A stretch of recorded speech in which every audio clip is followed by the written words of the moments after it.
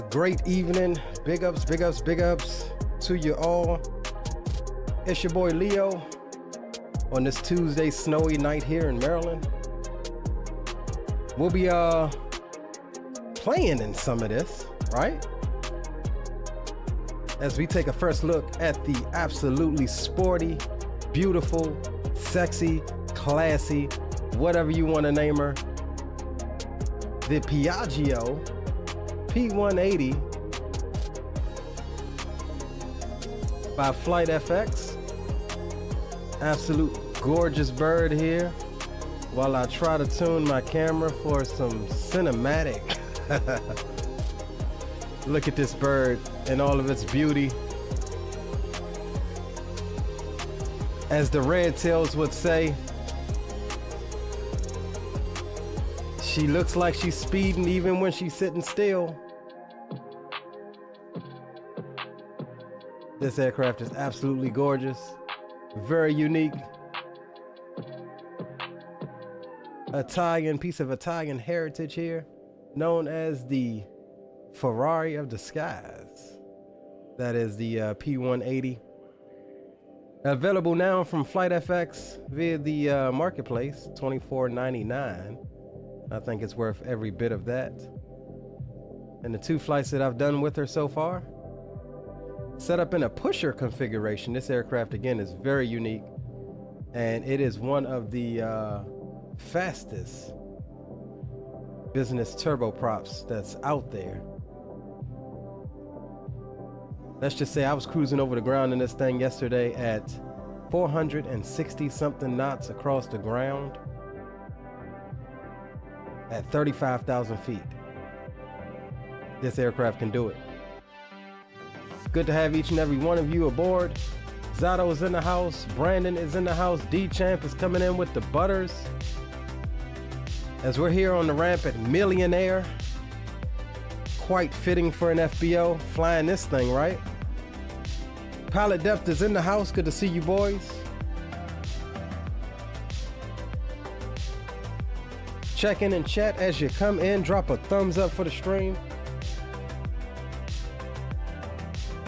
We're going to be taking this gorgeous bird on over to Fayetteville by Vertical Sim. Departing Gulfport here on runway 14. No SID out. No ATC as well, so we'll be on our own heading out. And we'll expect a spicy approach into Fayetteville, which is IFR right now with a ceiling of 500 feet. Overcast at 500, misting conditions. That's going to be icing conditions all day long in the paint. Temperature is 3 degrees over there. And the humidity is 93%. So we can expect to pick up some icing. We're going to watch that.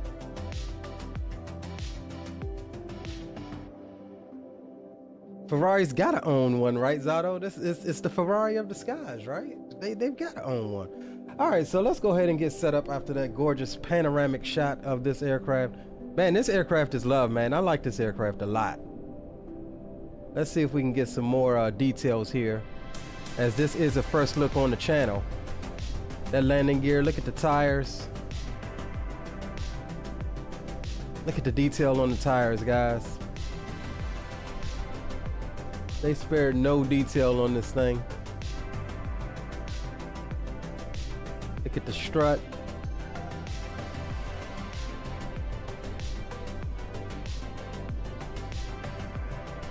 The gorgeous body of the aircraft with that dolphin torpedo shape. That's what gives it its sleekness. Its speed is the design of the fuselage. Absolutely gorgeous. Landing gears are for the win-win. I think it's done pretty good, I believe.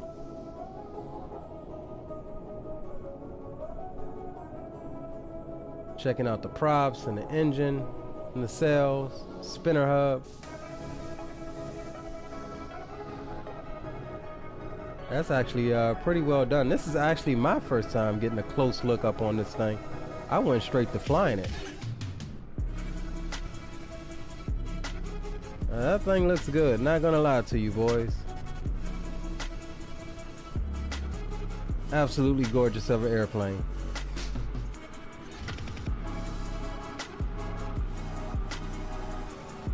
Thing is gorgeous. All right, let's jump aboard here. And let's get the tunes down. Let's go ahead and get the aircraft powered up. And what I need to do first is let me pull up the manual, because I will be using that's not what I want. Here we go. That's what I want. Be a little bit slower of a startup here. We're going to be utilizing the checklist that came with the aircraft to make this stuff happen here. All right, cool. It is just a turboprop. Y'all know I am a turboprop fan, boy. But there are some intricacies, some slight intricacies that, you know, we got to worry about as far as everything is concerned. Your condition levers are pretty much your prop levers and your fuel control on this bird. So we have a nice EFB here. It's a basic EFB, but it lets you do all of the things that you're accustomed to, like the chocks, instrument covers, which we'll remove those now because we're fixing to get going here. You can close the main door, the luggage door from here. You could also close that from back in the cabin. We'll close the luggage door now since we're already loaded, and we'll get the main door from the back of the cabin here. You have your panel states here, cold and dark, ready to taxi, ready for takeoff. You have a cabin config of executive or not, which changes the cabin layout a little bit as far as the seating. So I'm guessing this is this is the executive layout. I don't think it changes the actual seat position. We'll turn off executive. Yeah, it changes the seat, I guess the seat colors. I'm not sure what is changing, executive or not. Yeah, I don't see anything changing in there. All right, no worries. So clutter, we can turn that on or off. Clutter is all of the magazines and stuff that you see in the seat back pockets and stuff. And then we could do food service, which food will appear on the tables. We'll wait till we get up to cruise for that. And we'll say snowboard. I don't know where that would be at. Maybe in the luggage compartment is where that stuff would be at.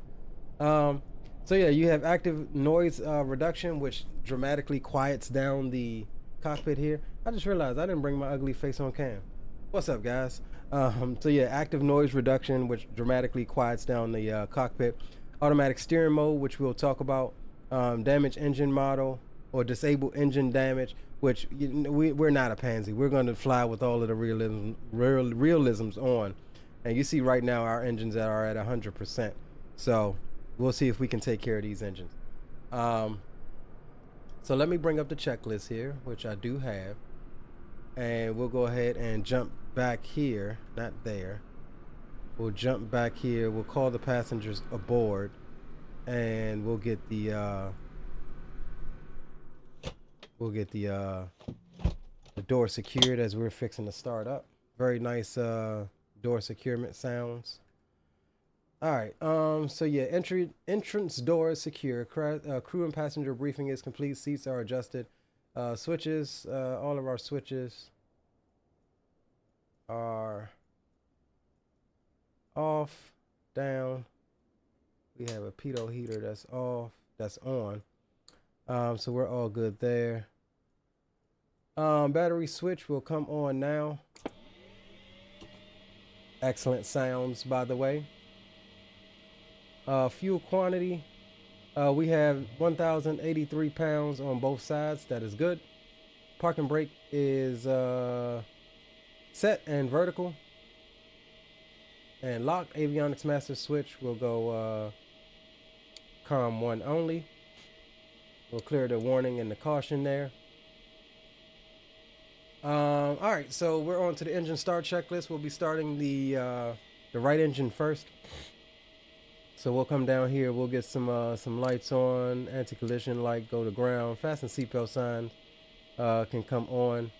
And that is all for right now. We'll get our flight plan once we get power established. We're not using the GPU today.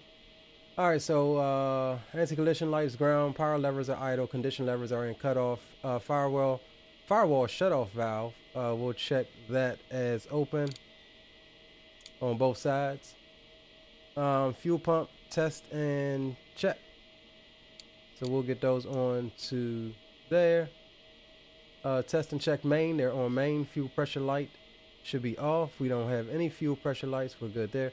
Bleed air switches, which are here, they are off. Ignition switch, check norm. Our ignition switches are here, they are both in norm. Condition lever, or no, prop area is clear, and we'll go ahead and start the right engine at 13%. At 13% NG, we'll go ahead and introduce the condition lever to ground idle, which happens really fast in this aircraft. So it's like literally you hit the starter and then it just goes to 13% just about. All right, cool. So we've got that. We'll come down here and we'll engage the right starter. Let you guys hear the sounds. There's 13%. We'll go ground idle.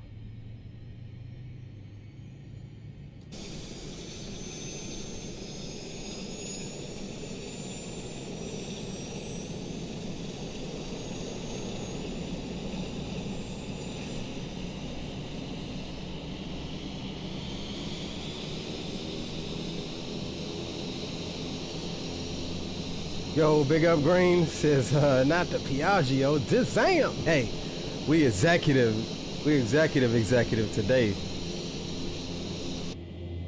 All right, cool. We'll clear that caution there.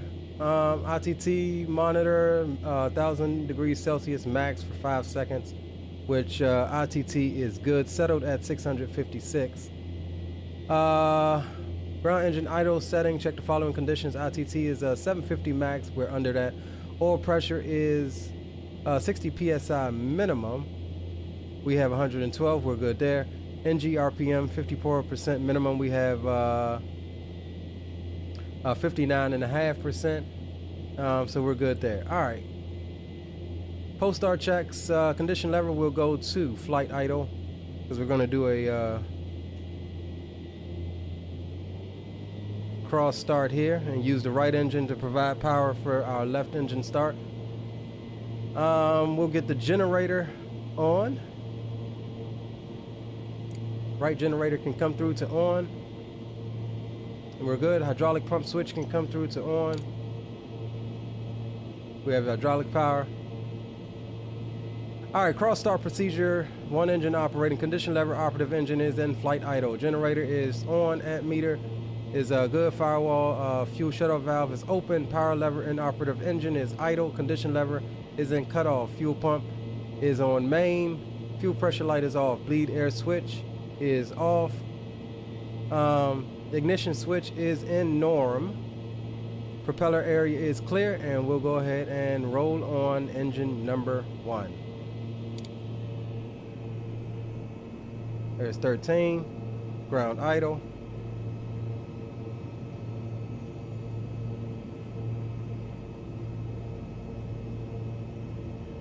What's up, buddy?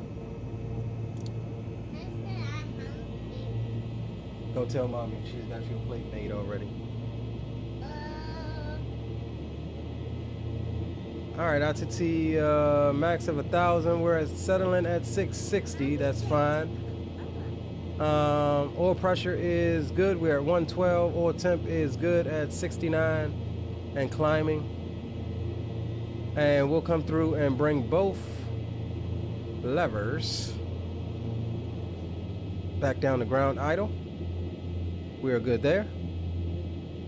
And we'll come through and get the left generator on now as well.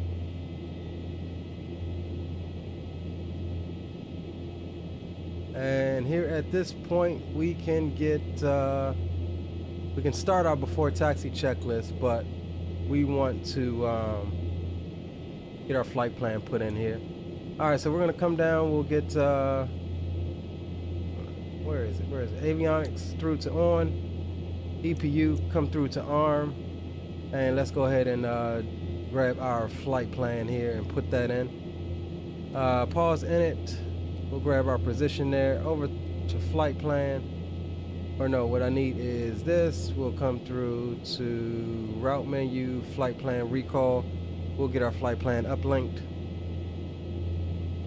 There we go. We'll execute it. We'll come over to the departures and arrivals. We're departing runway 14. No SID. We'll execute that. Over to the legs page. We're direct SJI, which is fine. Come back to departures and arrivals. The index. We'll go to our arrival here. We're expected to come in on runway 4. We'll shoot the ILS at the Zaji transition. We'll execute. Over to the legs page. Let's clear out some discontinuities. We won't be going to the Fayetteville VOR. We'll clear that out. We'll go chips direct Zaji. So we'll grab Zaji and then we'll pop that in there. Execute. We'll get a mid altitude for VNAV purposes and the default FMC here. What are we cruising at? I did not see. We're cruising at flight level 350. So we'll put 35,000 and we'll just set that for here. Execute. That'll give us a cruise level from there. VNAV for the rest of the route. Go ahead, buddy. Alright, so over to perf. We'll go perf in it. We are looking at a zero fuel weight of 9160. So we'll pop that in. That's fine. We'll execute. We'll go VNAV setup real quick. Transition altitudes 180. Second page, we're cruising at 350. That is fine, and we can execute that as well. Back to perf in it. We'll go takeoff page here. We're looking at winds 170 at 7 knots, so we'll pop that in. 170/7. Outside air temperature is cold, 22 degrees Celsius. We'll pop that in. And we're looking at 2986 on the altimeter. Booyah. We'll execute that and we'll come over to here. Anti-ice off. Takeoff flaps going to be in the mid position. That's giving us a rotation speed of 114 knots. We'll send that over to the PFD. You'll see that pop up there. And we're good to go there. Flight plan is entered. VNAV is good. And just like that, we are good to go. All right, so EPU switch is on, avionics master is on, environmental, temperature, auto, and temp select as necessary. Bleed air switches set left and right position, so we'll get the bleed air switches on.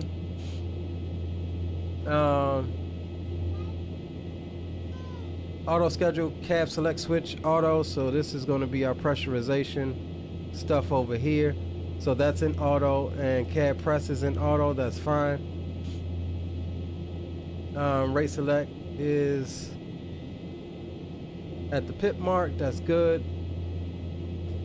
Engine oil coolers as required, don't need them. Gyros checked. Radios, we'll go Unicom now, or no, we need CTAF because we're on VATSIM. So let's go find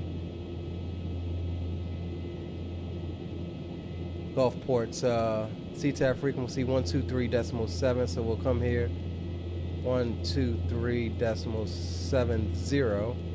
We'll pop that in.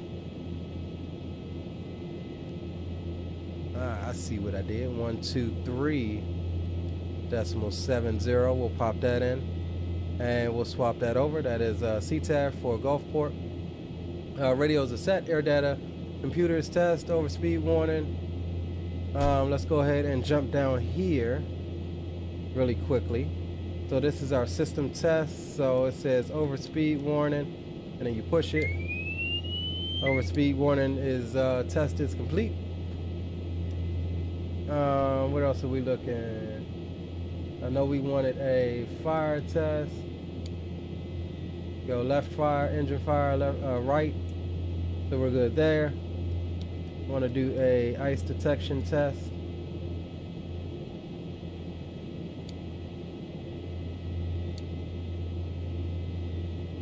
What is that on? Oh.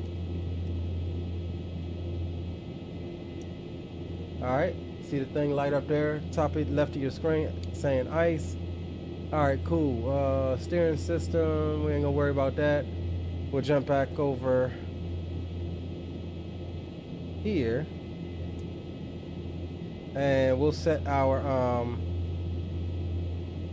steering. So this aircraft has two different steering modes. You have your taxi steering mode, which gives you a lot more rotation on your nose wheel, and then you have a takeoff steering mode, which limits that rotation. So we'll set our steering mode to taxi. You'll get it flashing like that to let you know you're in taxi mode. And we'll get the pitot heats on now. I don't know why I only have a switch set for one of them. Windshield heat can come through to low. Engine anti-ice or wing anti-ice in auto, that's fine. And boots de-ice, we'll put that in auto. We know we'll be flying into some icing conditions. Flaps can come down through to mid now.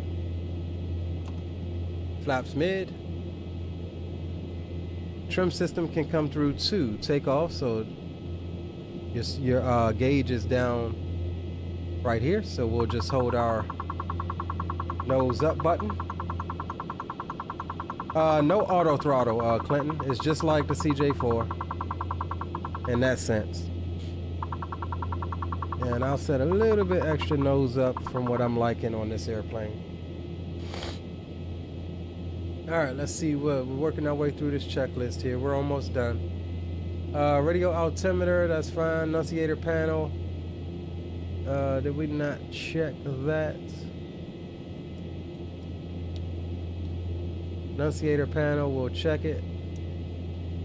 All right, that's good. Baggage door, cabbage door, I said cabbage door. Cab door, warning lights, check off, parking brake. We'll release once we're ready. A few more things we gotta do here. That was the before taxi checklist. We'll go ahead and get our altitude set through to our cruise, straight up to 350. We'll climb out at 160 knots, and we'll maintain that up the hill to, which is going to give us the best rate up to 350. Altimeter I said was 2986, so we'll come down here and we'll set altimeter to 2986. That is good.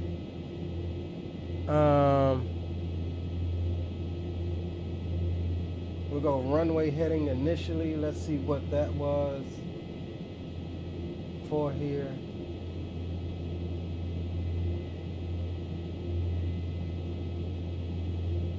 It's gonna be 137, so we'll bug runway heading in case we need it for 137, which we will need it initially.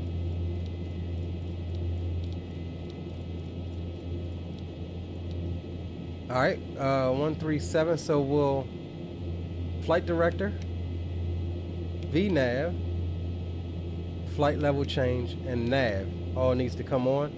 We'll bug this speed up to 160, so this is going to give us a VNAV climb at the speed that we're selecting here, is how that works. All right, cool. Everything is set with the autopilot. And it looks like we are good to go. We're in a weird little spot here. We'll turn out, maybe we'll turn out to the right. That truck shouldn't be there. We'll turn out to the right. No need in getting pushed back here. All right, taxi checklist, brakes checked. We'll check that on the move. Steering system off on level runway. Airplane check, no tendency to yaw left or right. Steering system taxi, which it is. Prop reverse, we'll check that once moving. Prop feathering. We'll check that as well, and flight instruments are all good. All right, let's call up CTAF here. We'll expect taxi out Foxtrot left on Juliet down to runway 14. and Gulfport traffic, Piaggio, November 86 Lima Sierra. We'll be taxiing from Millionaire FBO, runway 14 via Foxtrot Juliet, Gulfport traffic. All right, so we'll come down here and we'll get our taxi lights on. Listen to the motorized taxi light, which comes out of the nose here. Actually has a pretty decent sound model to it, so check this out.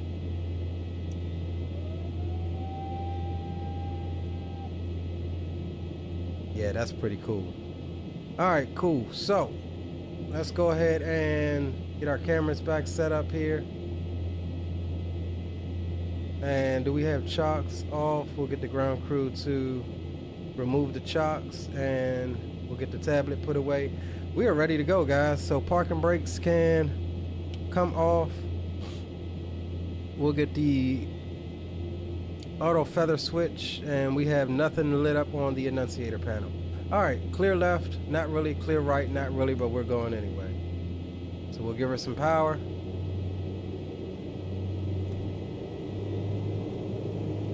And we don't have, hold on, wait a minute.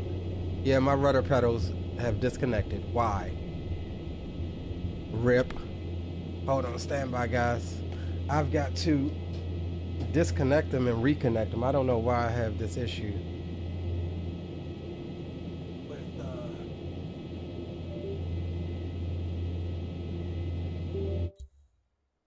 I don't know why that happens. There we go. All right, don't mind me. We're in the grass. Don't mind me at all. If you just joined it, don't mind me. I'm just saying. We're still going out the pre-planned way.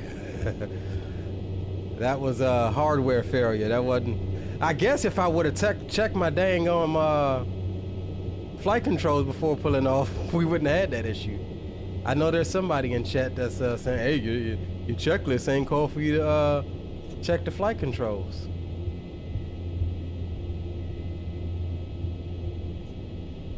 All right, parking brake or brakes checked.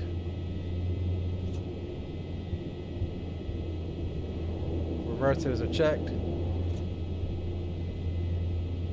And clear left.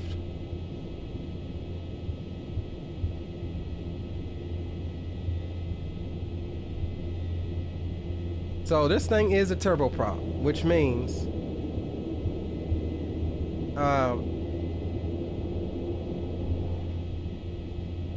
hold on, let me stop here real quick. I just realized something as far as my camera. Stand by, guys. I need to put you, let me put you on really quick. And let me make sure that my camera is on the correct setting. I forgot to do that before the stream.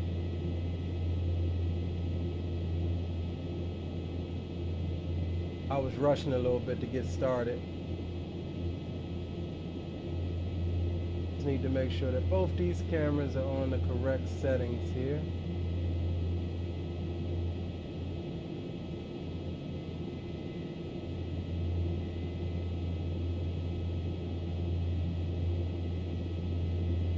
Alright, got that squared away, and lastly, this camera here needs to be on 4700 as well. Alright, that looks about right. And let me load up SPAD really quickly so I can get my radio panel working.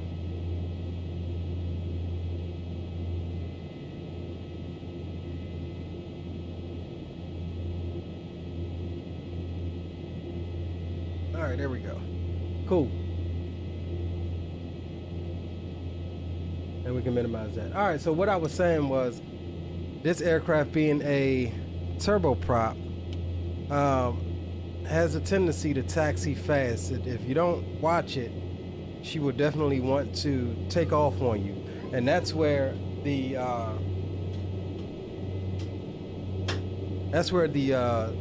beta thrust comes in. to play. Just like with any turboprop, you fluctuate the aircraft, the engines, into beta range often during taxi. Because if not, once you get a little bit of power going, she will want to take off on you.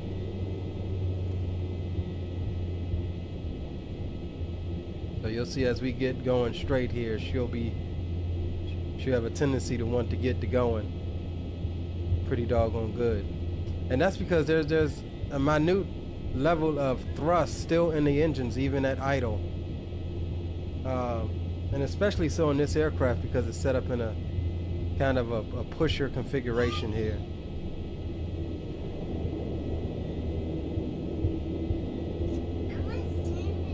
And that's all you need is the bump in the beta thrust to keep your speed under control.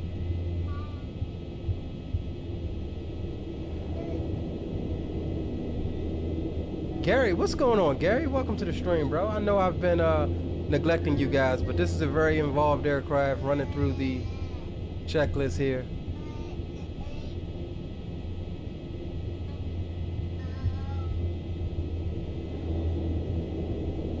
Retired firefighters in the house. What's going on, brother? Good to see you.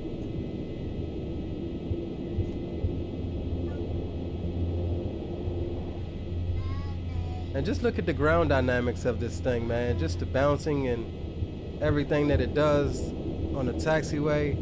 I do really enjoy that. Aircraft definitely feels alive when you're taxiing it around. I've seen some other people stream this, and a lot of people taxi this thing like really out of control, and that's just turboprops for you. Like, they don't really understand how to manage your throttles and your speed without riding the brakes. I haven't touched the brakes not once on this taxi down, and the aircraft is wanting to, you know, pick up speed.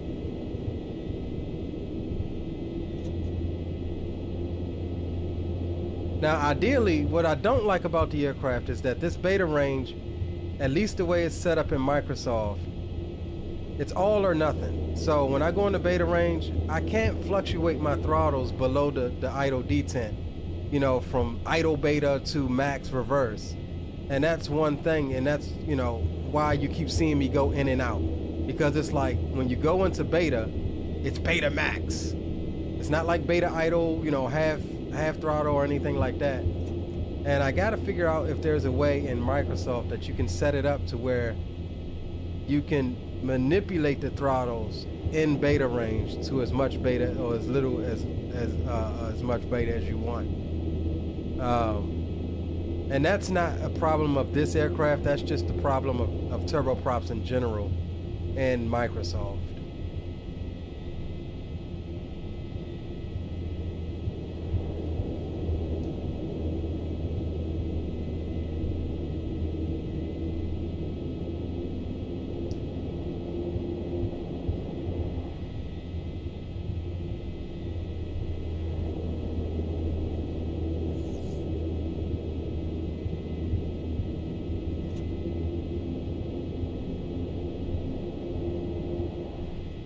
Thing sounds lovely though, I will say that.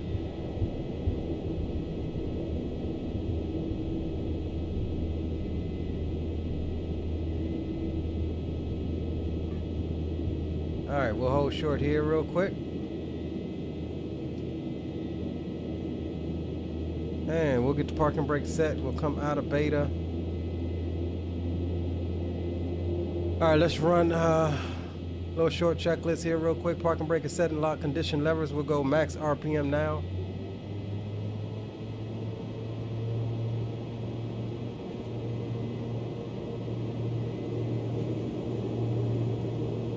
All right, condition levers are max RPM. We'll advance the throttle to 2000 RPM. And we should do a propeller over speed test. Go ahead and bring those props up slowly to 2000. This is this aircraft's version of a run-up.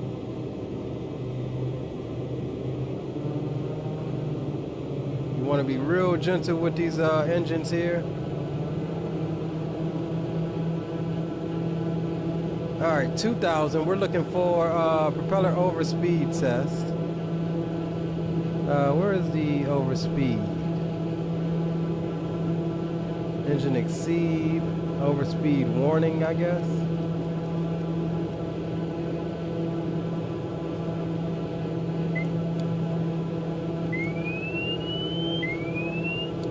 All right. Engine exceedance.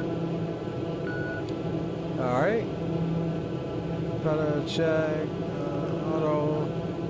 System test, parking brake released. All right, before takeoff checklist, circuit breakers are all in on both sides. We'll go ahead and bring those power levers down. There was a few little items that we did skip on that, but that's all good. Anti-collision lights, we'll go air. We'll get those to air. We'll get the recognition lights on. Wing lights can come on. That is fine. Seatbelt signs, no smoking's on. Flight instruments are set and checked. Engine gauges are checked. Warning and caution lights are off. Transponder, we'll go ahead and set that through to on. Glad we did the checklist because I forgot to put in my squad code, which is going to be 4075. And we'll put you to TARA. Fuel pumps are on. Main condition levers, max RPM flaps are confirmed down to mid. Longitudinal trim set for takeoff. Aileron trims neutral. Rudder trims neutral. Flight controls. Now's the time for the flight controls, right? Flight controls are free and correct. Oil cool off. Steering will go through the takeoff once we line up. Navigation lights on as required. Ice protection systems as required. All right, so takeoff procedures here. Engine gauges within limits. Steering is going to be off. Rotation will be rotating at 114 knots. Will accelerate to 120. Taxi and landing lights go off below 160. Gear comes up below 180. Auto feather off above 150. So those are a few speeds that we need to remember. 150 for auto feather. 160 for the landing light limit, and the gear is below 180. So 50, 60, 80 is what we need to remember, and flaps up below 170. So 50, 60, 70, 80 is what we need to remember. All right, so you may notice here that the engine gauges, the prop torque is in the yellow. That's not necessarily a bad thing. That's just a thing to say, hey, this is what you need to watch. And the only reason it's like that is because we have our throttles at idle at this condition lever setting. All right, so let's get our chart up here and let's give us Gulfport traffic a call. Gulfport traffic, Piaggio, November 86 Lima Sierra, lining up on runway 4 for departure to the northeast, direct SJU,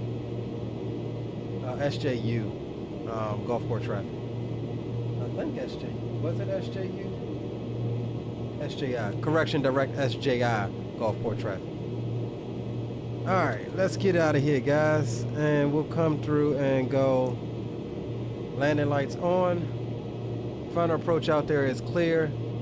Down the runway is clear. Let's get it.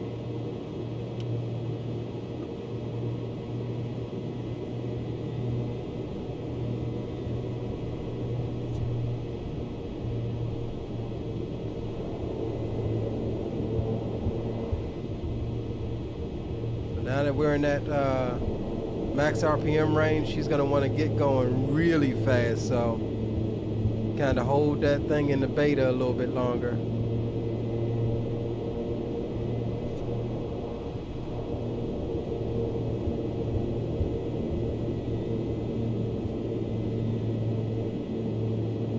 All right, lineup's complete. We'll go ahead and to our yoke. We'll go into steer TO, steer takeoff. So we are all set there. Autopilot is set. Flaps are confirmed mid. Condition levers max RPM. And so what we're going to do is smoothly increase our power to 2,000 RPMs and try to do this smooth, because you will damage your engine. So let's get it. Toga's in chat if you got it. What's up, Greg? Welcome aboard. So we'll hold on to the brakes here for a second. See how the engine's turned green there?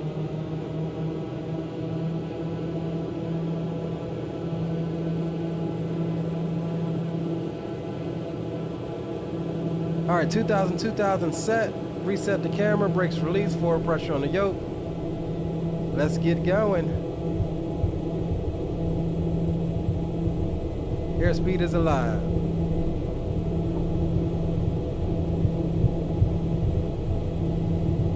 There's 80 knots. The resting wire for the fighter jets.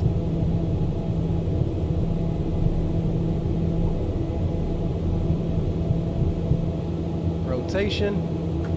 Positive rate gear can come up. Trimmer onto the flight directors here.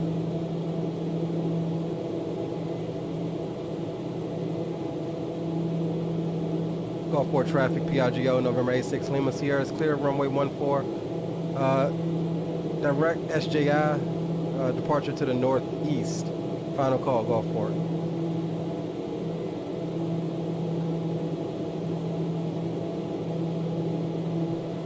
Alright, so we'll go ahead and let's go direct to SJI now.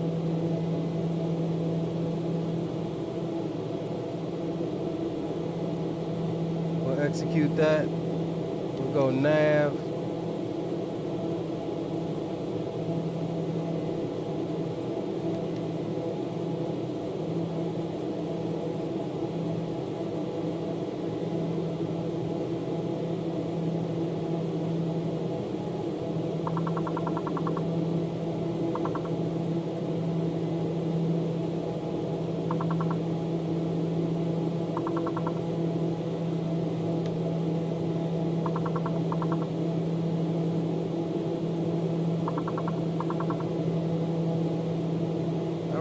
Nice clean takeoff. We'll get the sounds turned down a little bit for you.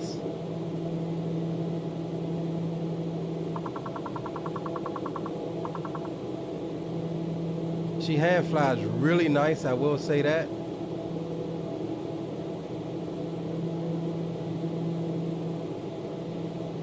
Coming through the 160, let's go ahead and get auto feather off. And landing light can come off as well.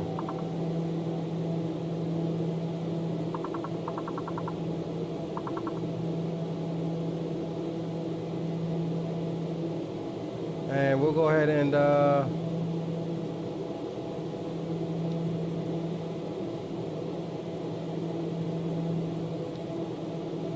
don't know why it bugged us up, but we'll bug 4 back down to 160 and then engage the autopilot here.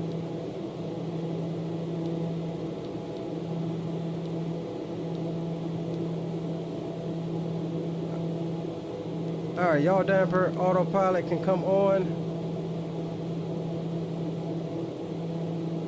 And there we go. We'll climb and pitch for 160. We'll maintain that up the hill. And that there is how you get out of Gulfport in the Piaggio, Ferrari of the Skies. Beautiful aircraft. Now, she's not a jet. She's not a jet until she gets up to cruise level. Like, it's a slow climb. It's a turboprop climb, so it's not going to be super fast. Faster than you expect, though. We're making 2,000 foot a minute at 160. A lot of people I see like to climb faster. They like to climb at 200 knots, 190, 200, 210, like a jet. And you get up, as that torque falls off, you get up higher, and then you notice that that climb rate really falls off. Climb at whatever your best rate is. This aircraft, 160.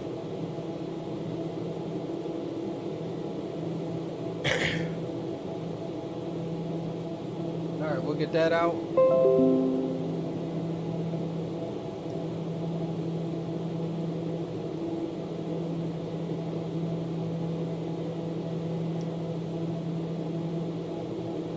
Now again, like I said, we will have some weather to deal with, so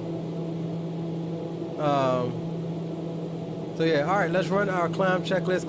Climb power is set. Airspeed's let's call him for 165. We've got it at 160.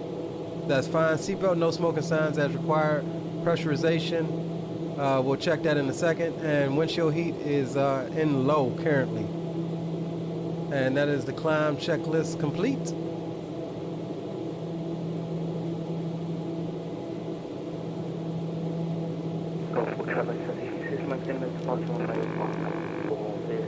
Will be runway heading to 5,000, turn up to about 450. Alright guys, looking good. We'll go over to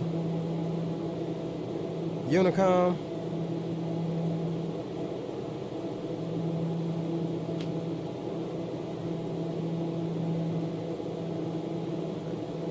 Alright, engine instruments, everything is in the green. We're looking good.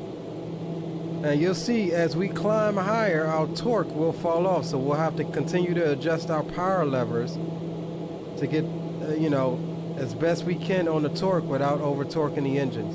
As we get higher though, we will then become not torque limited, but ITT limited, which the limit is going to be 820 degrees. So right now we're torque limited. As we get higher, we'll become ITT limited. So we're just slowly walking those throttles up a bit as to try not to redline the torque here, and to keep our climb rate roughly around 2,000 foot a minute for as long as we can. Climb rate will fall off though as we become ITT limited. We'll have to pull those throttles back a bit.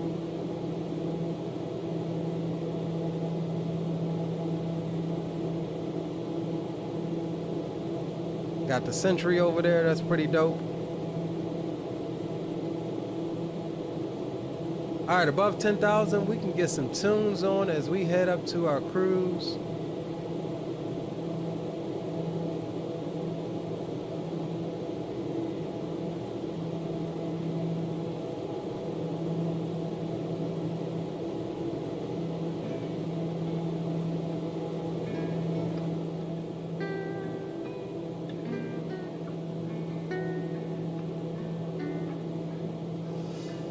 Looking good, guys. We'll come down here.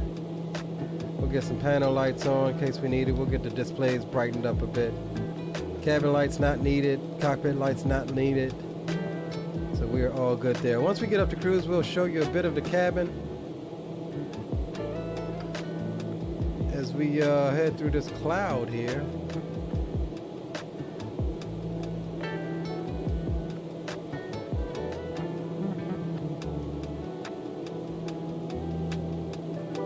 This thing is definitely a fun aircraft to fly. Highly recommended.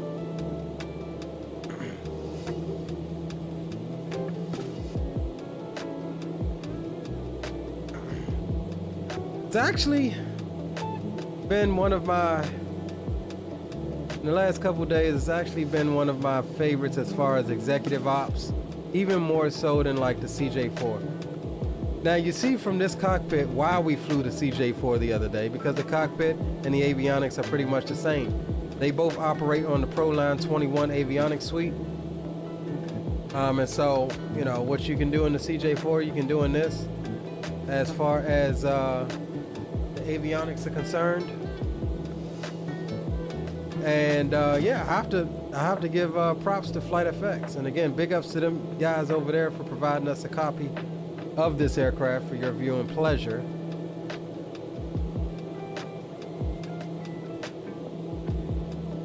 And no, they didn't pay me to say that.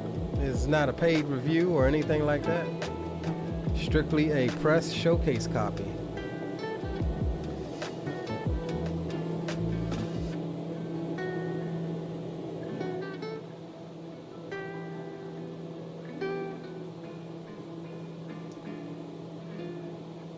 Brandon, I think that they both have their place. I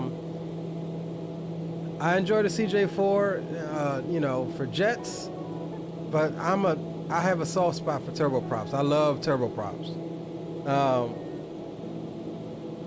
So I think maybe on a slightly longer route, CJ4.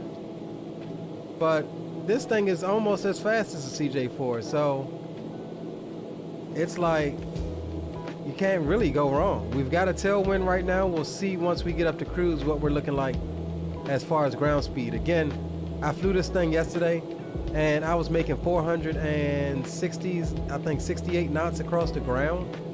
For a turboprop, that's fire. For a turboprop, that is absolute fire. All right, see that torque is falling off a bit more, so we're just gonna walk those throttles up some more. We're down to about 1,500 foot a minute on the climb rate. And we're slowly walking those throttles up to match what we need. And again, we will become ITT limited here shortly. And we'll sync up the heading.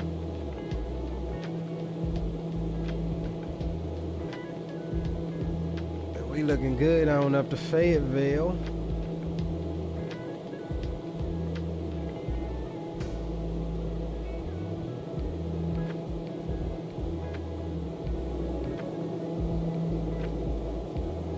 Looks like the inlet of the engine looks like a catfish.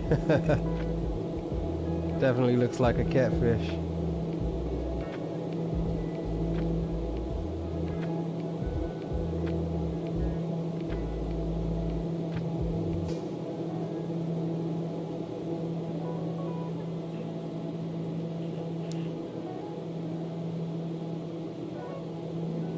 But yeah, absolutely, I do love this aircraft. You can't go wrong with either or.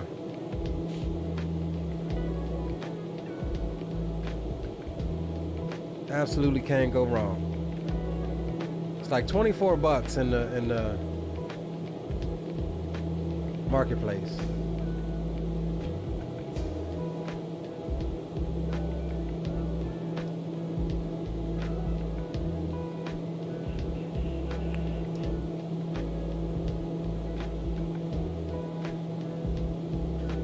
We have passed transition, so we'll go over to standard.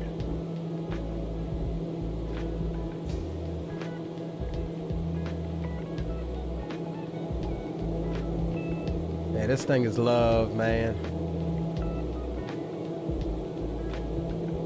So also it's unique, like I said, you don't, the landing lights on this aircraft, you don't normally operate them at 10,000 like you would any other aircraft, and that's just because they're speed restricted.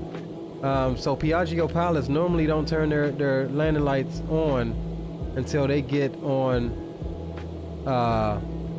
final. And again, that's just because they're speed restricted.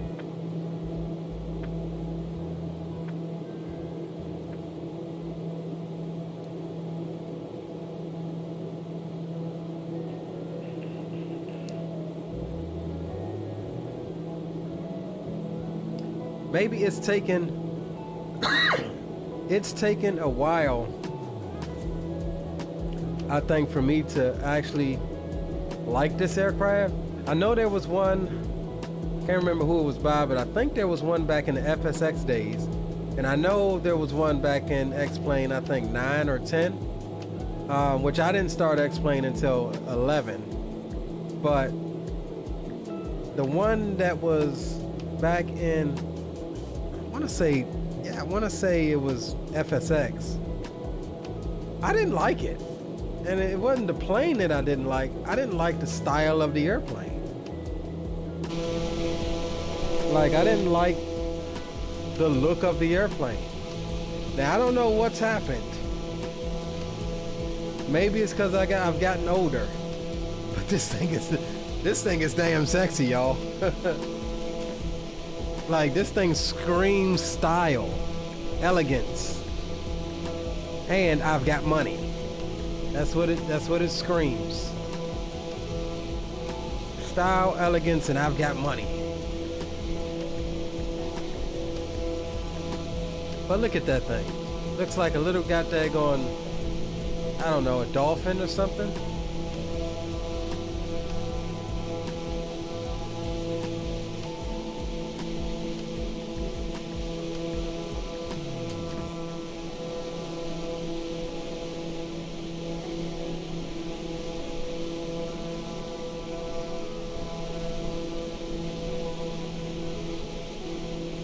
But it's a fun aircraft. It's definitely a fun aircraft. I think it's got a range of about, I want to say like close to 1,500 miles. Something maybe like 12 or 13, I'm not sure.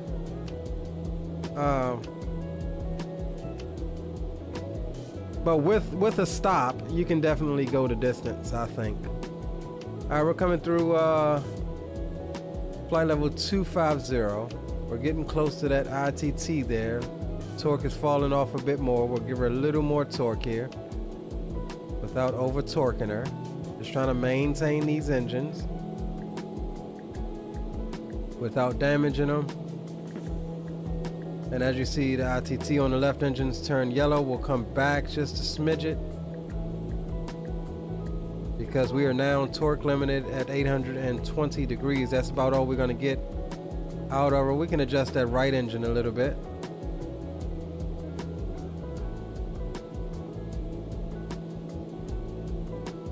All right, so we got our ITT'd out at 818 on both engines, and that's what we're gonna get. So our climb rate is gonna fall off to maintain that 160 up to 3.5. We've got about 9,000 feet to go on the climb.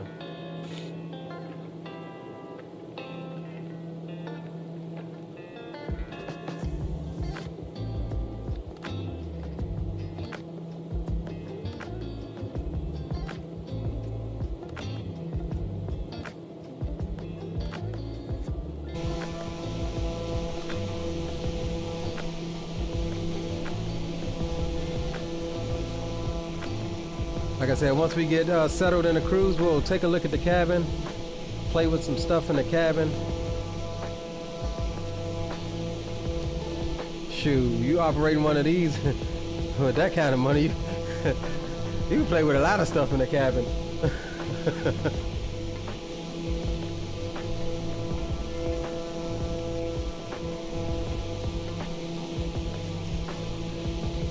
But you know me, I prefer to be up front. Like my man Leslie Gaiman said in Soul Plane, move itches, I have to fly the plane.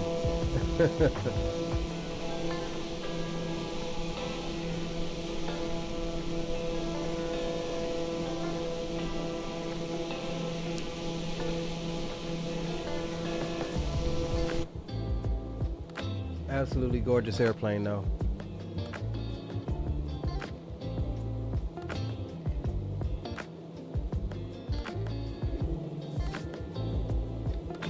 Greg says, see you with the sponsorships? Hey man, I try a little bit, bro. I try a little bit. All in the name of content for you guys. Y'all know we fly everything that we can. We don't restrict ourselves to just the airliners. We enjoy it all. If a washing machine had wings and somebody did a mod for it, I would probably fly it.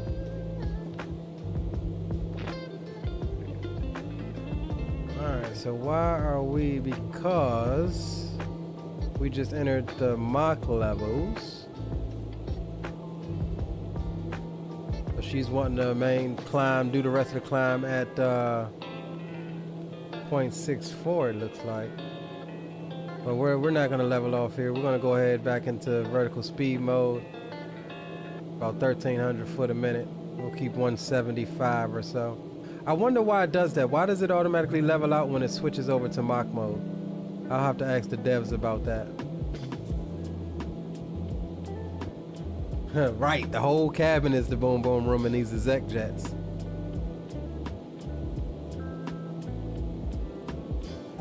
We haven't even gotten up to cruise yet or got our speed increased, right? And we're already making 350 knots across the ground for a turboprop. That will increase, trust me. Once we level off. Pretty sure we'll get well over 400 knots across the ground. What kind of drinks are getting served in the cabin today? I don't know. I might go up and make me a nice little whiskey something. Or I might do some rum. Got some mango puree up there. Might make me a little something with.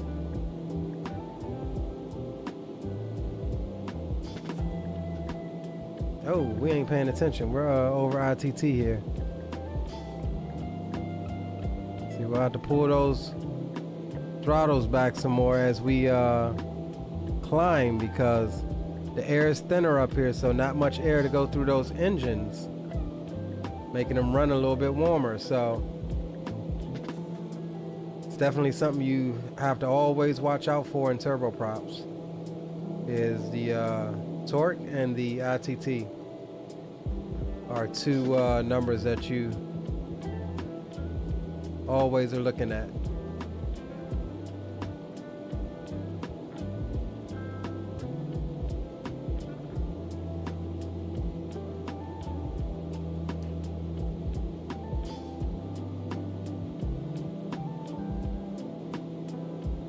Not really excited for this arrival.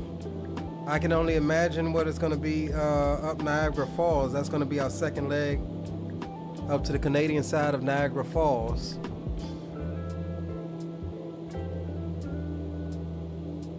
And we can definitely probably expect to pick up some ice. So we'll make sure we be on it as far as the anti-icing systems and stuff,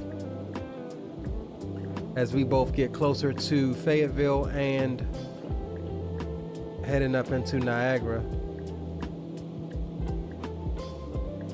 All right, we'll shallow out on that climb rate, 200 feet or so for the last couple thousand feet.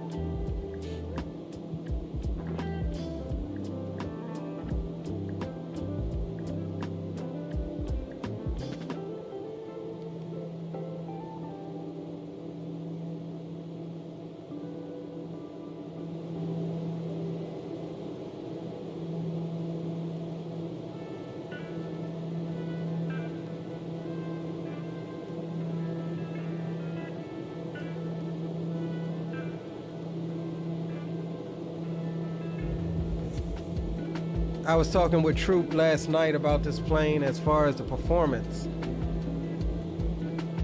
This airplane has the standardized PT6A engine, two PT6A engines, which is the same engine that's on, say, like the King Air and the TBM. TBM, I think, has a service ceiling of 31,000. I forget what the service ceiling of this aircraft is, but I don't know what it is about this airplane that makes it so much faster than those airplanes. The King Air can't even get up into the 30,000s, I don't believe. And it's nowhere near this fast.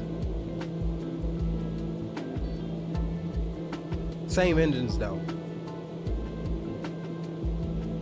That's what I don't understand. Now it could be a different variant of the PT6A engine, but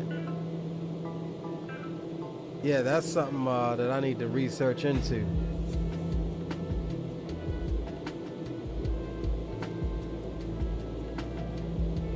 All right, we're coming up on our cruise altitude, flight level 350. Boom, boom, room is booming for the grown and sexy only. 500 foot to go. And we'll go ahead and roll off on that vertical speed down to about 500 foot a minute. Just to keep that speed up.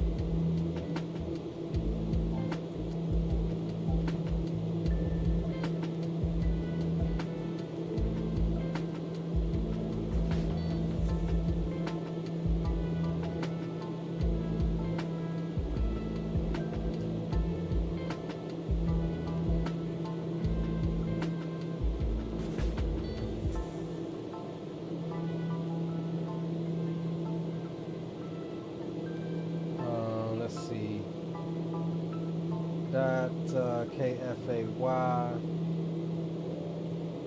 C-tab. Oh, KFAY. All right, so Fayetteville CTAP's 118.3. We'll get that in standby. All right, cool. We're all set up there. And ladies and gentlemen, we have arrived at our cruise altitude, flight level 350. And we'll see, we can adjust power here. See if we get a little bit more out of her. We're at 805, 806 on the ITT. We know 820 is our max, so we'll increase the power just a wee bit. Try to get everything we can out of these PT6A engines.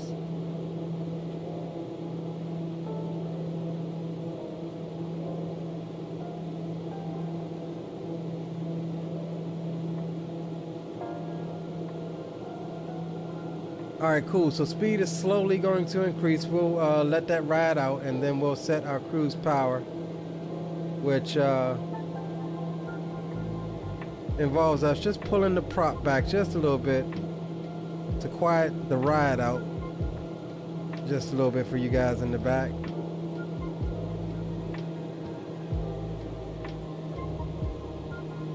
And that helps with fuel consumption as well.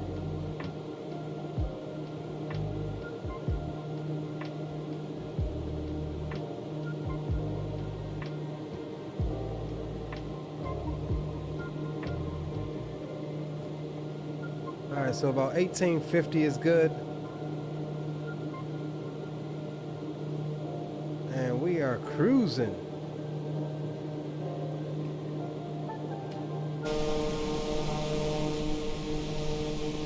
Cruising in style.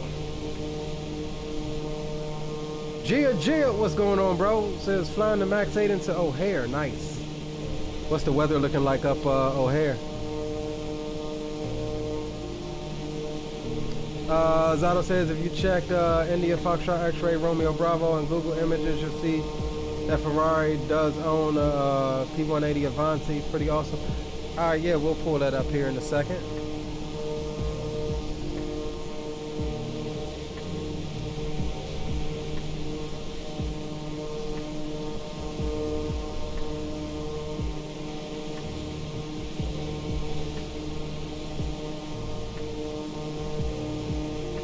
This thing is an absolute beast.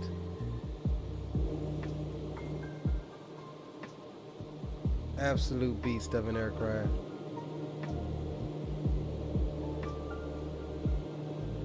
You know what it reminds me of? I don't know if you ever saw those new type of jet skis where it's a capsule, it looks like a dolphin, and it's a semi-submersible.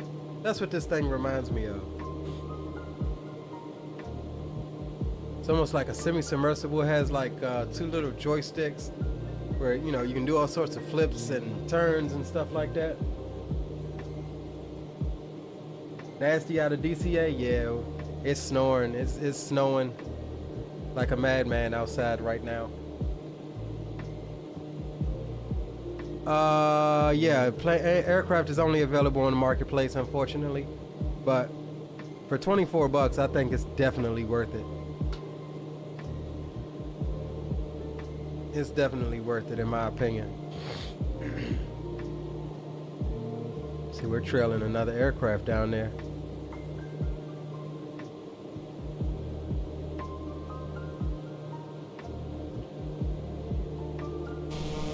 Since when have you seen a turboprop contrailer? Because we up here. Oh, look at that sun glare on this thing. Look at that. Just pure elegance this aircraft is.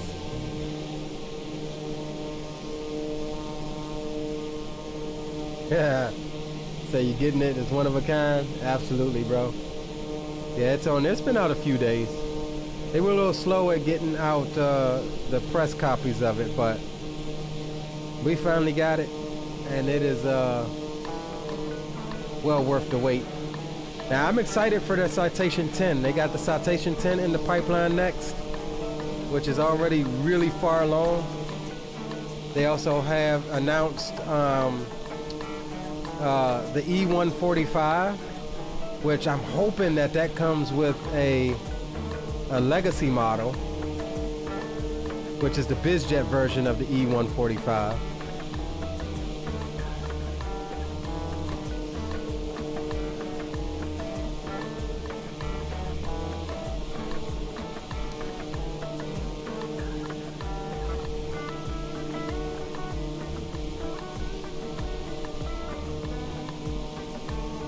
Yeah, can't wait for that citation. We'll finally have a bizjet, a high fidelity bizjet in the sim that's capable of cross the pond.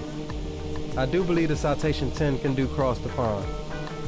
Now, I know you say, yeah, but we got the longitude. That thing is too default for me.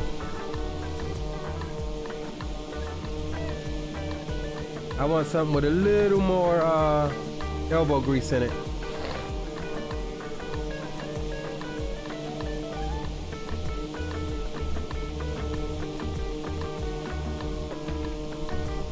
Green Lights mentioned doing some bizjet cross the pond stuff, which, yeah, we can do that in X-Plane all day long in the paint. We got the Challenger over there. We got the Gulfstream 5 and 6, G5 and 6 over there that's capable of cross the pond. But I want some stuff in Microsoft that's capable of it too. So I can have options, you know?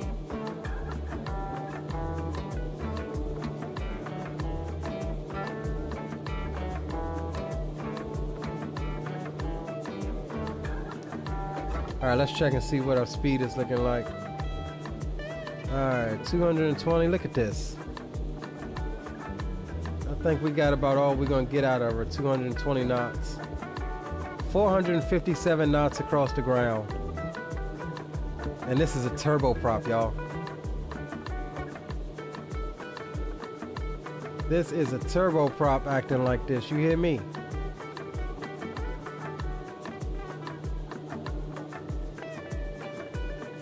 This is why she is nicknamed the Ferrari of the Skies. Oh yeah, Zato. Definitely need a Falcon. I'd like to see what is it, Global 6000 or something like that? By Bombardier. I'd like to see one of those.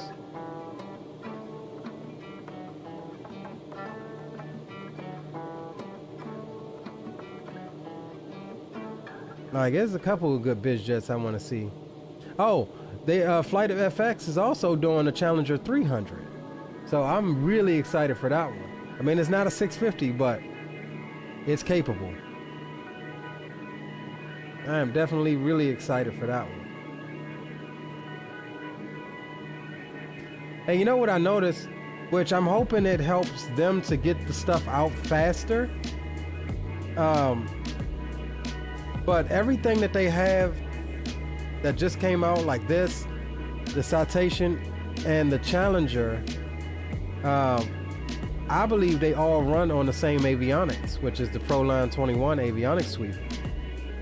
So that's like, if all you got to do is throw the avionics suite into it once you get the model out of Blender, like, I'm with that. More modern Lears, yeah, I agree.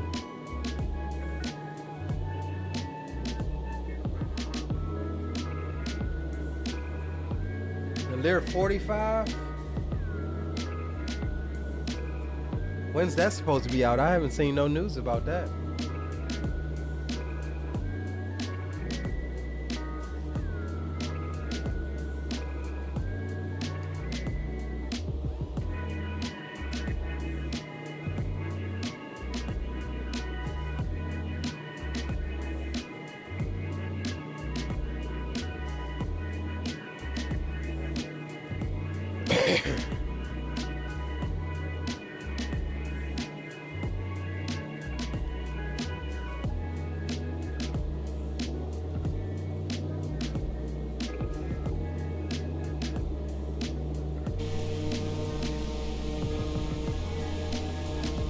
Get up and go check out the cabin. I'm gonna go make me a drink first.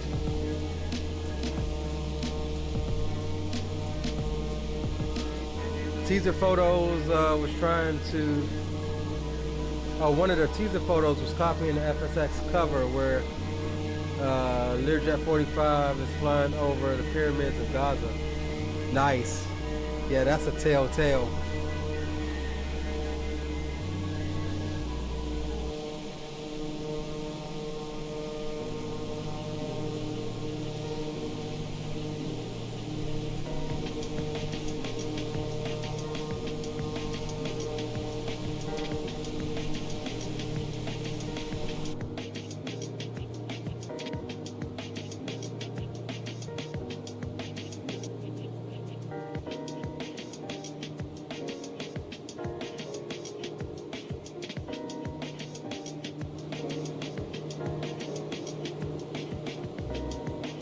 Yeah, boy.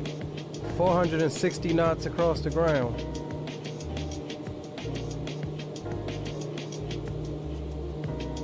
That's also helped out by some wind on our tail feathers.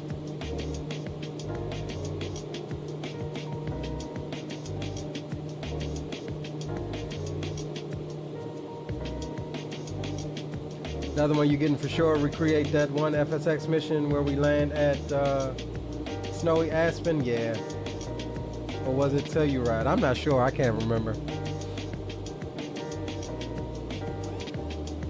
All right, I'll be right back, guys. I'm gonna go and fix a drink.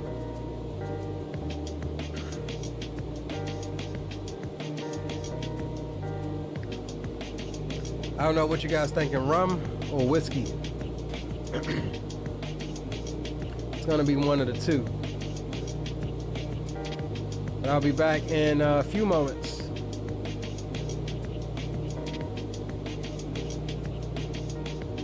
Notices to air mission. Notices to air mission.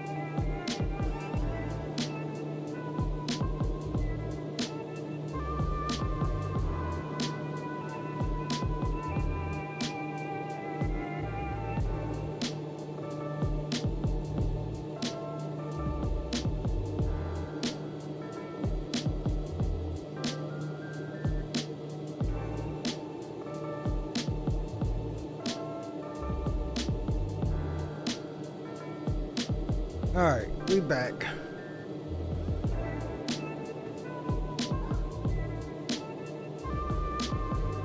Got our drink.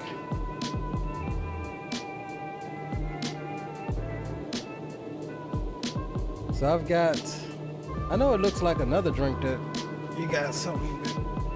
Take that out.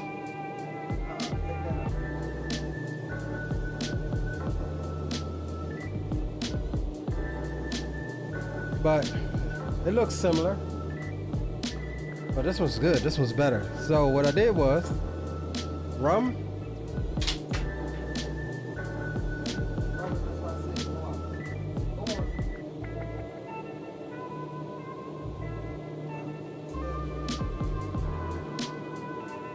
So yeah, rum, mango puree, grenadine, splash of water, more rum. Perfect. That's what the drink of choice is tonight. A lot of rum. Zato says that Piaggio is in your wish list. Yeah, grab it up, bro. Ooh, that's good. That is good. All right, let's see what we're working with here. About 112 miles. Hold on, let me see something. No, we're getting VNAV to this 350. So yeah, delay my last on that. So this VNAV, this top of descent is inaccurate. That's just giving us the VNAV 350 for this waypoint, which is the midway point that we set.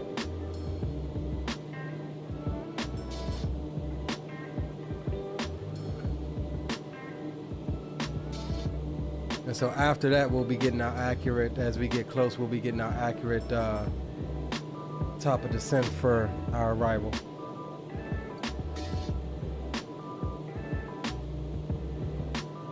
Said it's actually a steel.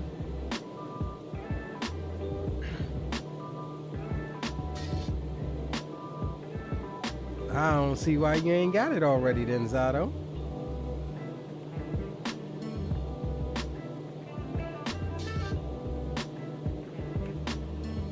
Go ahead and grab it and load up with me in Fayetteville. And we fly up to, where we going next? Niagara District on the Canadian side. Wishful thinking that it's going to be clear that we can actually see Niagara Falls, but I'm getting just that it's going to be nasty up there too.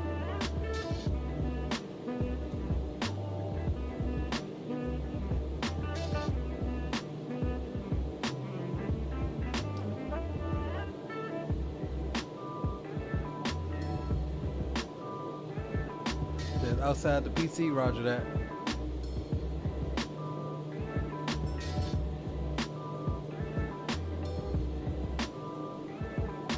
Yeah, I took a peek outside, man. Streets are no more. It's snow every daggone where.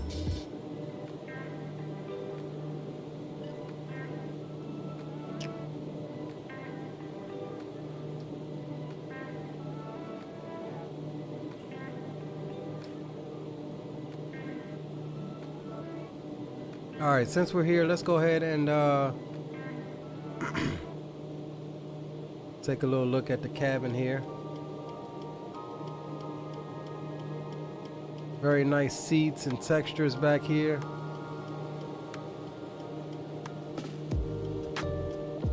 Ooh, I wonder if that's actually clickable right now at least. So you've got this switch here. Controls your entry lighting and stuff like that. That's pretty cool.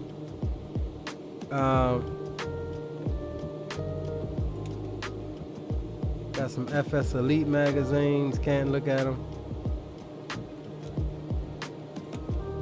Oh, we got some snacks. Hold on, let me see. Let me do something else here.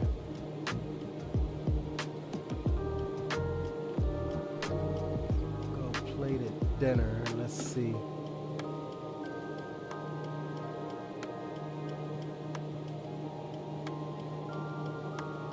Yeah, cabin is nice.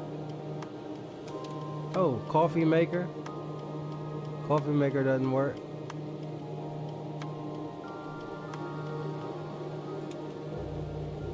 There's your coffee cup, some sugar in there. What is this? Napkins or something? Yeah.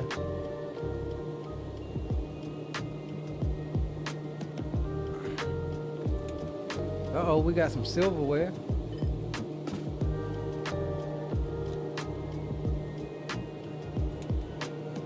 More snacks. More snacks.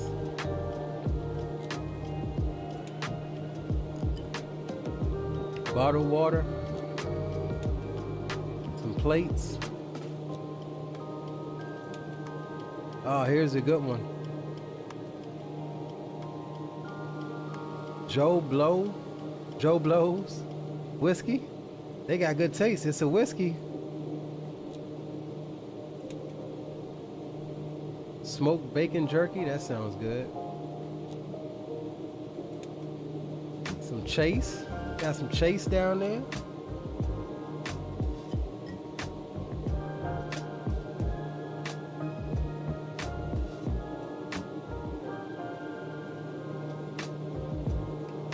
Oh, this is pretty dope. So this is my first time really walking the cabin too, to check out everything.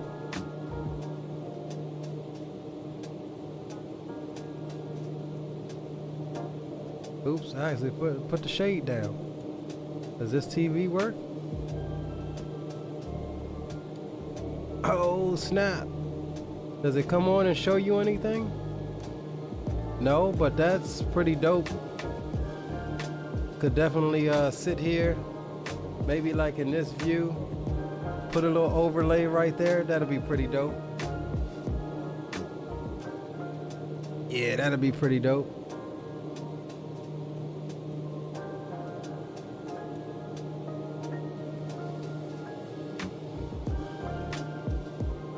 This person's over here working with Windows 11. You know this is somebody's screenshot of somebody's desktop at 5:14 p.m. You know this is a screenshot of somebody's desktop. They got 30 damn emails. At least his recycling bin is empty. That's cool.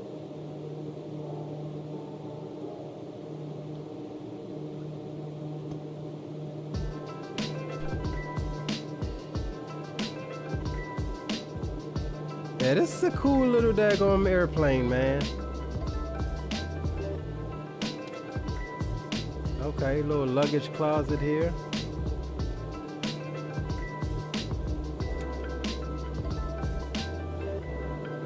Yeah, butt wipes. I need those. More wipes. Oh, here's the TP. Uh-oh, what is this? Oh snap, we got a light, a vanity light. Uh-oh, what is this? It's a daggone toilet underneath the seat. But wait, I can't poop right here with... Is there not a way to close this door? I can't poop with y'all sitting in the cabin like this. There's gotta be a way to do it. This door's gotta close, right? There it is.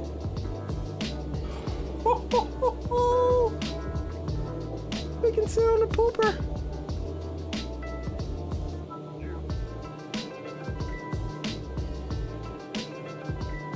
All I need is my phone. We're on the pooper. We got our yak, our phone.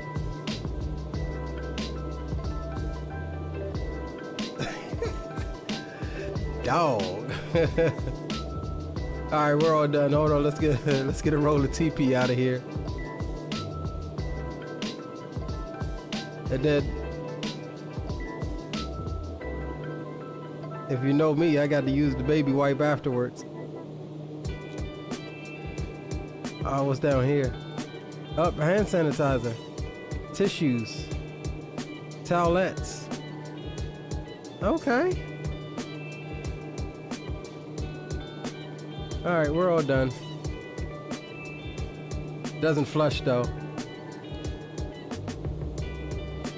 Yeah, it doesn't flush though. That would have been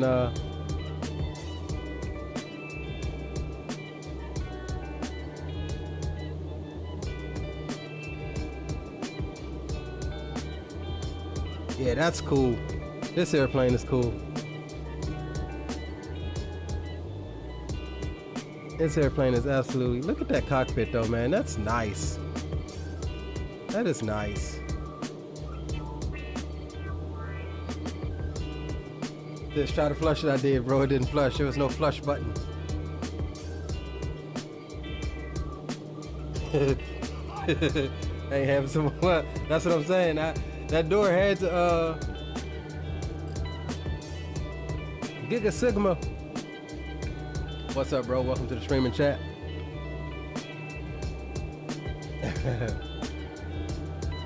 New Mexico Flyer Robin, good to see you, my friend. Welcome, welcome. Spawn and Salmon's in the house. What's up, Brody? That last stream was really dope, and the CJ4 really enjoyed. Hey, man, you need to pick this up. This is what we was prepping for.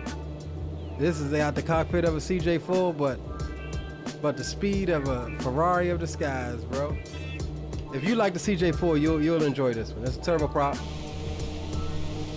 Same avionics suite.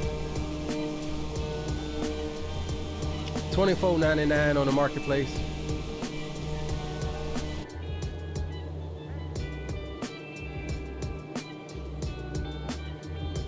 Customized or custom EFB. I'd like to see more options in the EFB, like maybe the ability to load do your weight and balance and stuff on here.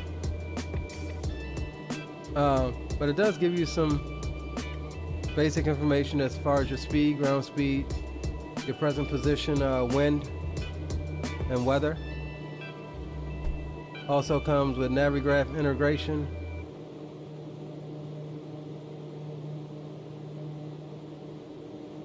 Which it doesn't show your route, but you can pull up your charts.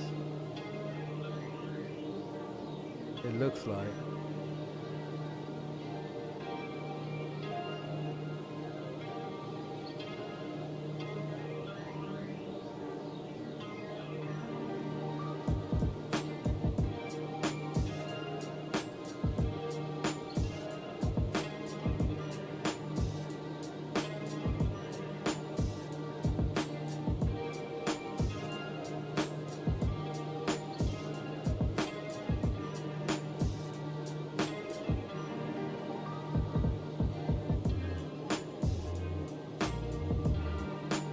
So I guess we can go ahead and set our information here now.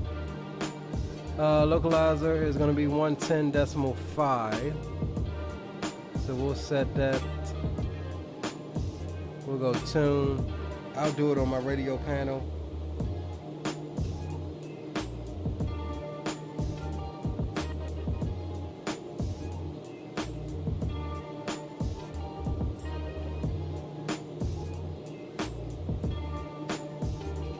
Alright, so we got the ILS tuned up. We'll get the course as we get close and switch over to self-vectored mode. What we could also grab here is our minimums, which is going to be 89 feet. Oof, that's cutting it close. Overcast. Okay, so overcast did raise a bit. It was 500 feet ceiling. It's up to 700 feet now. So we do have a little wiggle room as far as the visuals are concerned. All right, so 389. So what you want to do is come here to refs, and you want to scroll your knob here to barrel minimum. What did I say? 589. Oh no, 389.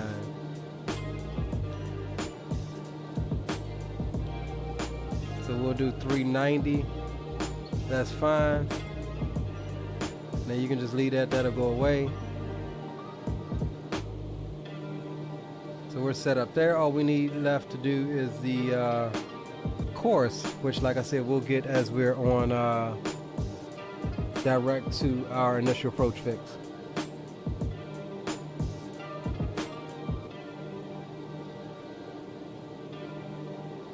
Yeah, I'm not really a big fan of using the Microsoft weight and balance screen. Now, I could have missed it. There's a whole bunch of conversation going on in their Discord, so I could have missed it. It could be something that's planned. But I'm just saying that should be on the EFB. At this stage in the game, we shouldn't be using the default weight and balance system.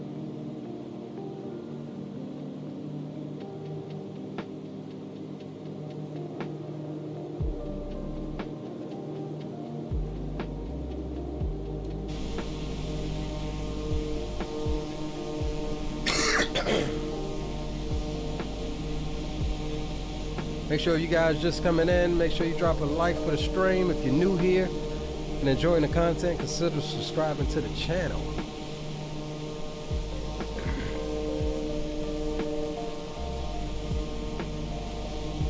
Zato says I'm 100% sold now.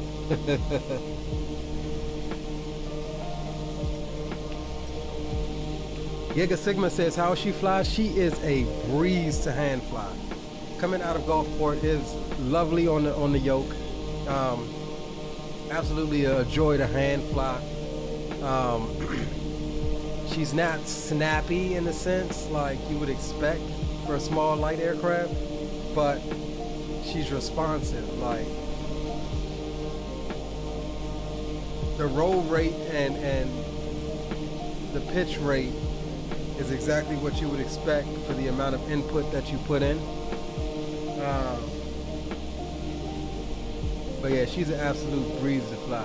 Look at all of those mean doggone clouds down there dropping snow. Where are we in? Georgia? Nah, not snow down here. Probably thunderstorms for them.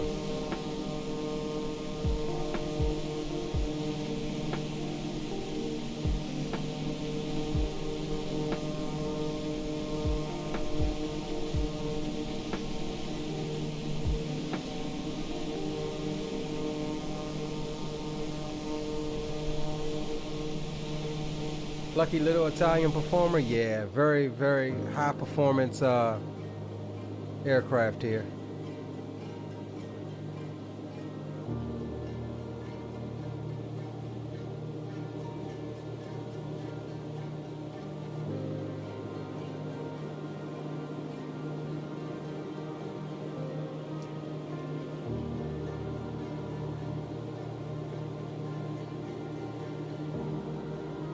Alright, so we should be getting our actual, yeah, here we go. Here's our new top of descent, 34 miles to Zaji.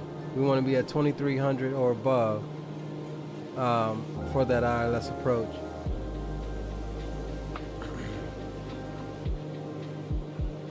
And so what we'll do now is we'll set, and as we bring down that altitude, you see we have a white path here.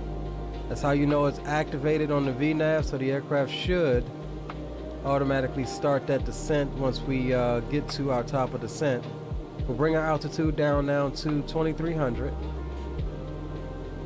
Actually, let me see what our intercept for the glide is so we don't have to mess around with that, because I think we're going to be in the soup. Intercept for the glide is 19, so we'll bring it on down to 1900.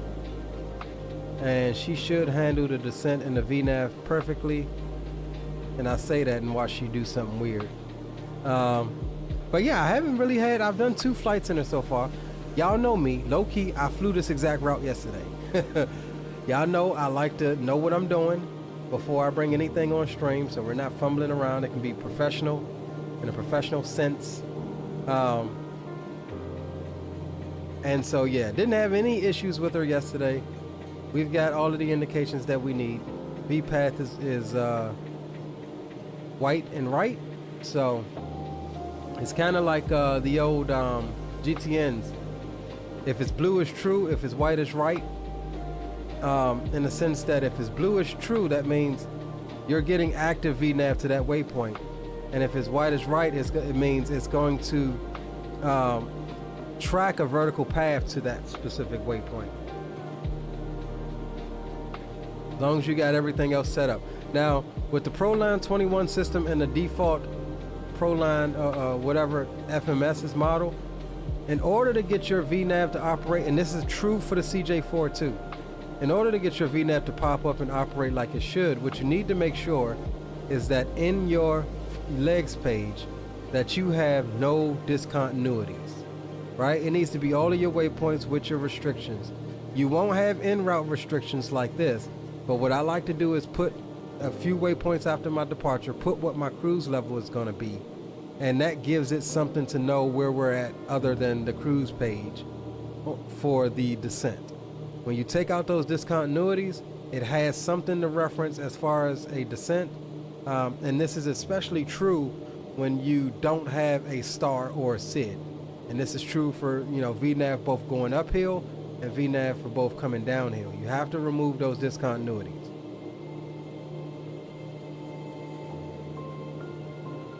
It's the one gripe about flying with at least the default FMS, but this FMS is actually pretty decent for being default. And a lot of that is brought to you in part by working title.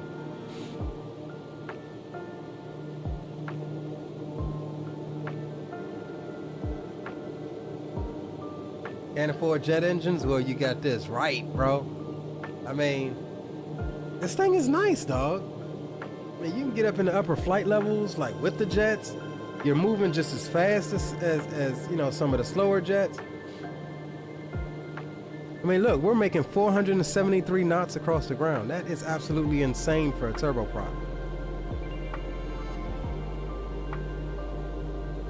All right, there's our vertical path indicator, which is referenced at our top of descent point. And as you see, we have 4.5 nautical miles here until top of drop. Should give us about 1,600 foot a minute. And the waypoint that it's referencing to for the top of drop is Zaji, which is our initial approach fix for the ILS runway 04. And we are a total of 156 miles from Fayetteville. So it'll be a nice shallow descent here, which you can adjust that in the VNAV, in the VNAV setup page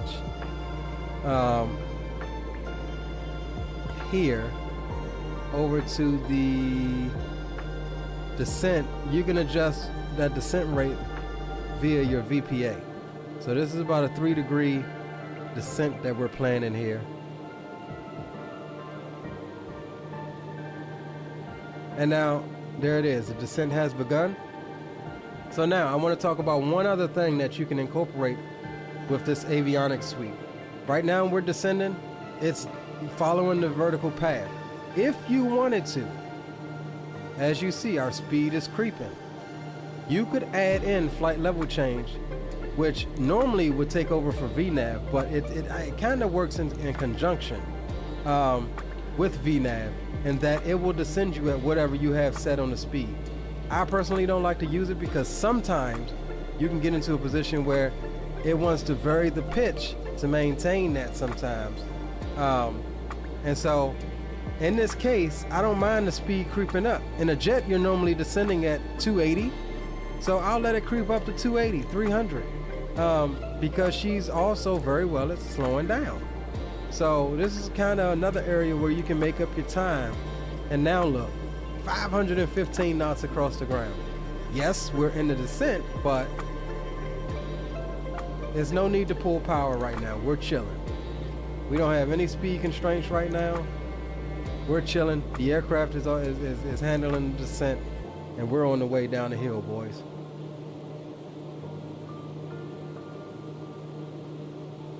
We'll sync up that heading.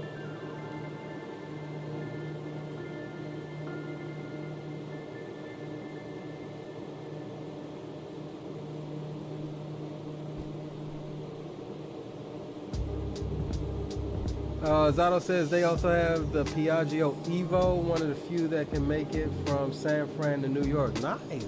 I didn't even know there was an Evo. What's the difference in the Evo? What, upgraded engines? What about the avionics?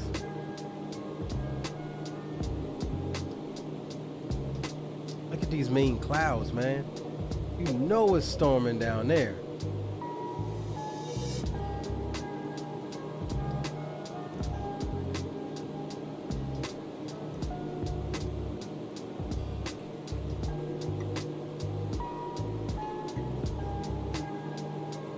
And because we know we're going into icing conditions, I'm gonna go ahead and get our anti-ice. Our window heats can come through to high, and I'm going to get our anti-icing stuff on now.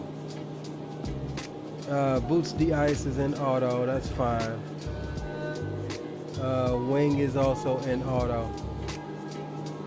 Yeah, we're gonna get that stuff on now. I'm not playing any games as far as this icing is concerned. We're gonna be in it all the way until short final, so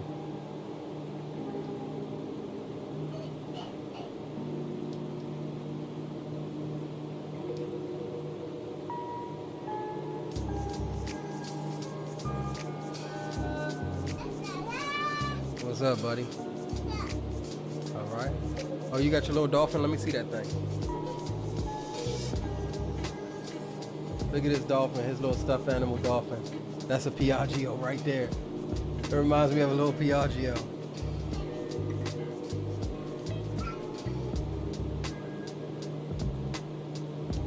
All right, let me see here. Let me bring this up. All right, descent checklist. Windshield heat is on as required. Pressurization, let's check that now.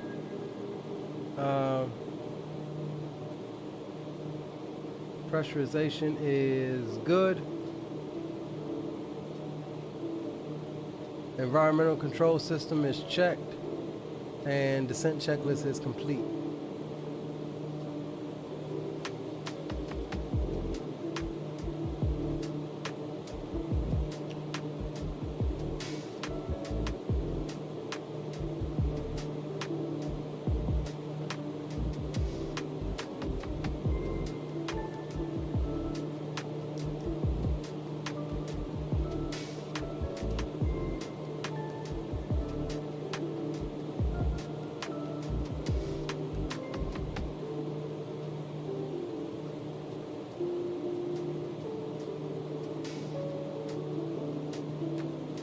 All right, reading some remarks here from Fayetteville. Automated station with precipitation, unknown precipitation beginning at 4,800, ceiling varying between 500 and 1,000 feet. Sea level pressure is 1019 hectopascals. Inch of precipitation fell in the last hour. Temperature is 2.8 and dew point is 1.7. So it is preciping there in one way or another.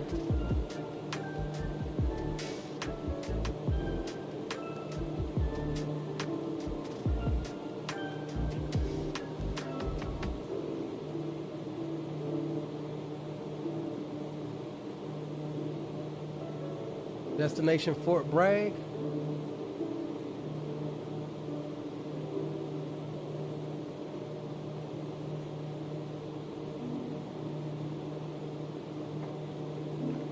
We're gonna see if we can get back up in the air and get on to Niagara for this rum kick in. We're almost out, boys. We gotta refill our cup. We'll wait till the second leg for that. That's a really good drink. All right, coming through flight level 230 now. Speeds maintaining now at 284 knots. You see what I mean? You don't have to really necessarily pull any power. Just let her do what she do. You already got your power set. I mean, yes, it's set for cruise, but you know, you're good. This airplane will tell you what she wants.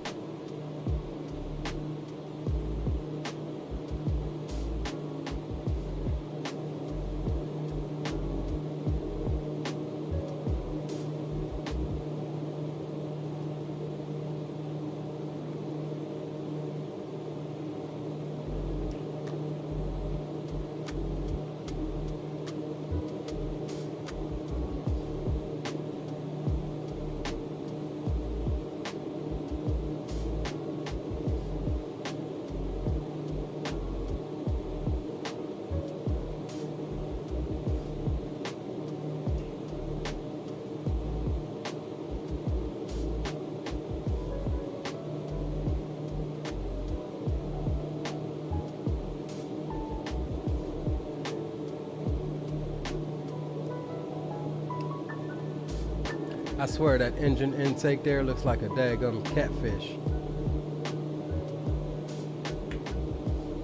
Or a carp.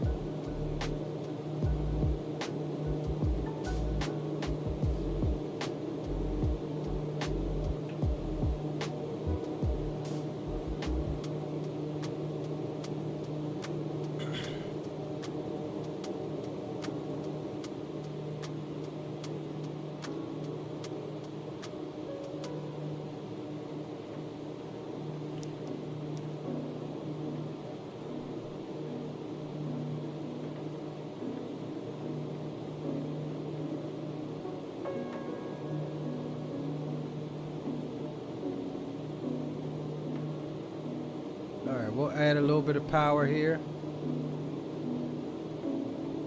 We're not ITT limited no more. We are we'll be torque limited here.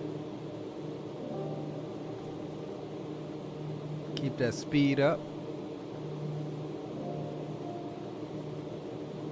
Coming through 190 here.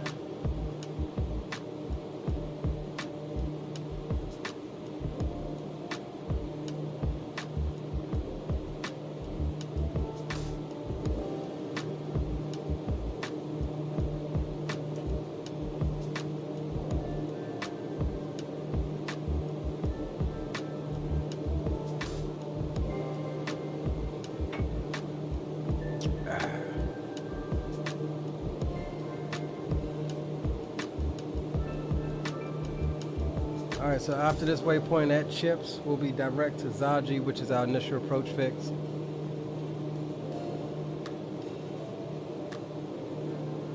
And what we'll do then is go over the heading select, maintain our current heading, and get our course and stuff set so that we won't be trying to do that last minute. Now, if you don't touch nothing, the avionics will automatically swap you over to your localizer mode. However, I don't like to let it do it automatically just because sometimes it will pre-select the course and sometimes it won't. So I like to make sure that I have my ILS course set, and that way when I swap over, we get ready to intercept, because it does it late if it does it at all. Does it late. And that's not, again, that's not this aircraft. It's the same thing with the CJ4.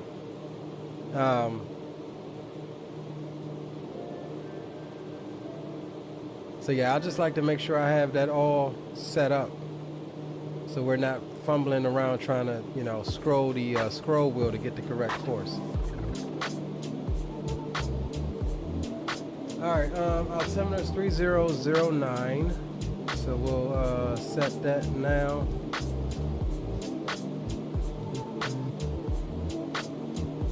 Plus that's a bit high. We're a little late on the transition there, but that's fine. Aircraft's getting us back on profile here. And we are 65 miles out from the airport right now. And we're getting ready to enter those icing conditions here.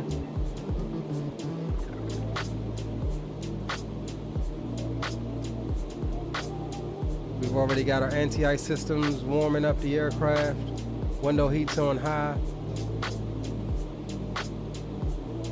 So hopefully that should be, we should be good to get in here. May build a little ice on the nose, if at all.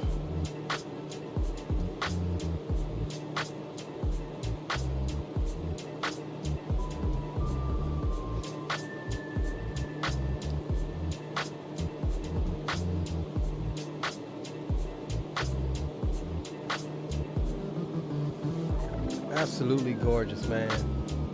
Coming through the clouds here. Look at that.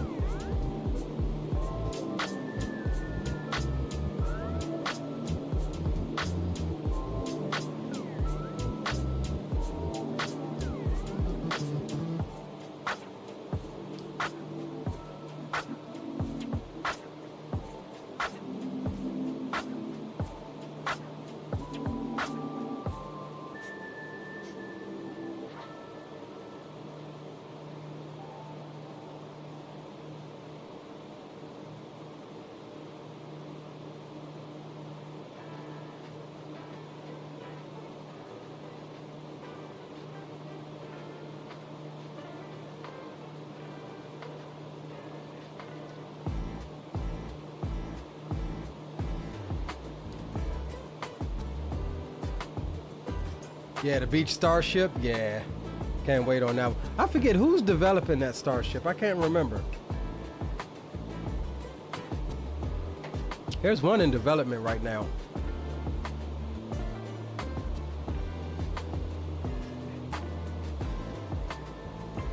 I need to clean my spectacles.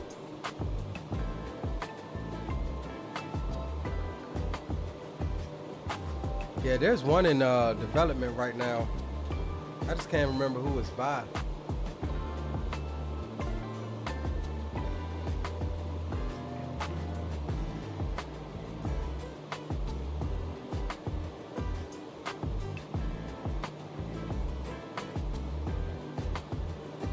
All right, that's a lot better. Jeez Louise.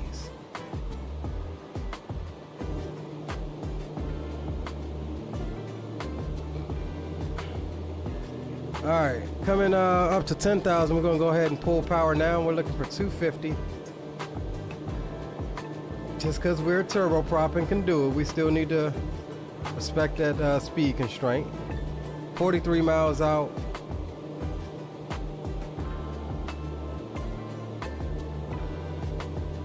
No, 42 miles out from Zaji.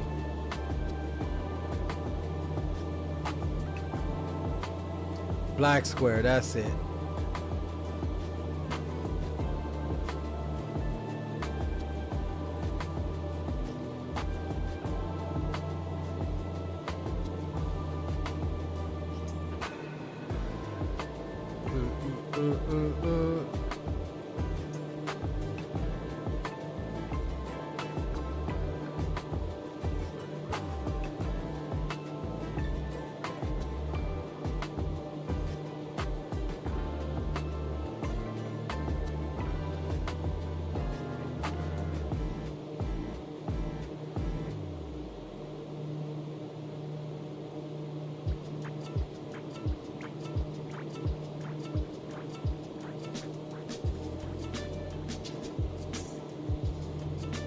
All right, looking good. There's our 250.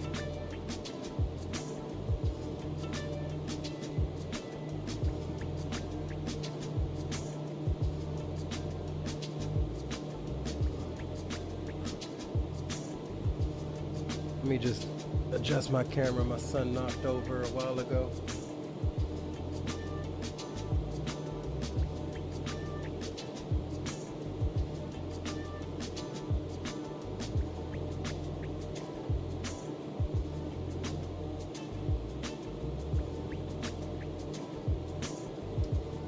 All right, we'll go ahead and shut down the boom boom room for now. Since we're below 10,000, music goes bye-bye. We'll focus in on our approach and our arrival here.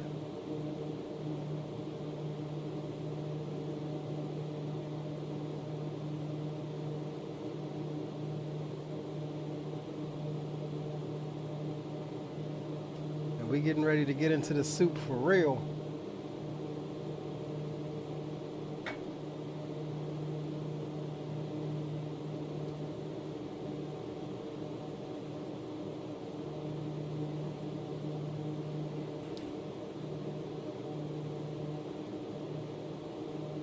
Getting ready to get into it for real, fellas.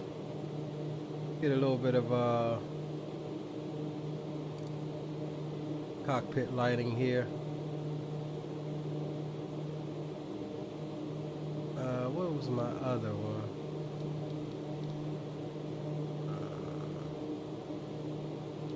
Panels.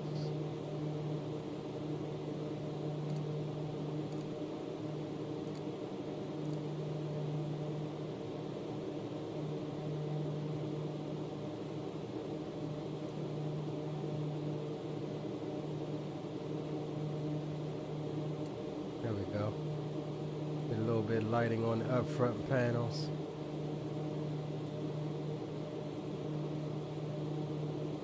Alright, let's go ahead and walk some power back just a little bit.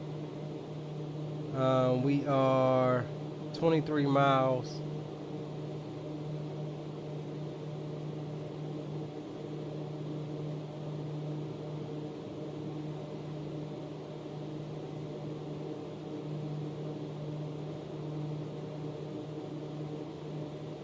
saying 60 miles from Fayetteville. We ain't 60 miles from Fayetteville.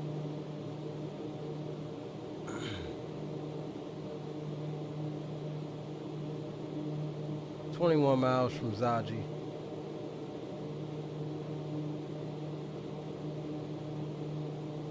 And we'll go over to CTEF now.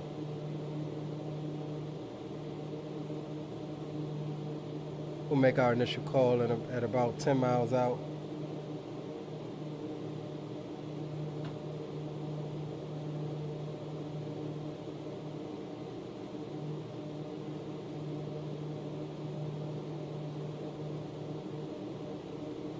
And what we'll do here is make sure heading is synced. We'll go heading mode.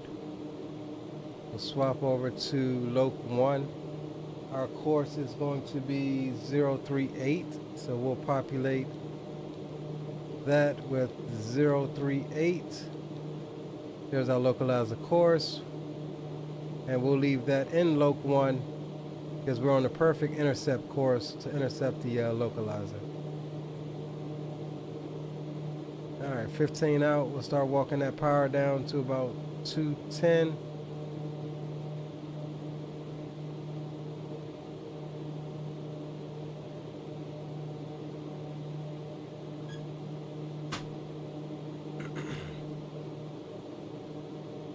And what we'll also do is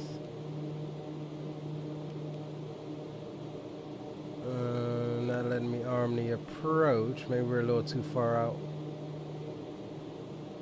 Yeah, it's not picking up the distance here. We'll wait a little bit before we arm it.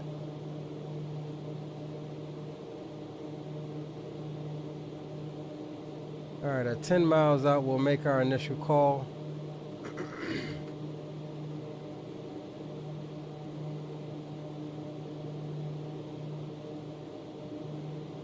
Zaji puts us on a 13.5 mile final as we come into the soup.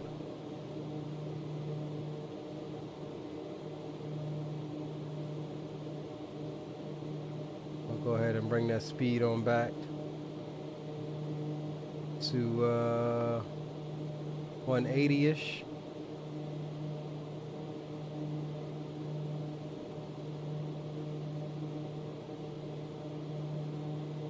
All right, 19.5 miles, so we should be able to arm it now. There we go. Approach Loc 1 is in white, so the approach is armed, and we shall pick up the localizer as we intercept it. And we're gonna bring this thing on back to 160. And we'll be good to get gear down once we're ready. And flaps mid comes down at 170, which is now actually. That's cool. We'll hover around 170. And we'll go flaps mid.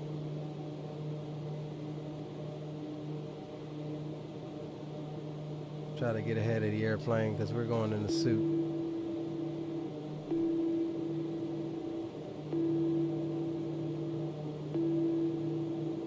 Since we're here 160, we can go ahead and get the landing lights on. We're below 160. That dinging you hear is because we have idle power and the gear is not down. Ask me how I know.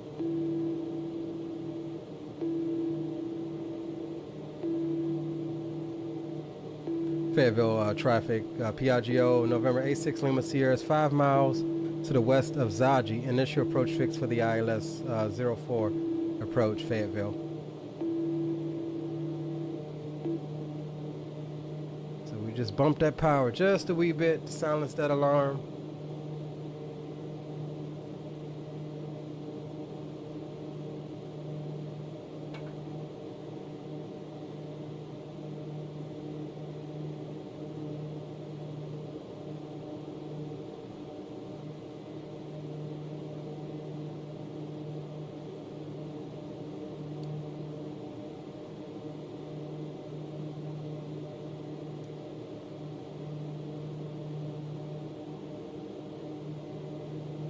All right, we should have the localizer coming in here any second. Not seeing any traces of ice at the moment, so it looks like we're good. Here's where you got to trust your instruments.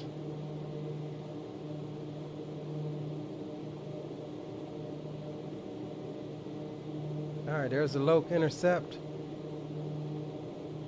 Fayetteville traffic, Piaggio, November 86 Lima Sierra overhead. Zaji at 2,300 inbound. Now turning final ILS 04 approach, Fayetteville.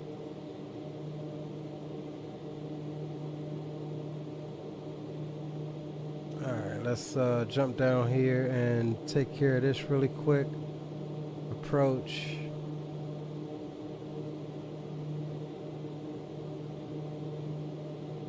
.40 was 6.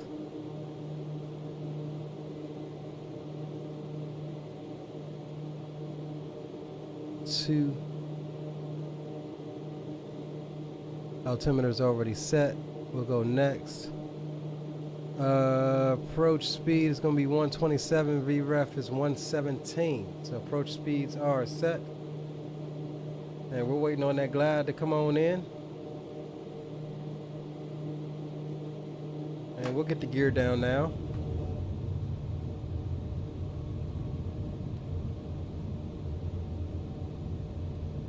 Gears down and locked.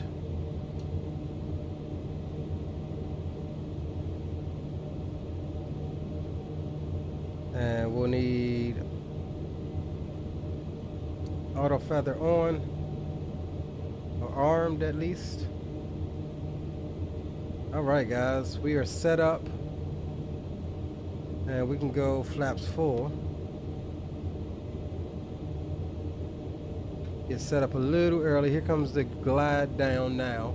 All right, before landing, checklist, seatbelts, no smoking signs are on. Condition levers will go max now. Gears down and locked, 3 greens. Flaps are full. Auto feather is armed. Landing lights are on. Flaps are full. Autopilot steering is takeoff. Cabin pressure is good. Landing checklist. Landing gears down, 3 greens. Flaps are down. Approach speeds 117. Or correction 127. Power as required. Condition lever is back to RPM. Brakes as required. Reverse as required. And okay, so that's like a mix of landing and after landing checklist. So we'll call that landing checklist has been completed. Now, what I did notice is that we didn't capture the glide. So we're hand flying this on instruments.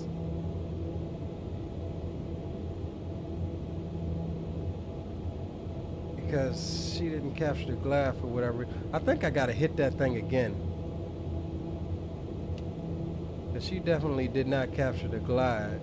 And we'll get yaw damper off for the landing.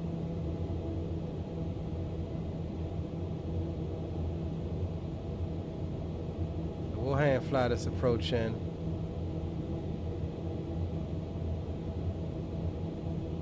Since we can see the ground.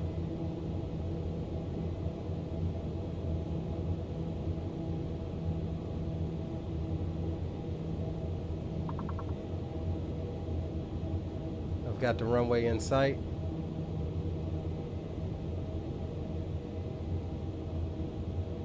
Fayetteville traffic, Piaggio, November 86 Lima Sierra, short final, ILS runway 4 approach, Fayetteville. All right, there's the glide. There are a few bumps in nose up trim.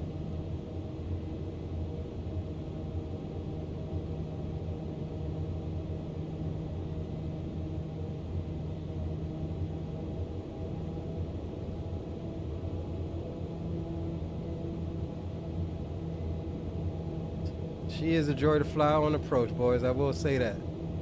Easily maintaining your glide path here. Speed is good. Minute changes in power will keep you on speed. And she's wanting to climb on us because I'm getting that nose up trim in.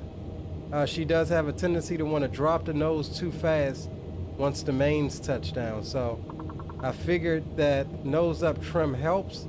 So I'm putting in some bumps of nose up trim to help us with that rollout after the mains touch.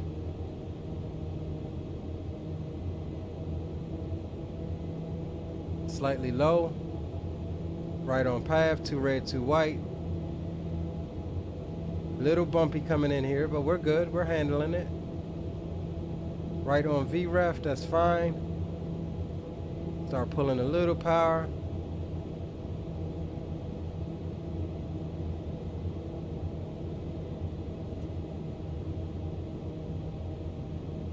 It's not raining or snowing. That's good.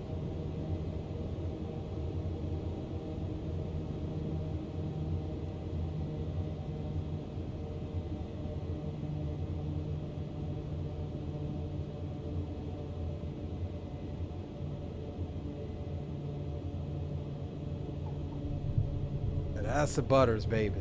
On center line, that's the butters. That is a butters.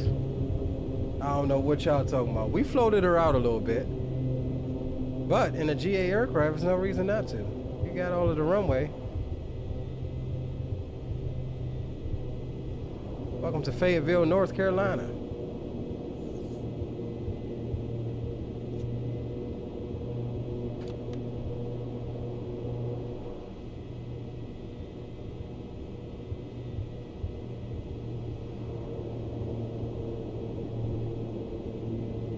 Fayetteville traffic, Piaggio, November 86 Lima Sierra is clear of runway 04. We'll be taxiing to the FBO via taxiway Alpha, Fayetteville. All right, let's get the aircraft cleaned up here. Taxi lights can come on. We'll go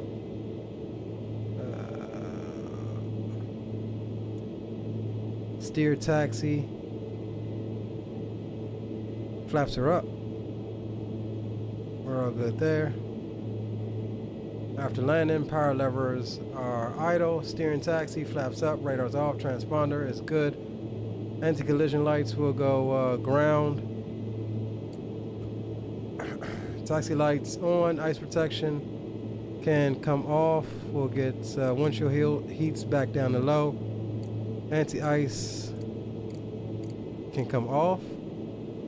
Auto feather can come through to off now. And cabin altitude is set after landing checklist has been completed.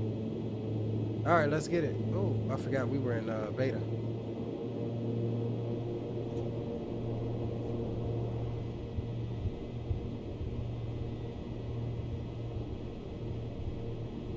Let's see here. We'll come down to ground idle.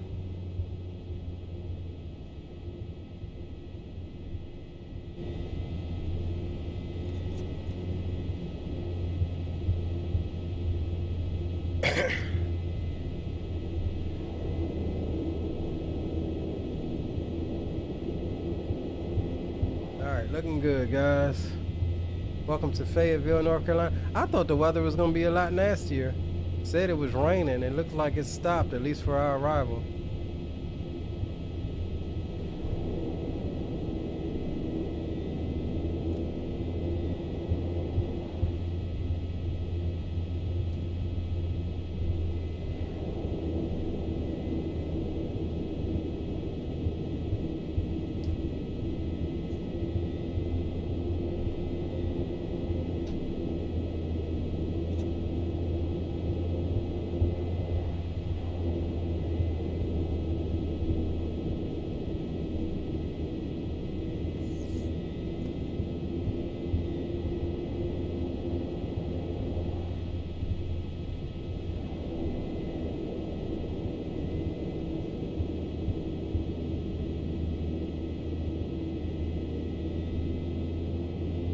I swear Microsoft has a vendetta against me with vehicles.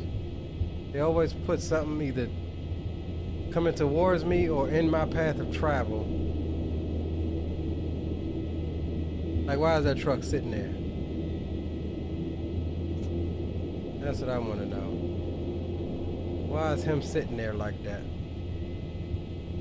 And look, just in time to finish up our drink. We'll get another one for the second leg. Come on down here to signature.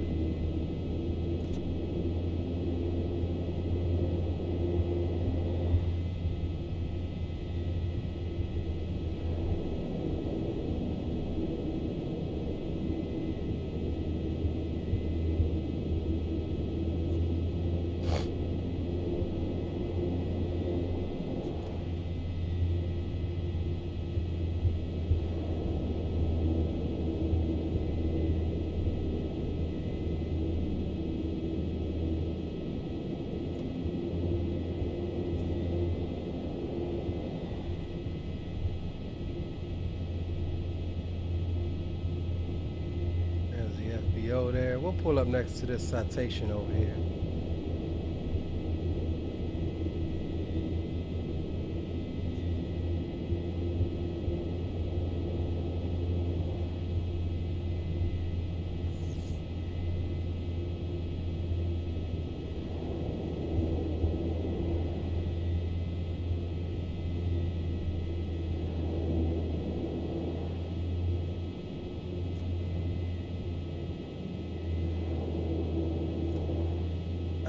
Parking brakes are set.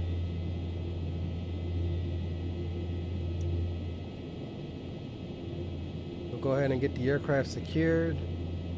Avionics can come through to off. Shut down, parking brake set, avionics switches off. We'll get that out of your way. Bleed air switches can come through to off. Power levels are idle, condition lever, ground idle, hydraulic pump can come off as well. Condition lever will go cut off.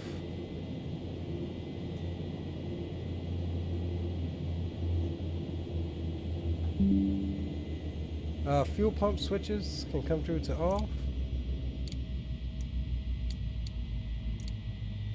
All electrical switches off, battery off, passenger door will get that open as well. Pitot can come through to off as well. That's good. Position lights, recognition's off, seatbelt signs off, wing lights off. We'll get the anti-collision off as well.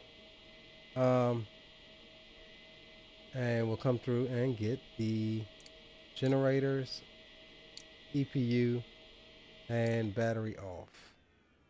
Alright, that was our first leg complete. Checklist and everything ran.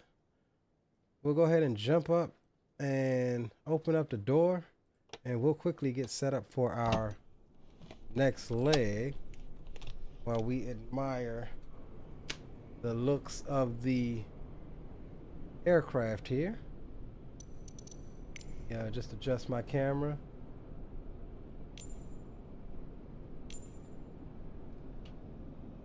And we'll need to turn up that rotation speed. Yeah, we'll get everything closed out here. Alright, let's do this. We'll get this out of your way. We'll get some... where's my browser? We'll get some tunes on.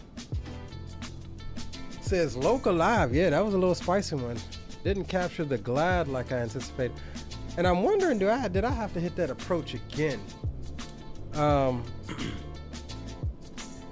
That's what I'm wondering, because the way it looked like it was still trying to run the VNAV into there, almost like it was an RNAV. So that's something to look into.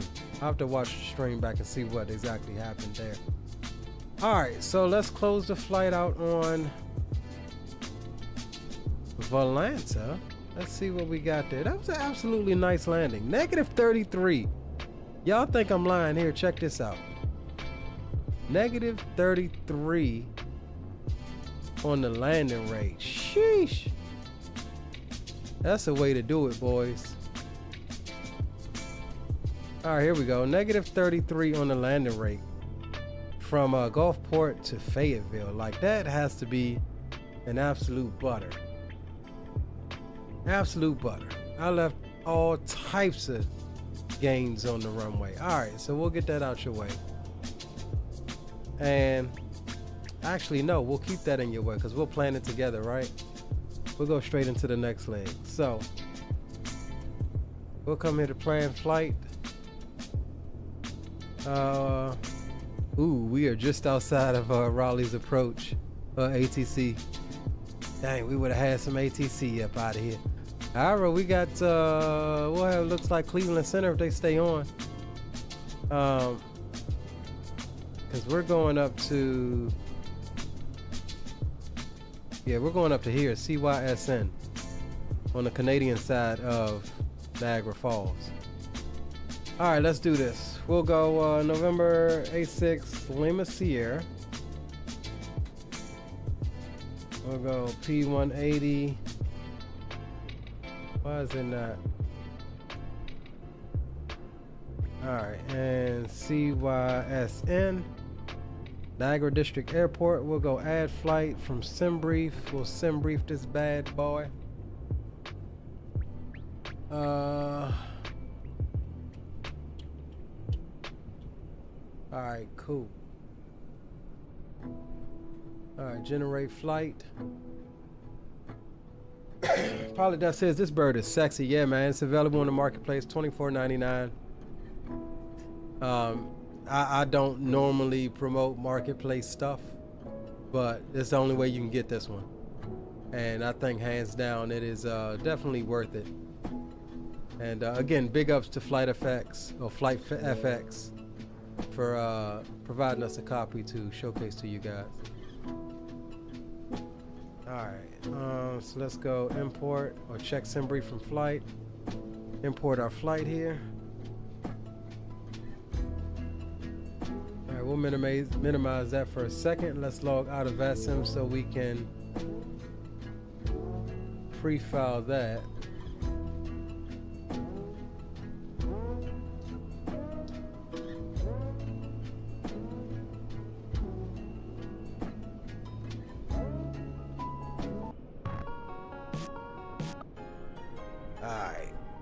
After that landing, we feel like a champion on this one, right? All right, let's see here. So that's good. I need to pre-file this real quick. They say I wouldn't do it like I won't. They say I couldn't do it and they feel. They say I wouldn't do it and I fall. They say I couldn't do it and I did. I'm a champion. They say I wouldn't do it like I won't. They say I couldn't do it and they feel. They say I wouldn't do it and I fall. They say I couldn't do it and I did. Oh, what's going on with my VASIM pre-filing? Hold on, let's try that again. Pull up in the Cybertruck. See you got minor bugs. See me, I got Alright, there we go. Watch me how I line it up. You know I've been nice on. New boots on, ain't trying on. I've been me, ain't trying on. Sipping on some Focus on. I've been feeling like a champion. Gold medal on me like a Olympian. Not just made me giggle, cause look what we did. Didn't step in Paris, but we soundtracked it. And now I feel at home. I've been in my zone. I can't do no wrong. I've been on the road. Hardest way to home. Miss you while I'm gone. They say I wouldn't do it like I won't. They say I couldn't do it and they feel. They say I wouldn't do it and I fall. Alright, that's pre-filed. Let's go ahead and get signed back in here in a second. We can minimize this out of your way. And the last thing I need to do is update the overlay.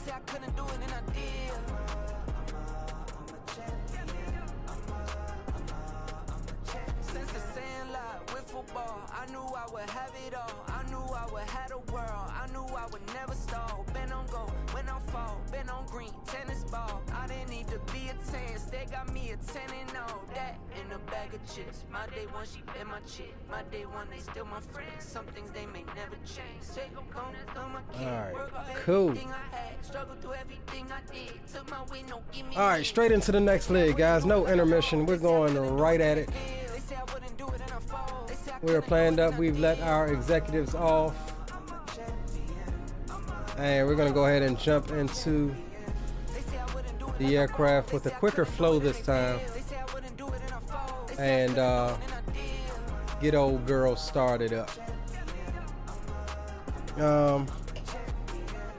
But before we do, I need to bring up my OFP on my tablet. And let's see what we hitting on for fuel. We need about 2,000 pounds. This is the part that I hate, having to use this thing.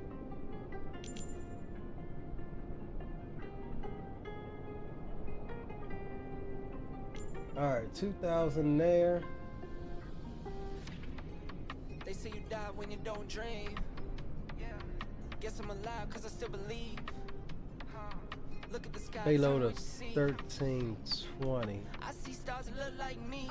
Take a guess how I live. That gets Bet the every takeoff time weight. you be wrong, you couldn't walk a mile in these kicks. You don't even know the path where I've been. Talk about 10.9. We need to bring some payload out. Took it on the chin and look at my strength. Place that bet, the chips are all in. Alright, cool.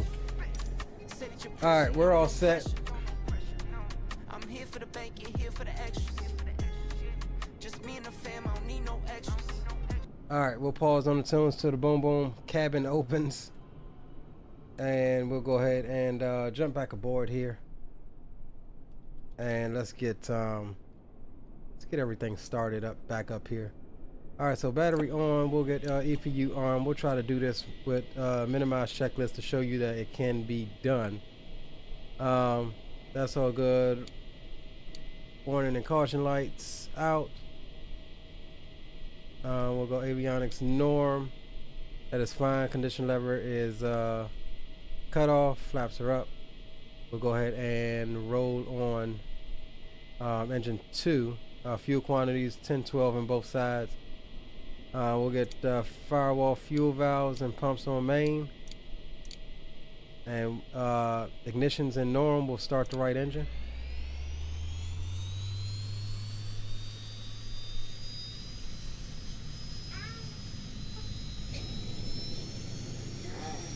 This time with the door open.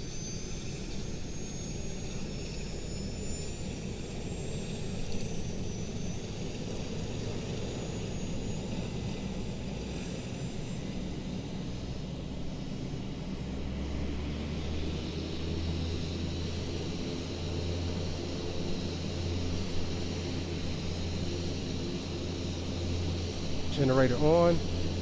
Right engine up to flight idle.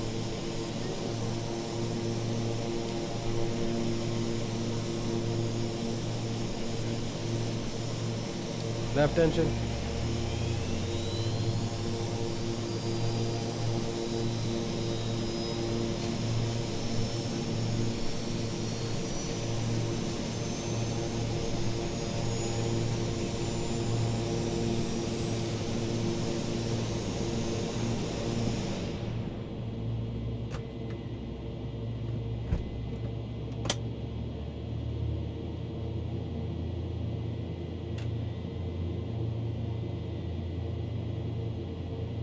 Alright, engine stabilized, generator can come on. Both engines down to ground idle. Avionics on. Hydraulic pumps on. Bleed air on. Window heats low.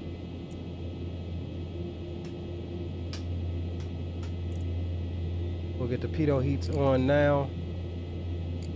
Auto on the wing anti-ice, that is fine. That is all good, good, good.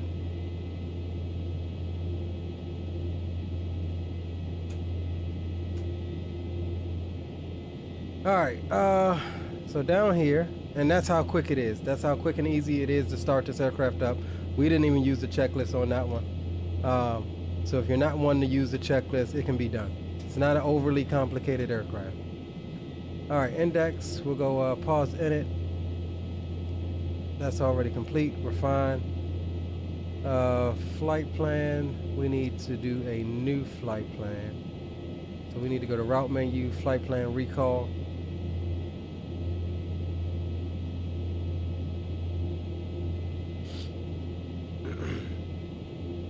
We'll execute that.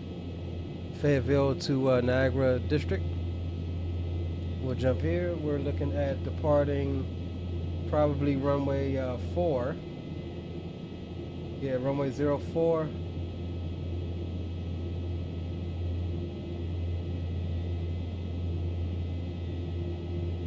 check out our arrival here. RNAV 24. Oh no, we're expected coming in on runway 6.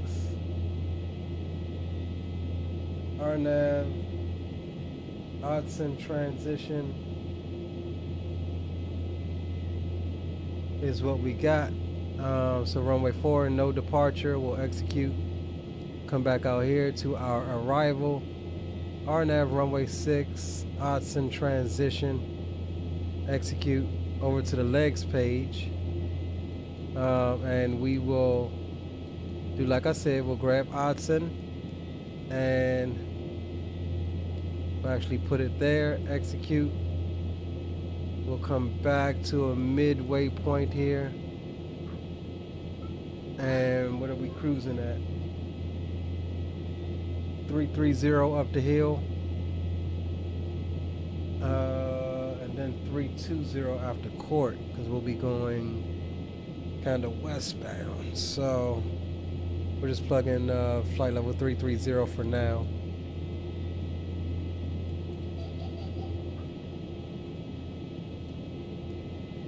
And we'll pop you in, execute. All right, over to the perf page. We'll go perf init. 0 fuel weight. 9160.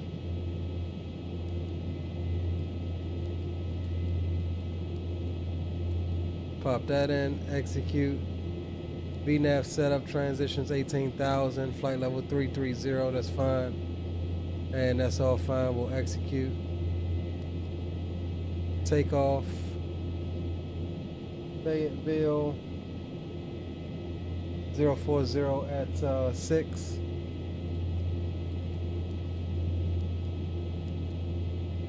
Outside air temperature is 2 degrees. 3009 is the altimeter.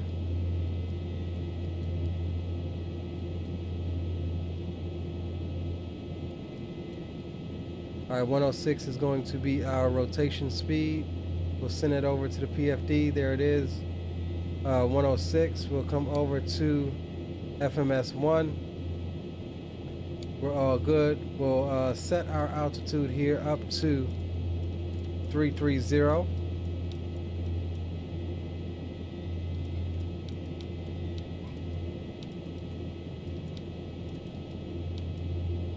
All right, 330 is set. Cycle the flight director on both sides. All right, VNAV, flight level change. We'll go out on heading mode, which our heading for 40 is 038. We should have remembered that. We just come in here.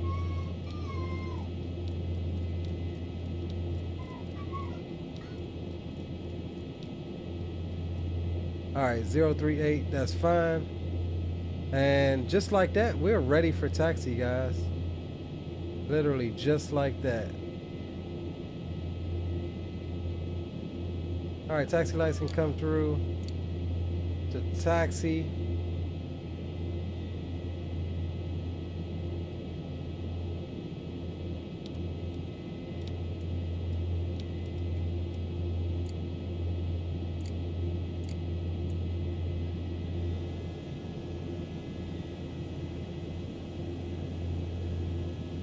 Some heating on in the cabin here.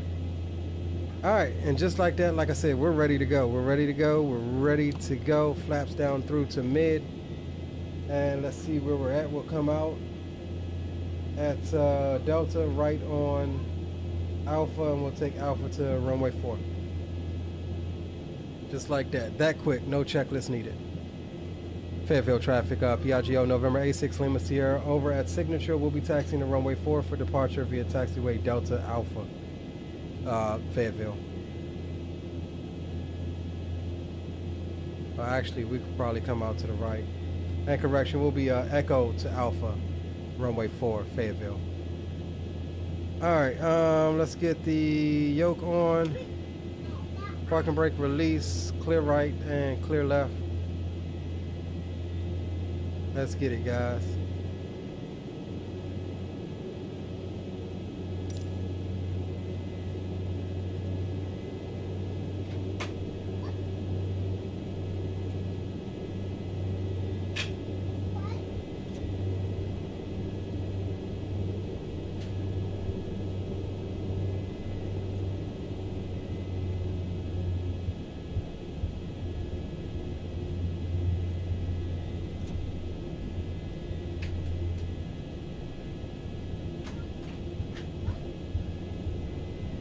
All right, second leg of the night up to Niagara District. I did not check the weather up there yet, so I don't know what it's doing. But we'll get off here and we'll take a look at that.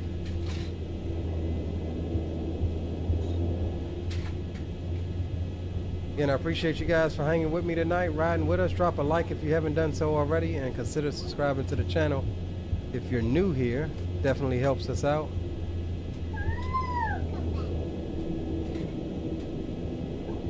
As I have my little FO back there playing around somewhere behind me.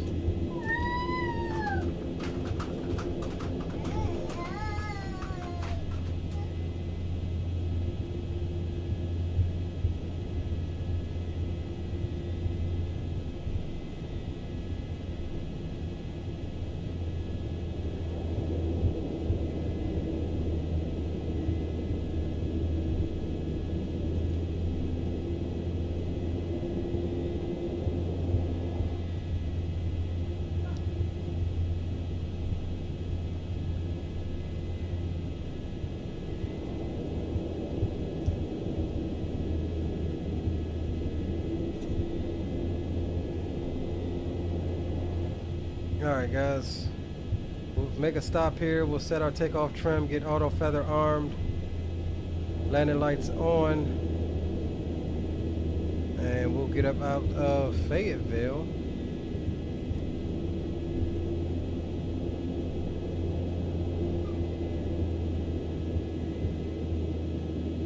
Alright, parking brakes can come on.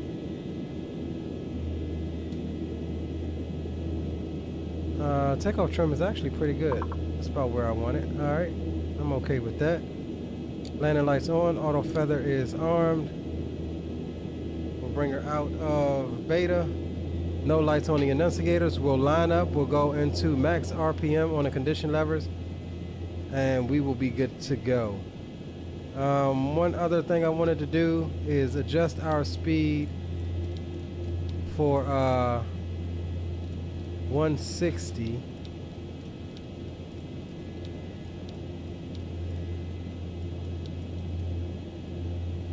So we have VFLC, so we got VNAV plus flight level change.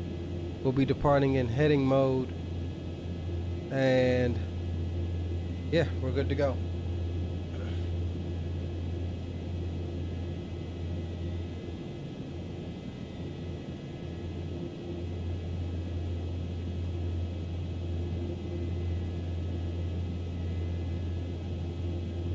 Fayetteville traffic, Piaggio, November A6, Lima Sierra, departing runway 4, straight out departure to the north, direct Agre, Fayetteville traffic.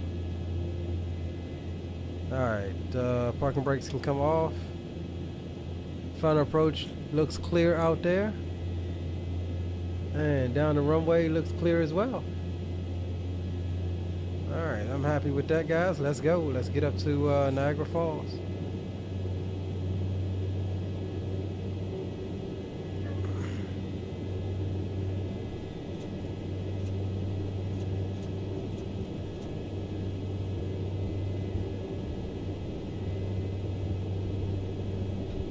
Yeah, this airplane definitely is a breeze to fly.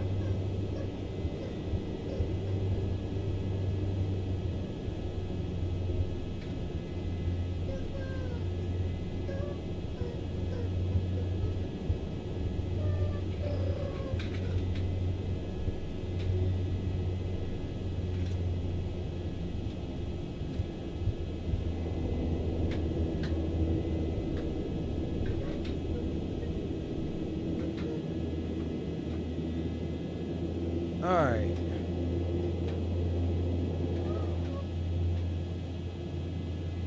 Steer button to take off. Condition levers to max RPM.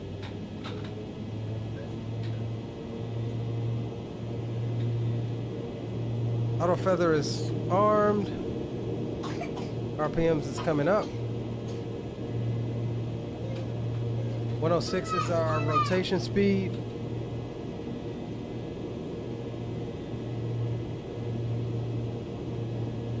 Alright, we'll slowly bring up those power levers. Toggles in chat if you got them.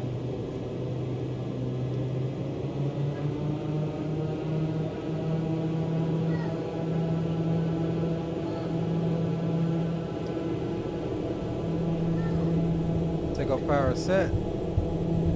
Forward pressure on the yoke. Airspeed is alive. 80 knots neutralized. Here comes V1. Rotate. Ooh, she jumped off that time. That extra trim I had in. Positive rate gear up. You had a little too much trim in on that one.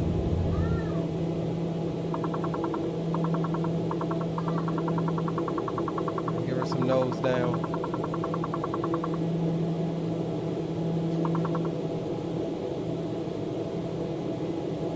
Alright, heading mode. Yaw damper. Autopilot. We'll come down, we'll go direct. Agre, execute. Nav. 150, landing lights can come off.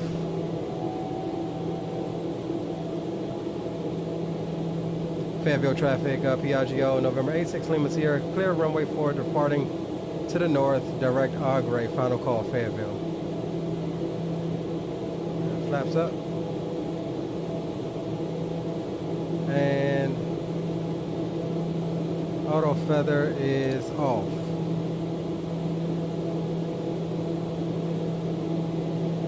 Oh, see, it automatically selected. I wonder why it does that. Why does it automatically bug to 200 and something after you engage the autopilot? I think that's a bug I need to tell them about. So 4,000 a minute climb rate, uncomfortable for y'all back there, but we're pitched for 160 right now.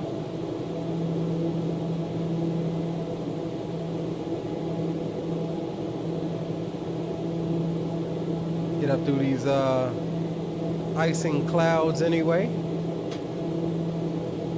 Get that out of your way.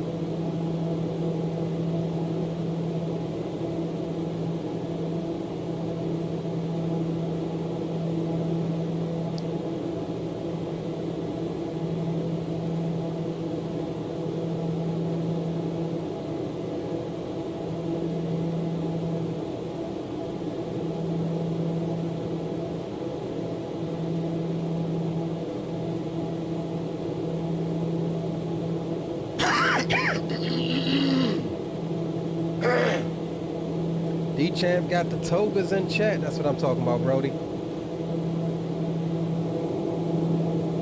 Alright, we'll get the sounds down a bit for you.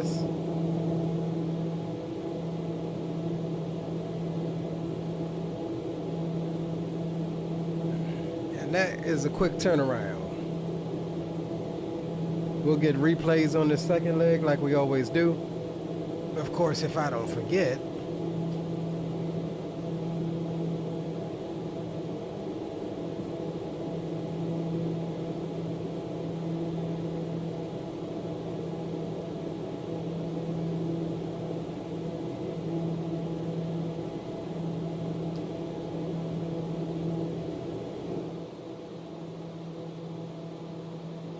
Climbing out.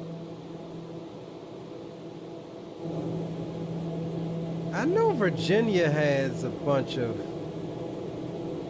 snow and stuff. I don't know if it extended as far down as North Carolina. Let's see here.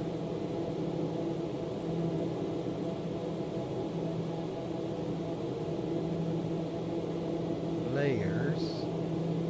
Here we go.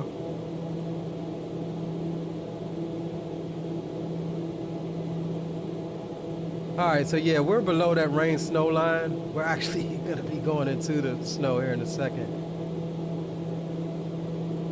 And the good thing is it looks like Niagara is gonna be pretty clear. Let me show you what I'm looking at here as we climb out. Taking a look at least at Volanta. So here's the snow squall that we're getting hit with right now.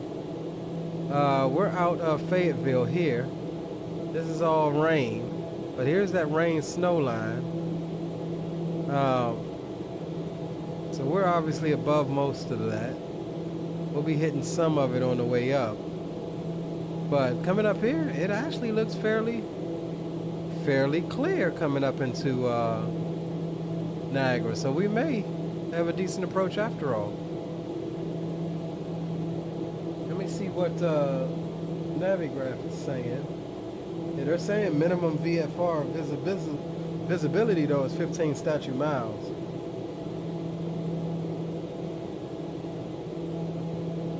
Clouds are broken at 1,800 feet, so we may be good though. May get to see a little bit of something.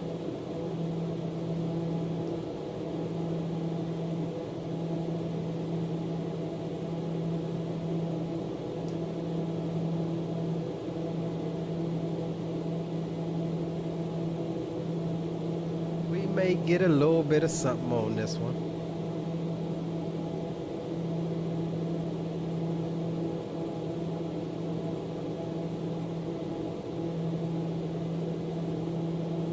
And what we will do is close this out. Come over here. Just check something out right quick.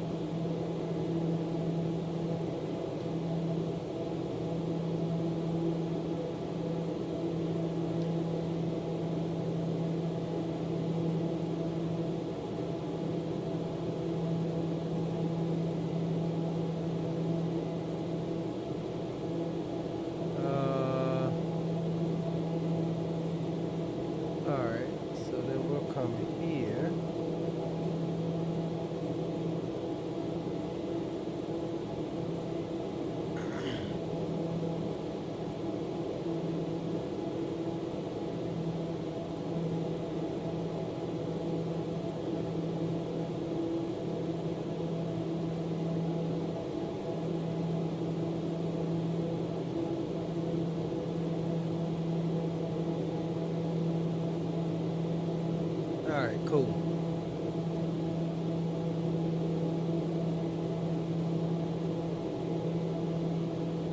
So we're all set, guys. Climbing up to flight level 330. It's going to be our cruise for this one. And we do have some ATC in the way of if they're still there. Let me turn this weather off so I can see.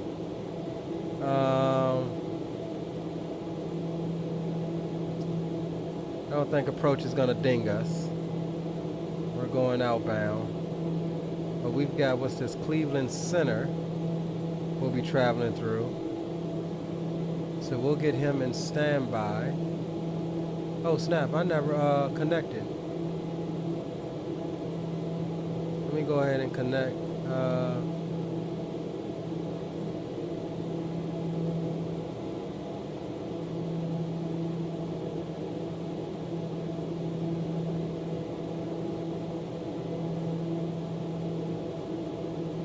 I don't know if it has my current. I didn't get an auto ATC.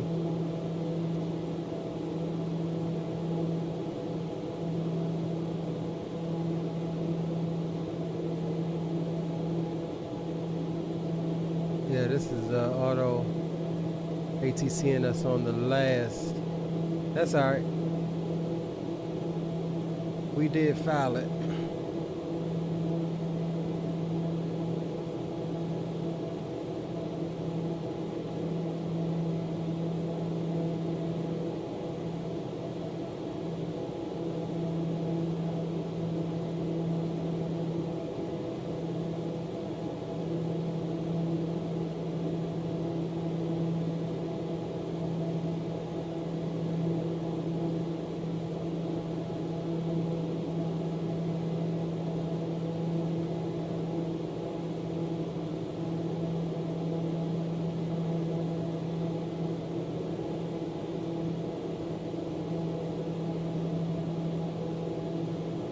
Alright.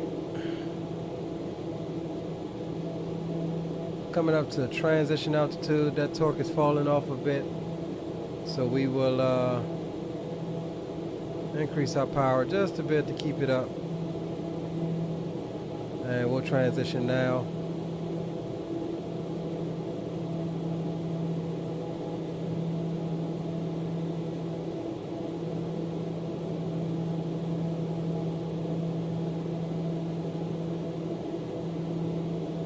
Alright, that's looking good.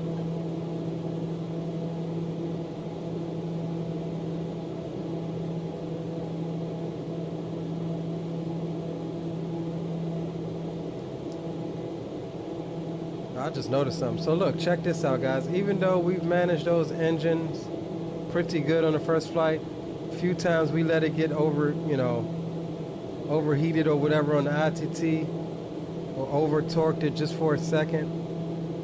Left and right engines down to 88%. Now, I don't know if they have failures implemented or not, but I would think they do if they've got that on there. So we need to take special care here on the climb out, not to over torque or over ITT our stuff.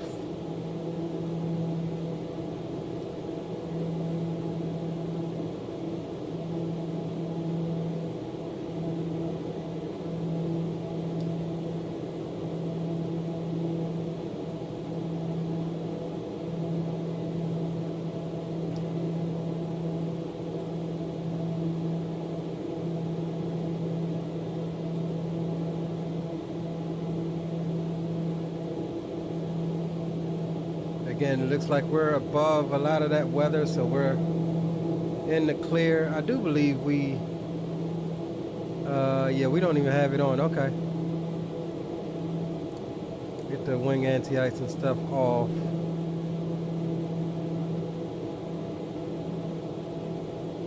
So yeah, we're definitely good to go. Uneventful climb. And we can get, get some tunes on.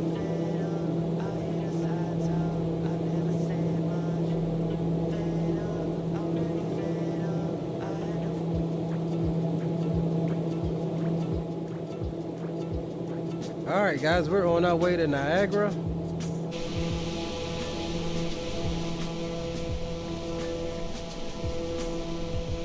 Second flight of the evening.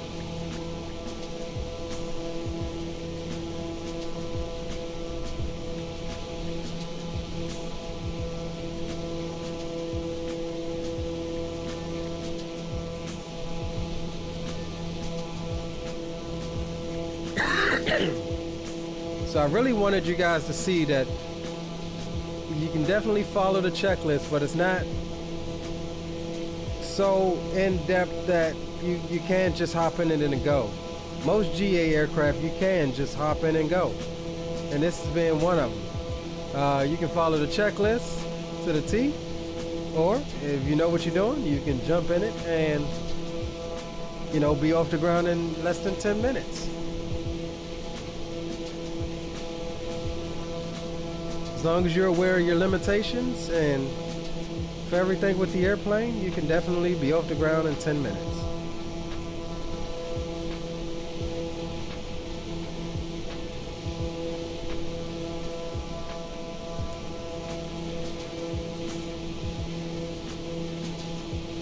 This thing looks good, man. This thing looks real good climbing up here.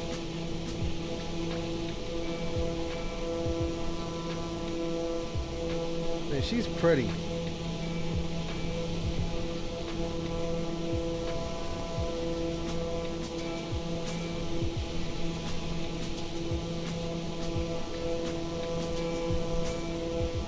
She is definitely pretty.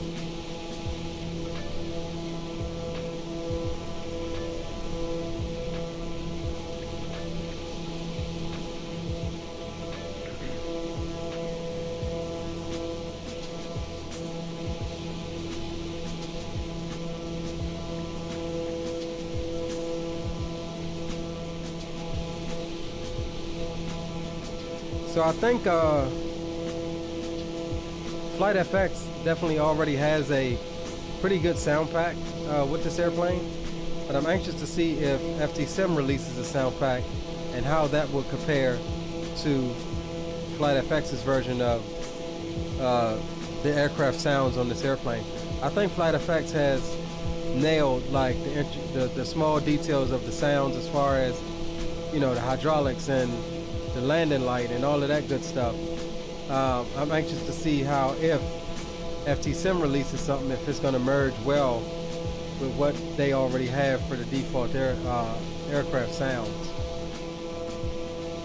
And I will say that a guy in the Discord did a comparison video of the startup sounds with the real world Piaggio P180, and it does sound like spot on.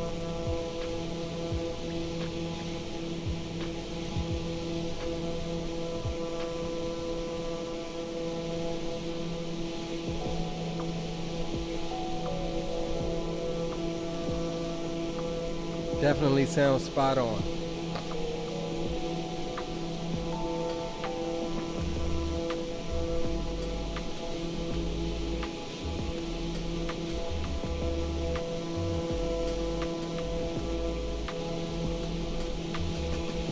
Once we get up to cruise, I'll go make us another cocktail for the ride here.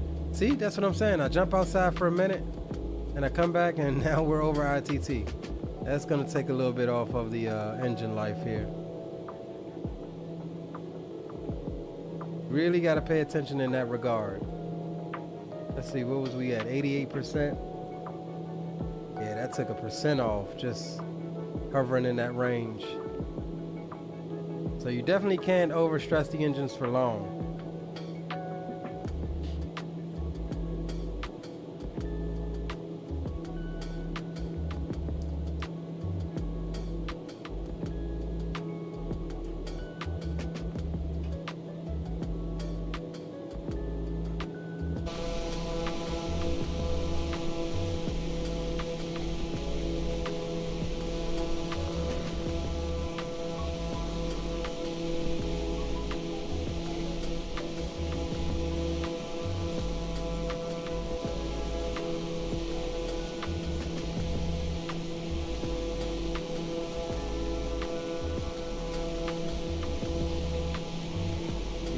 Nice little panoramic.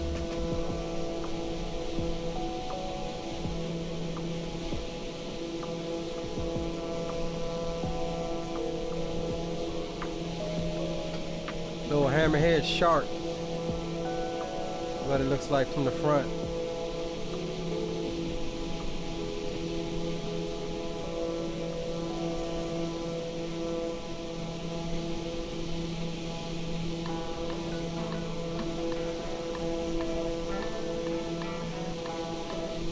Beautiful though, I will say that.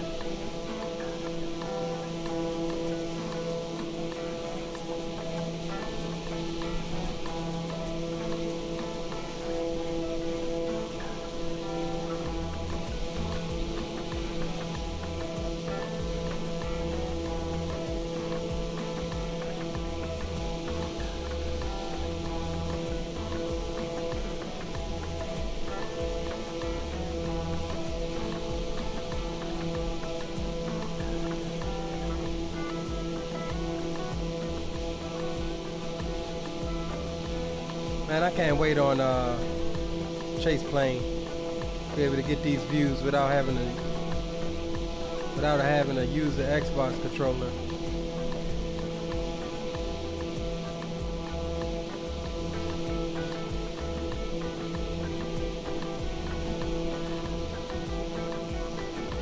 Oh, she's good looking.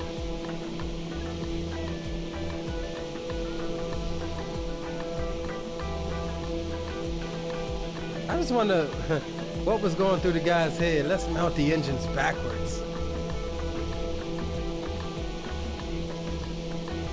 Like, just slap them on backwards. You know, I think this plane would have been as unique if they had the engines facing forwards with the wing back there like that.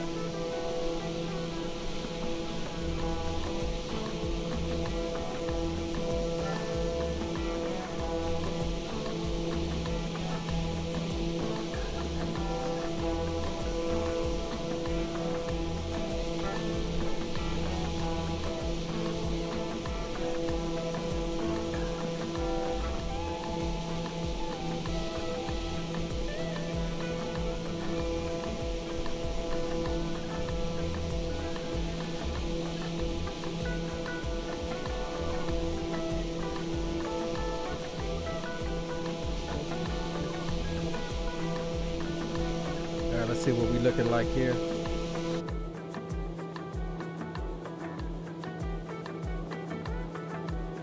Oh dang, she see, it didn't automatically went to 240 again. I wonder why it automatically increases when it swaps over like that.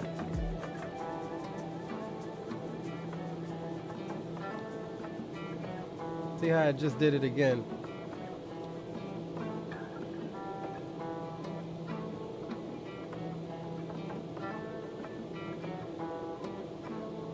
Yeah, I'm gonna have to ask the devs about that one.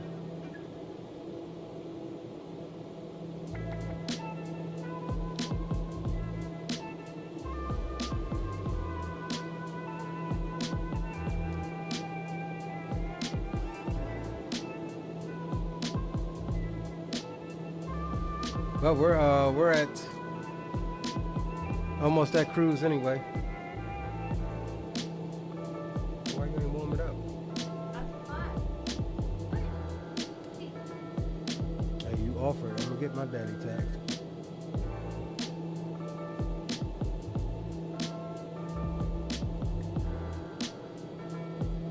All right, there's cruise.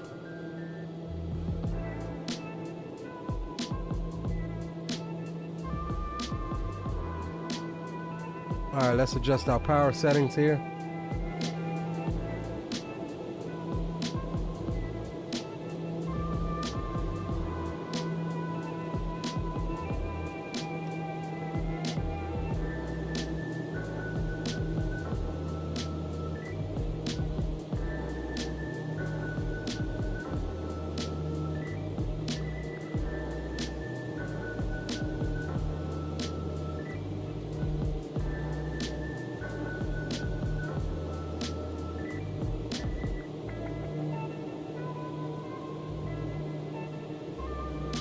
Remember, 820 is our limit on ITT.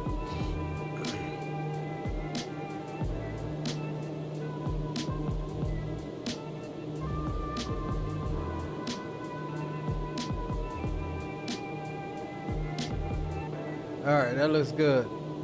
Speed's increasing. Cruise power is set. And you guys are free to move about back there.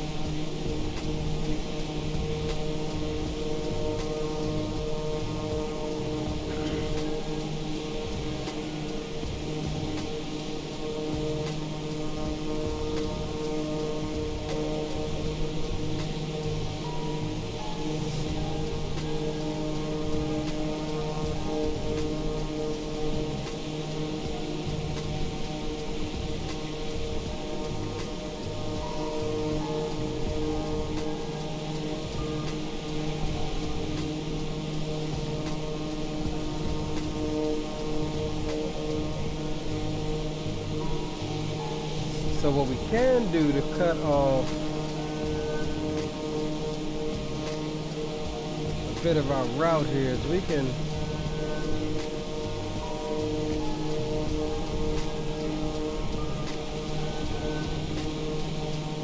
actually go direct to Asper. I think that's what we'll do. That way we won't have to go north and then west, like due west. So yeah, let's get ourselves a little shortcut here.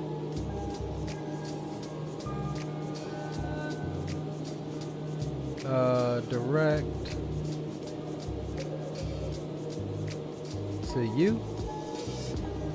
Execute. There we go.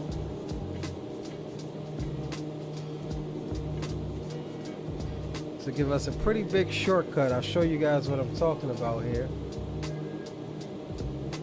So we're already going north to a waypoint over here. It's missing one of our waypoints to a waypoint over here, and then we were to turn left and fly here. So what we did is just went direct to Asper there. And we could have got that way back here and we was paying attention. And we cut out some of that zigzag. But either way, we caught it. We're good. That'll definitely shorten our route up a bit. Quite a bit, actually.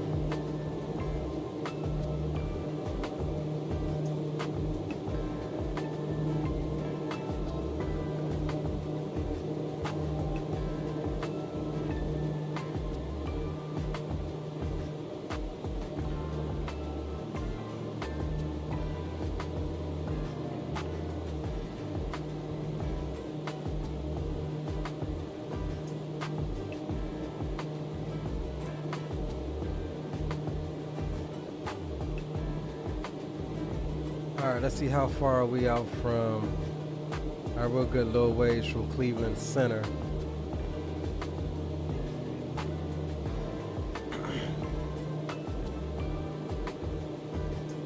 Alright, so what we're going to do is we're going to take a little quick 5-minute break. I'm going to jump up and grab me another cocktail, use the restroom, and we'll be back with you in a few moments. So you guys take a chill pill. We'll see you in a minute.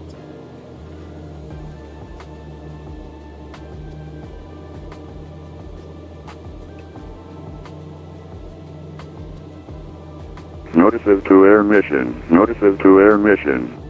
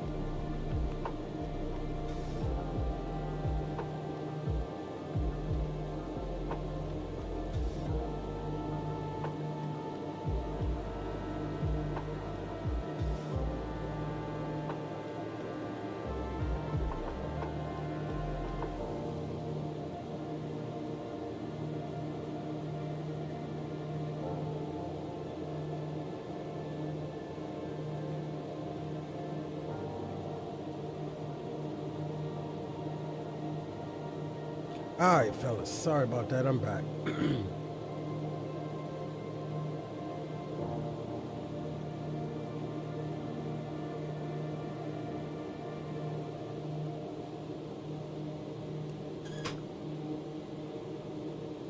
Got a cup refill. Had to throw some salt down on the front because it is really coming down out there.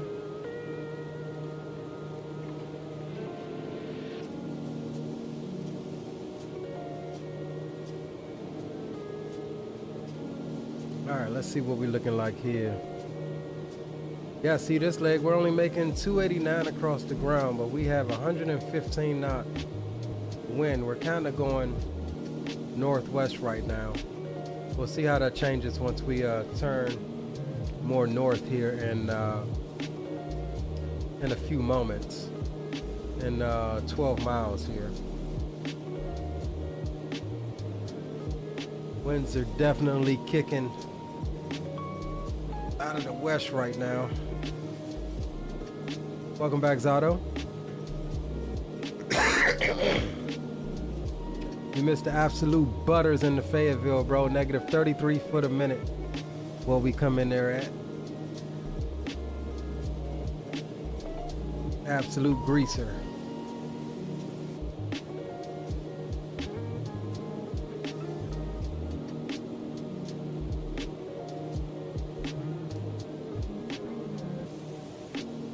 Yeah, we still got Cleveland Center on.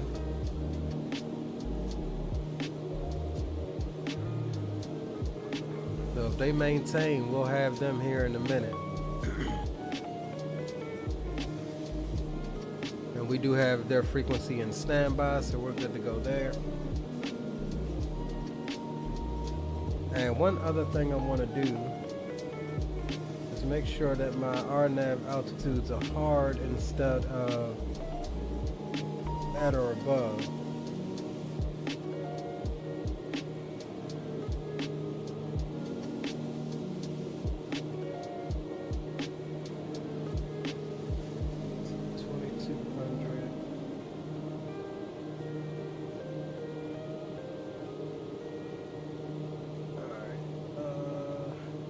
Sin.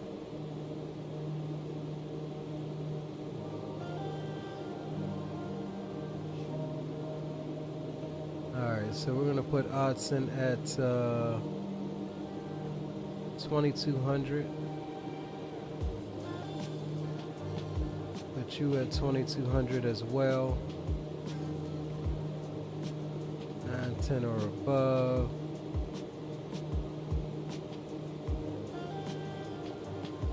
We'll leave you there. We'll execute that.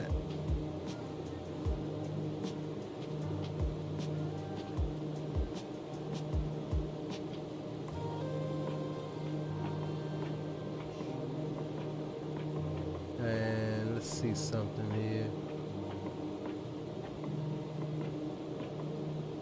All right, yep, we're all good.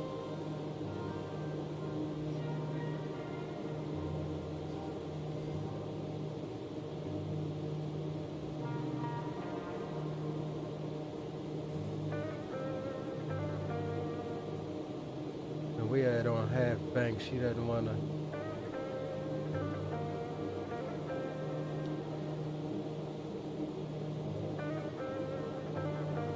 Alright, let's do this.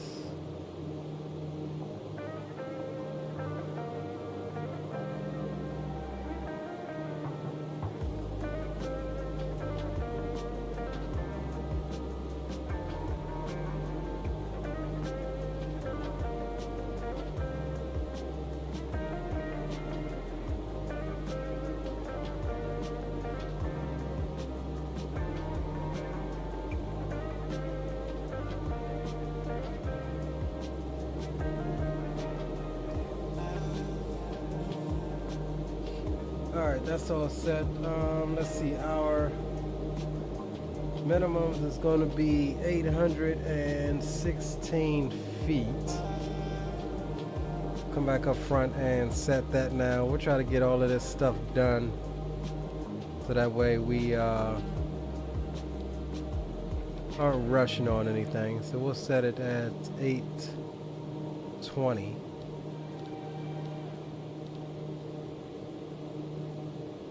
All right, minimums is set. And we're pretty much ready already for the arrival. Again, this is going to be an RNAV approach into runway 06 into Niagara District.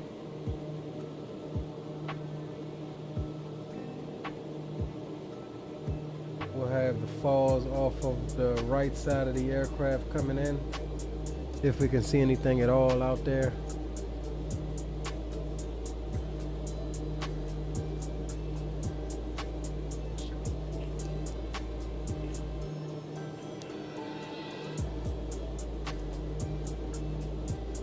And we'll sync up that heading as well. And let's see, we're getting 125 knot crosswind. Speed did go up a bit, 392. But look at that crab angle.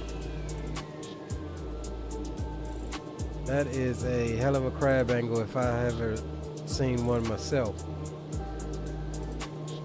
So this is where you kind of struggle to make speed, is when the winds are really against you. Again, not bad on the crosswind, but you know, still it's not 460 knots across the ground. I mean, it's almost 100 knots slower than what we did on the first leg.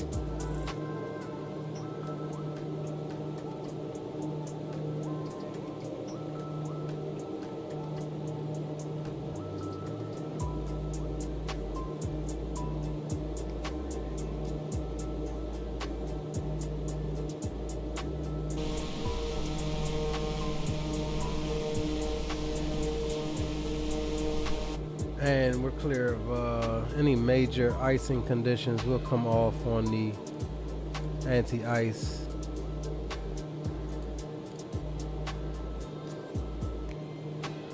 So we're good there.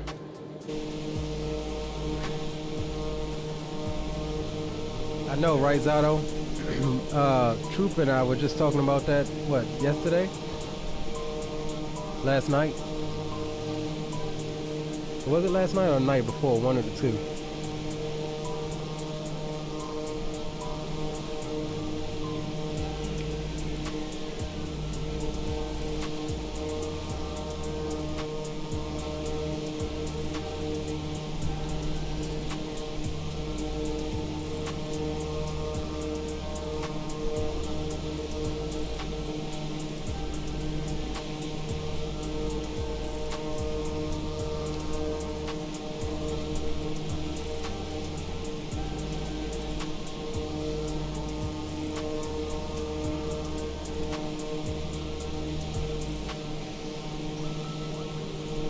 Getting buffeted around a little bit by the air, but she maintained it.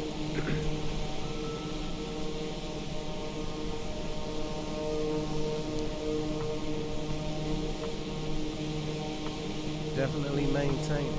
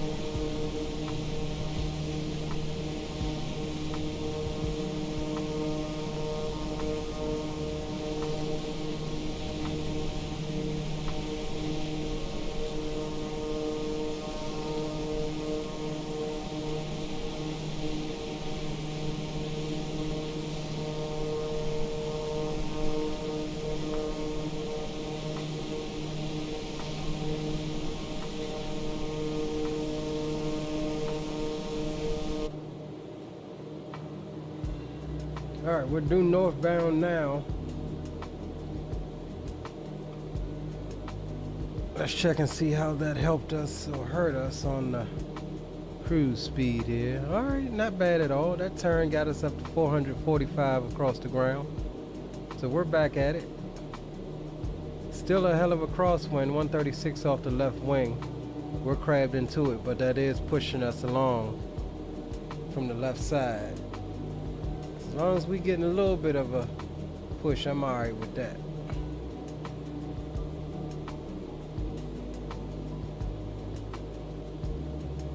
I am okay with that.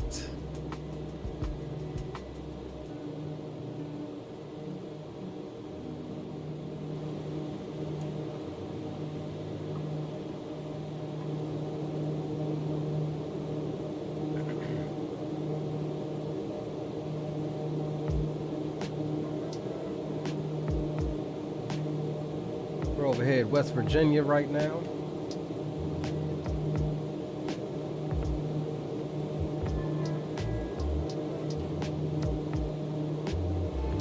And if it wasn't cloudy, we'd have a gorgeous view of the Appalachian Mountains, but it is IMC down there.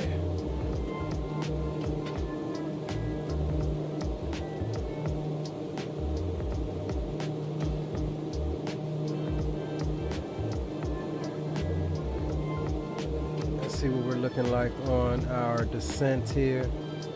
Oh yeah, not bad at all. We've got 170 miles until top of drop, so not bad at all.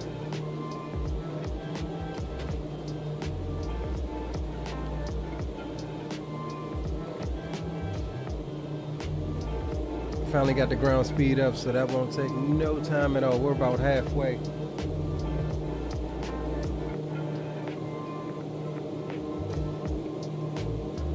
$2020 does still look beautiful. Yeah, I agree. Nicholas, well, welcome to the stream. No spamming in chat, bro.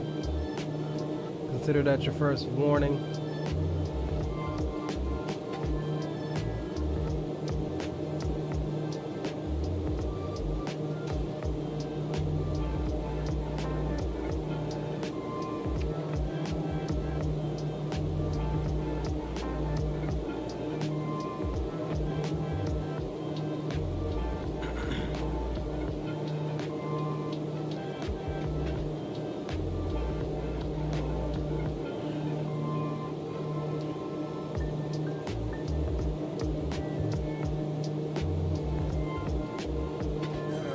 Good time now, boys.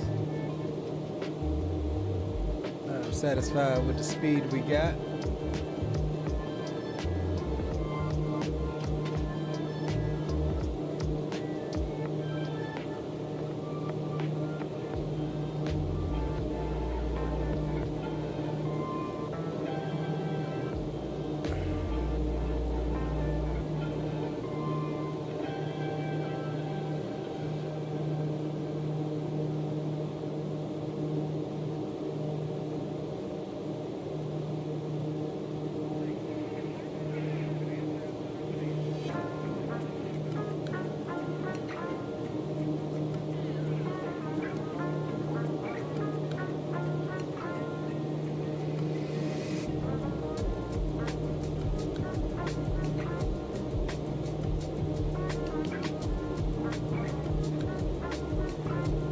Passing over somebody's contrails right there.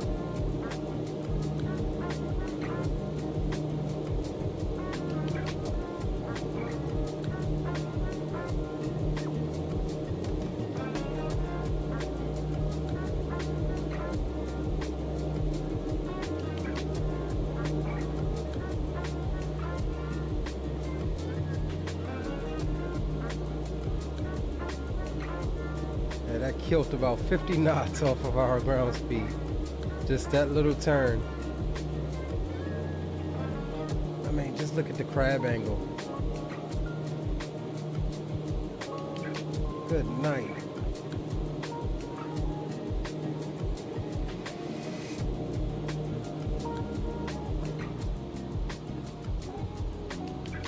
And you can kind of make it out in this view too. We're kind of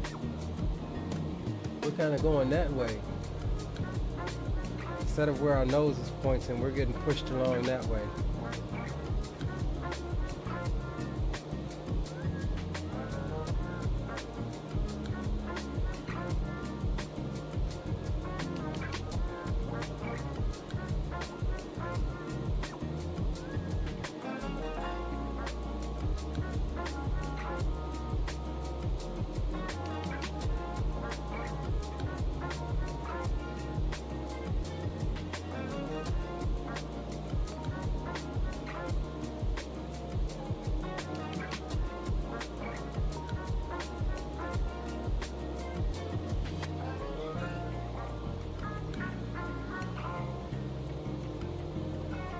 Should be clearing up for us here soon.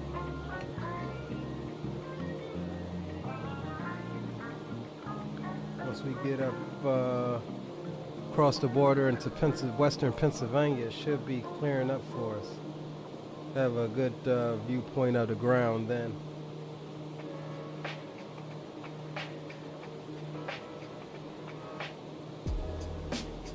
Cross over Lake Erie.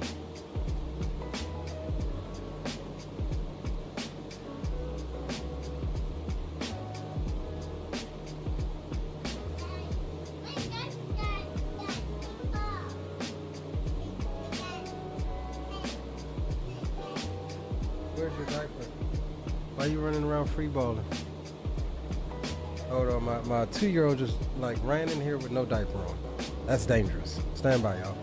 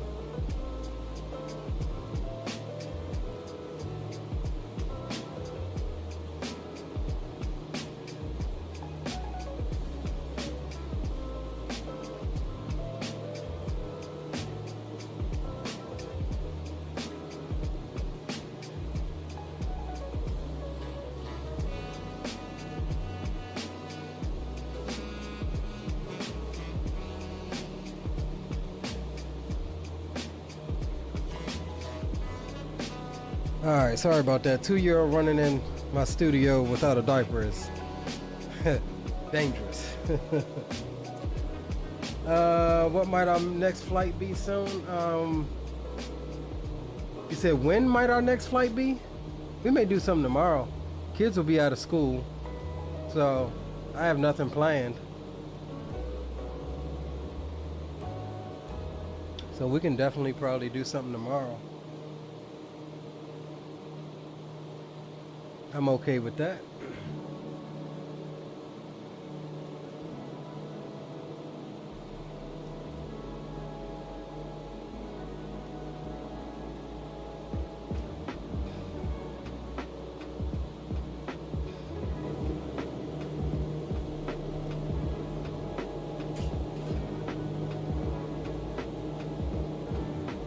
All right, 118 till top of drop.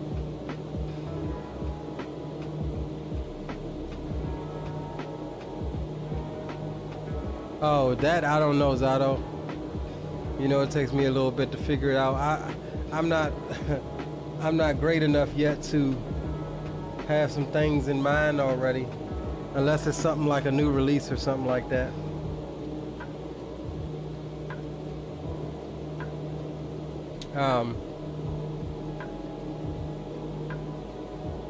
Yeah, I don't know. It may be some cargo ops. I need to do something for UPS.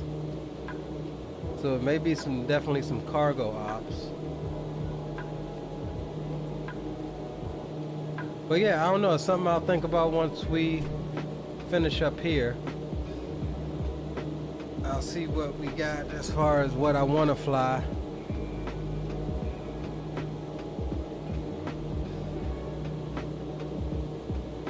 In all honesty,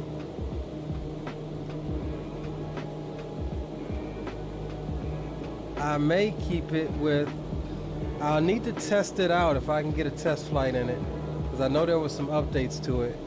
But if we do some cargo ops, I may very well do some feeder ops in the ATR, keeping with our turboprop theme. That's a possibility. But again, I don't know yet. I also need to check out the new update to the MD-11. Haven't flown that in a while. That's always a go-to aircraft. Either that or the A300, one of the two. But I think I'm kind of leaning towards some cargo ops.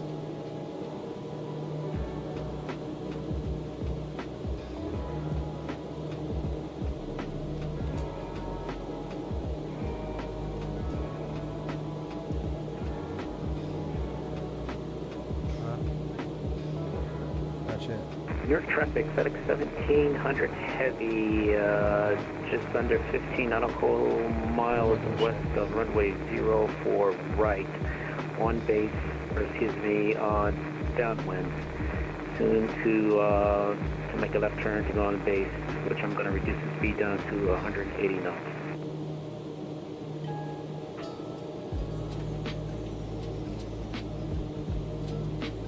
That's ironic. I start talking about freaking cargo ops and FedEx keys up the mic. I guess that's my cue.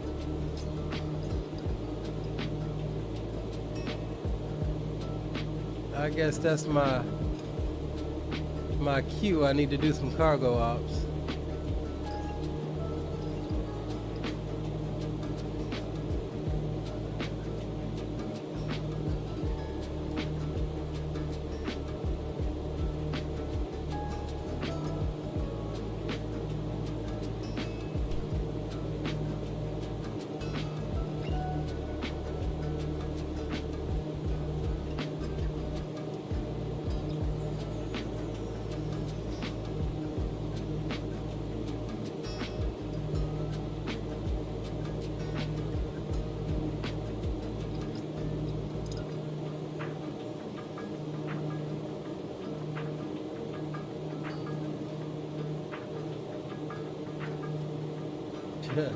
Cargo indeed is calling. Yeah, it's been a minute. It's definitely been a minute.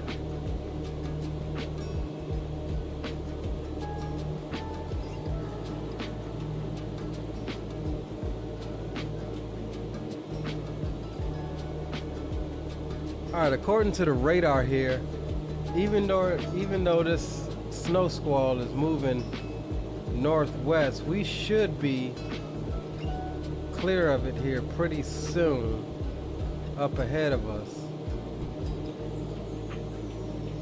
It's showing clear going into Niagara as far as precip, but it is reporting minimum VFR, so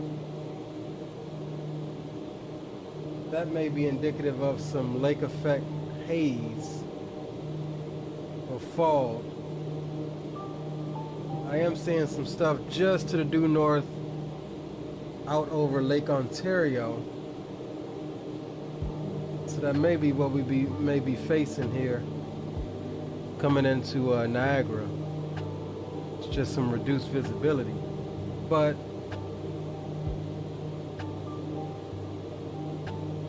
yeah, I don't know. The meter is still reporting 15 statute miles, so it may not be that reduced.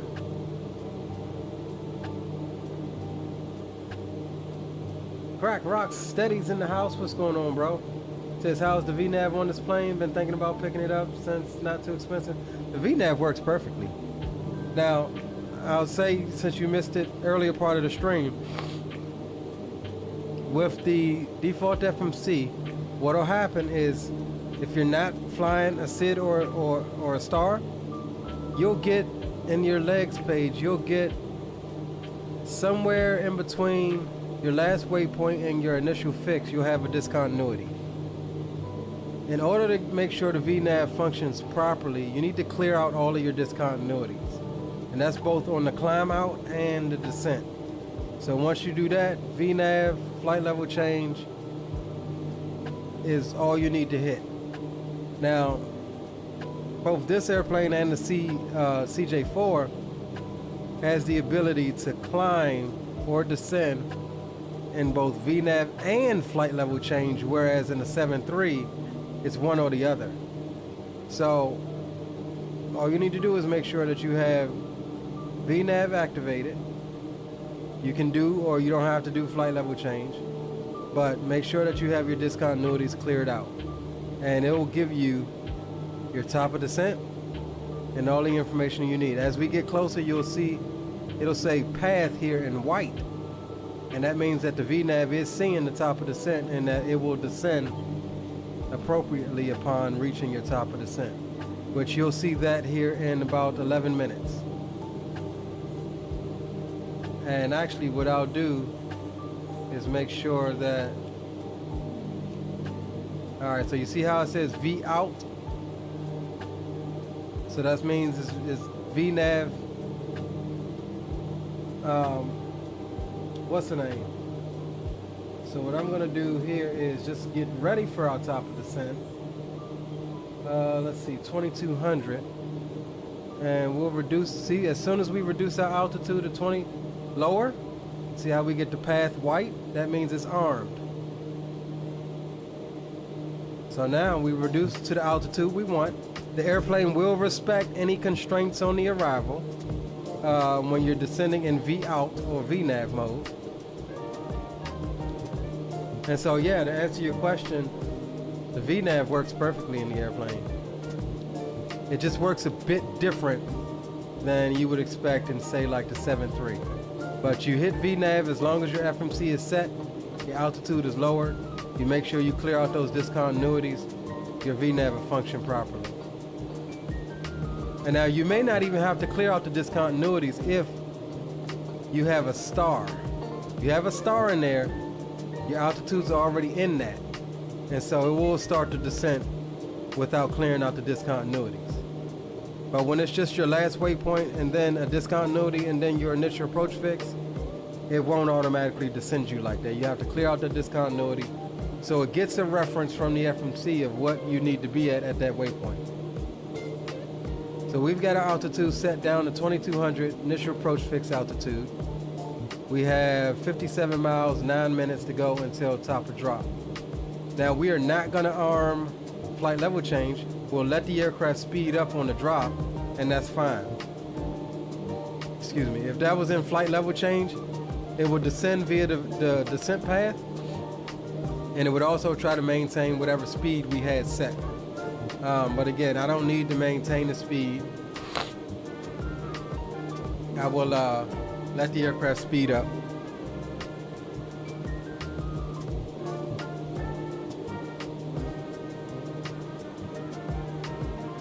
Zato says the only routes in mind, point-to-point military base flights. But I need to get my head out of the fighter soon and to an airliner right. Zato, you've been giving those fighter jets a lot of love.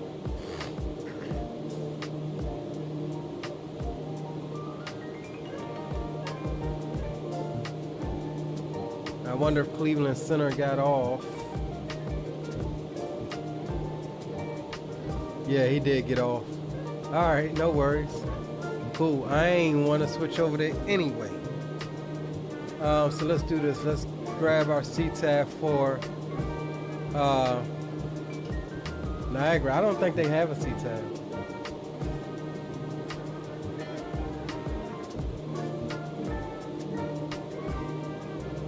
I don't think they, yeah, no CTAF. So we'll be using Unicom. We'll jump back over there. Blame that Raphael saw on Twitter that I painted.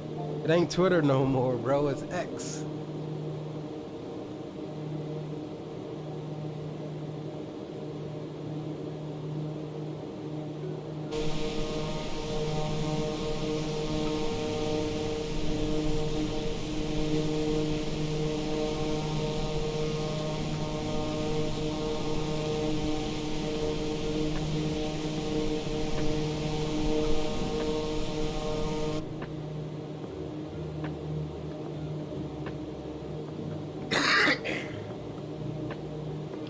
I don't know how old this weather data that I'm getting from Navigraph is appearing to be a bit old, bro. Because we should be in the clear of clouds right now. We've got live weather activated. Let me just make sure that. Yeah, we're on live weather. And we ain't got our clearing yet.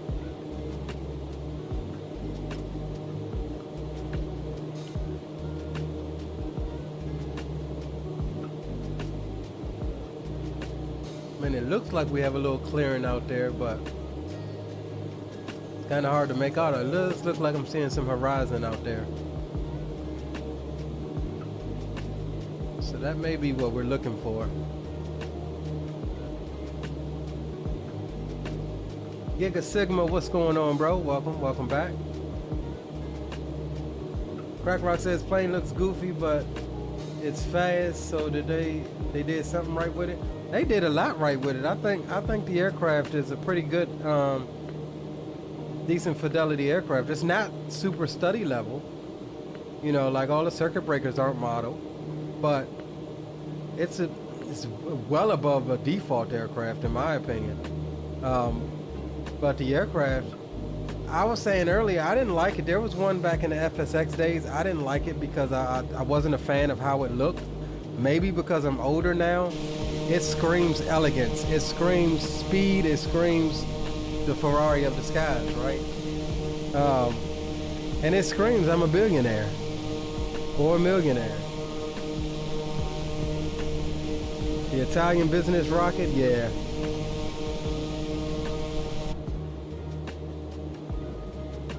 Absolutely. All right, 27 miles until top of descent.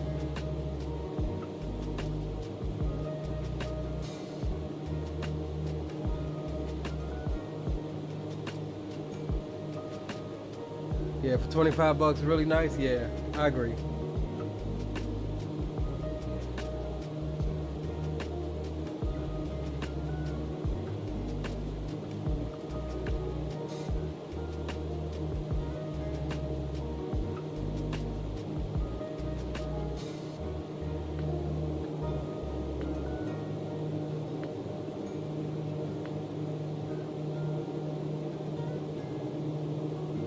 And it hand flies really nice. It is really fun to hand fly. It's not all twitchy. It's really nice to hand fly. It has some decent sounds.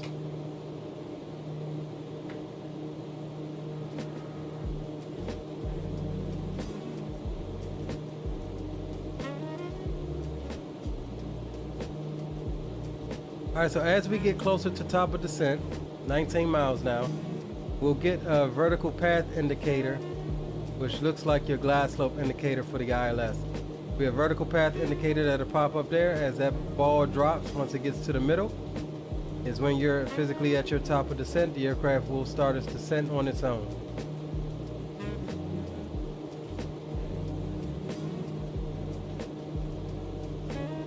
Which you can see that also depicted here on our navigation display.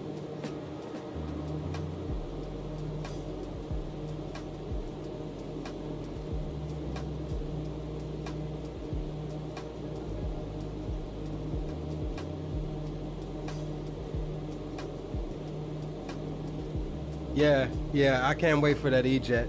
I'm hoping that they release not only the regional version of that jet, but the legacy version, the BizJet version. That'll be dope. That will be dope. Like, kind of do like X-Crafts over in X-Plane did. And then if they release the 145, you know, to do the Legacy, the Embraer Legacy, and the 135 will be nothing except cutting a little piece of the fuselage off, you know, to make it shorter, because the systems are already there.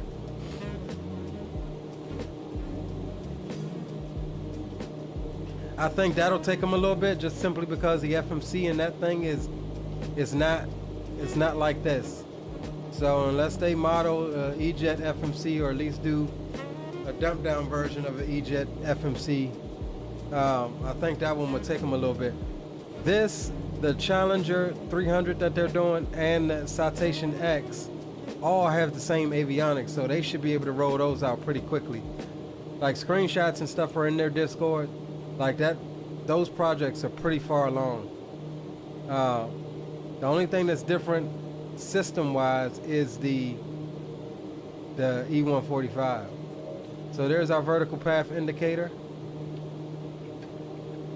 That's populated automatically. And here's our clearance. So, yep, right on cue. We got some clearance, some breaks in the weather.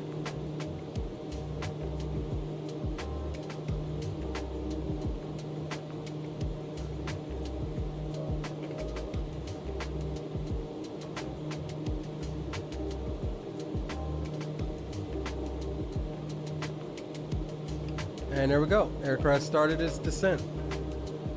Again, we will pick up speed. That's fine. I'm okay with the aircraft picking up speed. We'll keep cruise power set.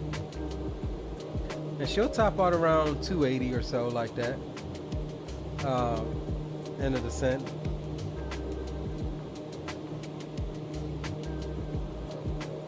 And again, if you had a star, it would respect all of the constraints coming in on that star.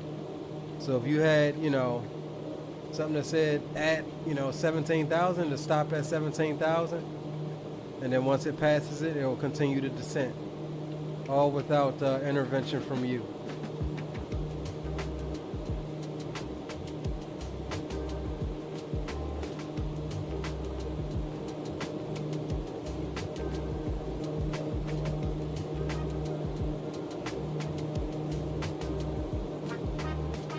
Some bumpy air coming down the hill here.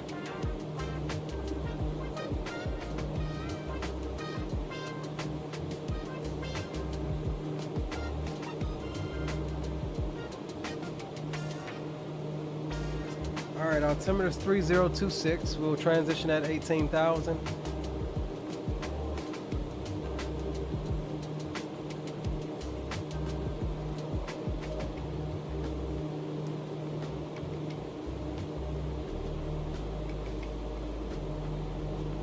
Pull a little bit of power. We'll try to maintain about 290 or so, because we'll be torque limited as we descend anyway. So we'll start pulling a little bit of power so we don't over torque the aircraft.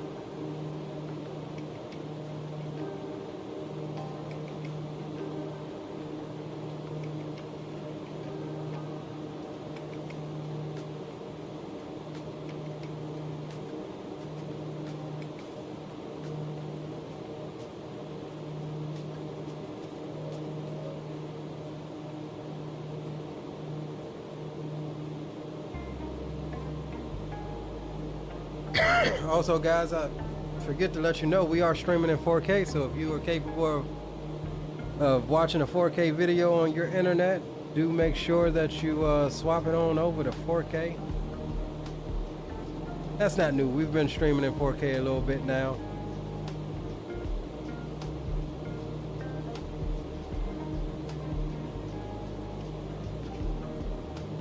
And right on cue, we're about done with our cocktail.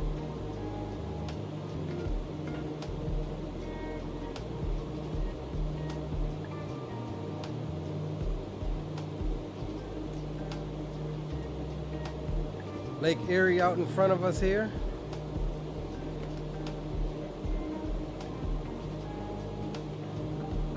Crack Rock says, man, Leo, every time I see you smack that vape, it makes me miss my dead rabbit Voopoo. Oh, dead rabbit Voopoo drag combo. I'm on these stupid disposables now. Yeah, I started out trying disposables and I knew, I was like, yeah, I can't hack this. I can't. I tried vaping several times, man, different forms and stuff like that, trying to break that cigarette habit. And I had somebody tell me, man, you need to kick the disposables because you'll never get used to it and you can't adjust it. My problem was I would choke like a madman when trying to vape because my body wasn't used to vaping versus smoking cigarettes. And yeah, sure enough, I would get something that was adjustable on the power range and stuff like that versus one of those, just press the button and hit it. And I never bought another pack of cigarettes. Straight cold turkey. Giga, was you around for the first landing? I mean, we got negative 33, so I think we're allowed to land a little harder this time.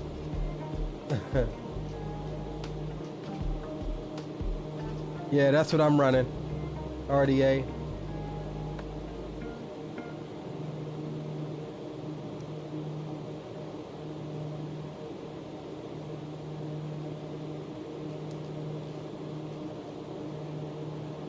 I build my own coils now. I actually used to use the pre-built coils, but to get 5 of them in a pack for 20 bucks, it's like I got tired of buying coils because they, depending on the juice that you use, they gum up so quickly. Now my coils, like I wrap my own coils, build my own coils, or what I do now is I just buy pre-built coils. Amazon. 12 bucks. I got any type of coil that I would want in there. And they last me a long time. When they get gummed up, I pull out my cotton when I go to re-wick and I just burn it, let it clear off all of the gunk, take a little steel brush, brush the coils off.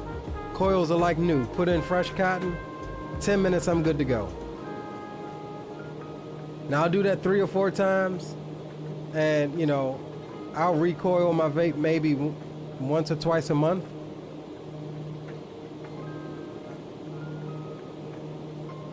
Yeah, see, I started that way. I started buying wire and then wrapping my own coils until I found these on Amazon.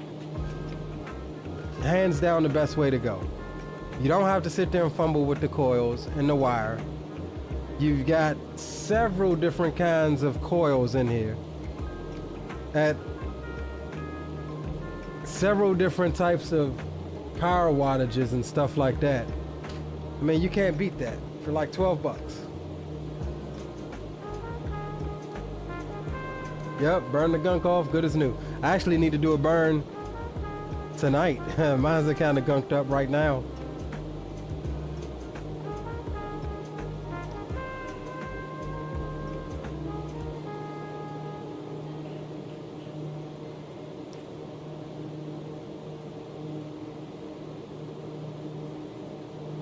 And then them disposables, you get almost zero daggone cloud production.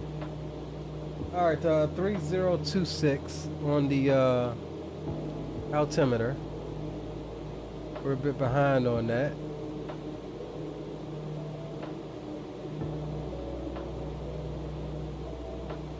That's good. We're over Lake Erie right now.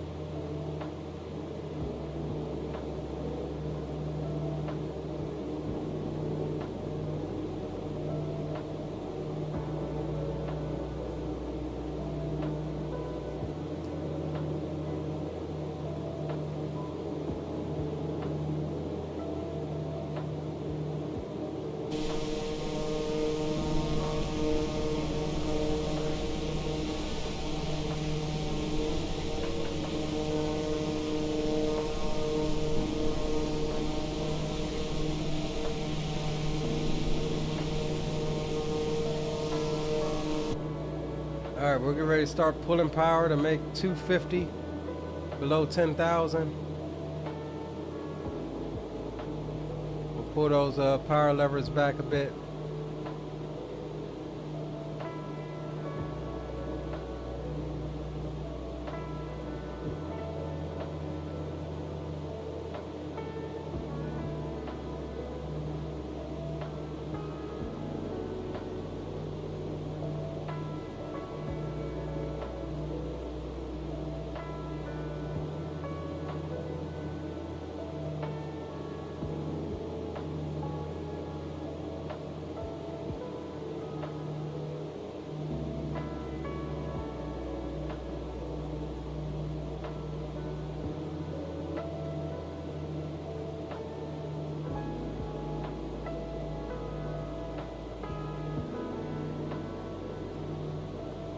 All right, approaching 10,000. Boom boom room will shut down at 10,000. Music will go bye-bye per usual as we prepare for our approach into Niagara District, which is 31.5 nautical miles out on the nose.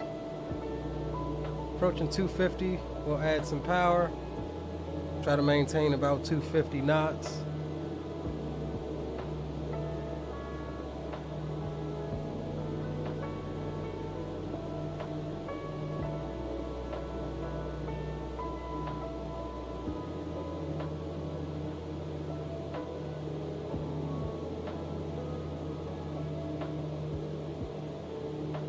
All right, looking good on the descent right now, gentlemen.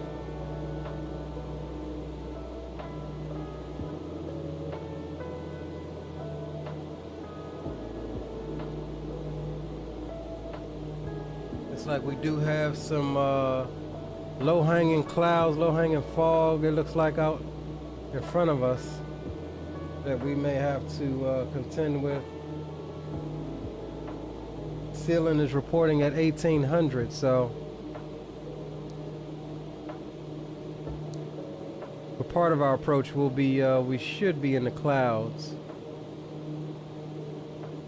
Now again, for those of you that missed it, this aircraft, you're not landing lights on at 10,000. It has a speed restriction on the landing light, which actually folds out from the nose of the aircraft, which is going to be 150 knots, I believe. I think 150 or 160. So Piaggio pilots are usually not putting the landing lights down until they're on final approach.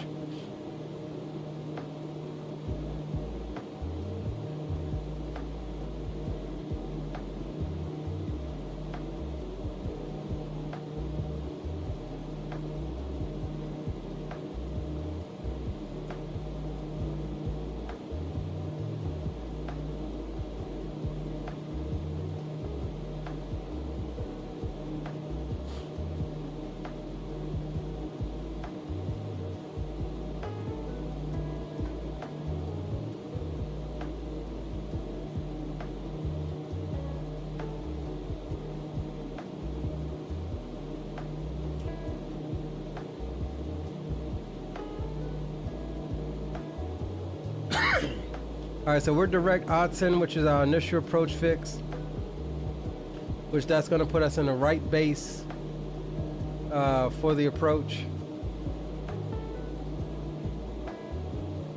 And we'll go ahead and start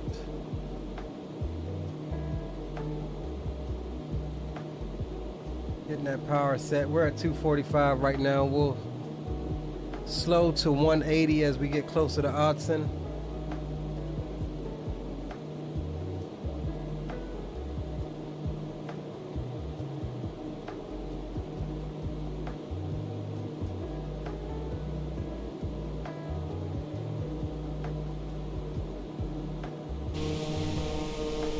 See that fog bank, that lake effect fog?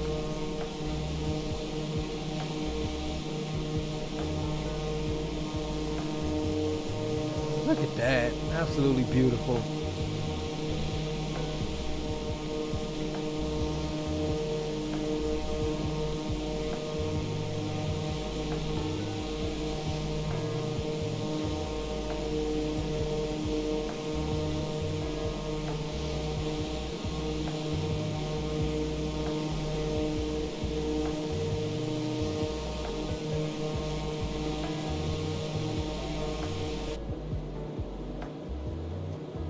All right, little late on the boom boom room closing, but we'll get it shut down now. We'll get flight control replay up,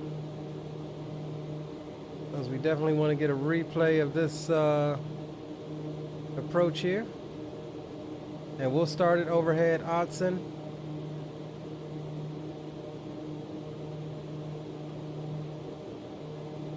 And we're coming through 6,000 now, so let's go back to about 220. We're 11 miles out. We're gonna actually go ahead and start slowing to 180 or so.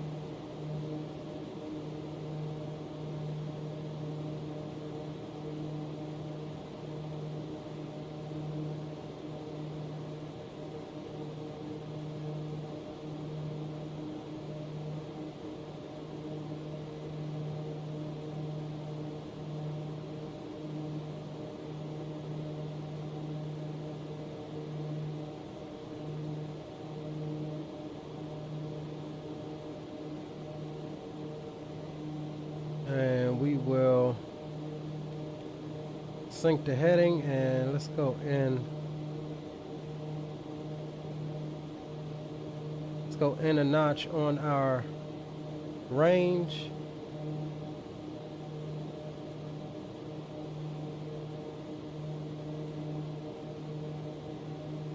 Turbulent coming over the shoreline here.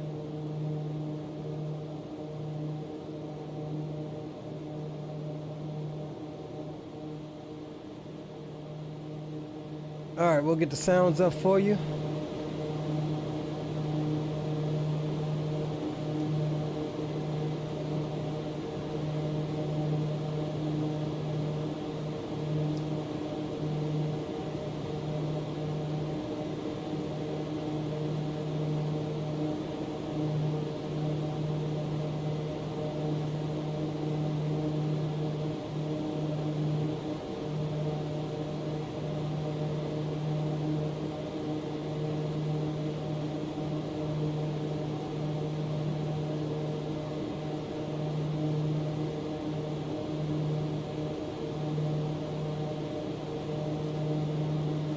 Niagara District traffic, Piaggio, November 86 Lima Sierra. We are about 5 miles to the south-southwest of Odson. Initial approach fix for the RNAV runway 06 approach, Niagara District traffic.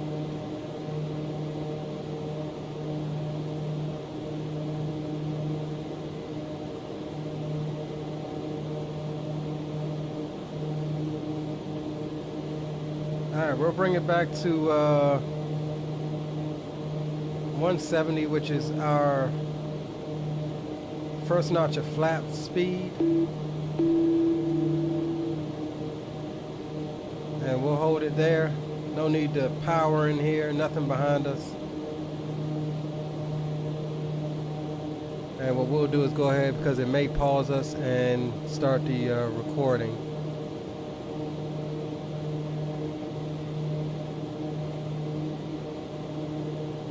Alright, there we go. Recording is going.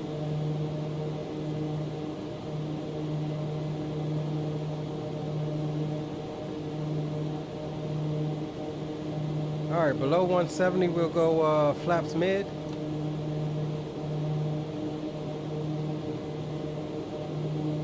Extra drag, we got to increase the power. We'll get the landing cam on for you. That's just saying that we are below the idle power, or the power set for the landing gear. When you hear that dinging, this means our gear isn't down and we're too low on the power.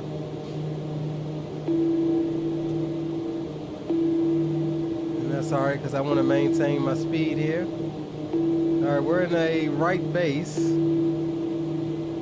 160 will come onto the auto feather arm.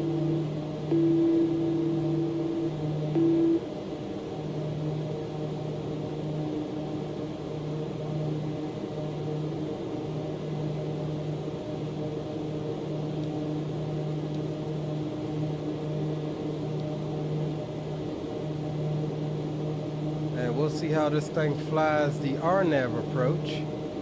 Ooh, maybe, no, alright. So we just hit the approach mode just like you would with the ILS, and we have path and GP, glide path. Just like in Airbus, just like in Boeing, so it should follow this similar to an ILS now. With less accuracy, because obviously it is a RNAV approach.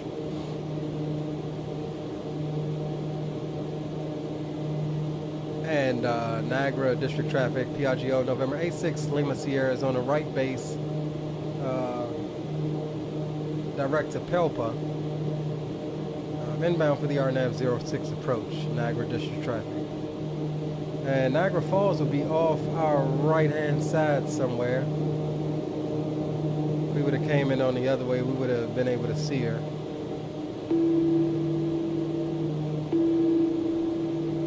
Alright, we'll go ahead and drop the gear now, so we can hush that up.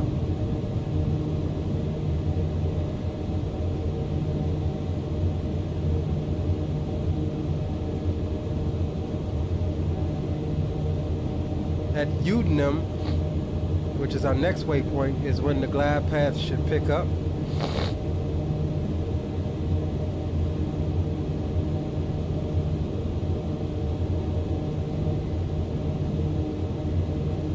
And we always forget to do this. Let's go perf. Approach. Wind is 030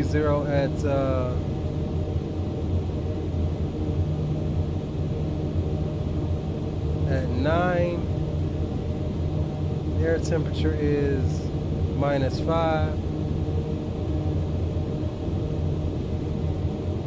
Altimeter's already set. Over the next. Approach speed is going to be 126. We'll send that on over. VREF is 116.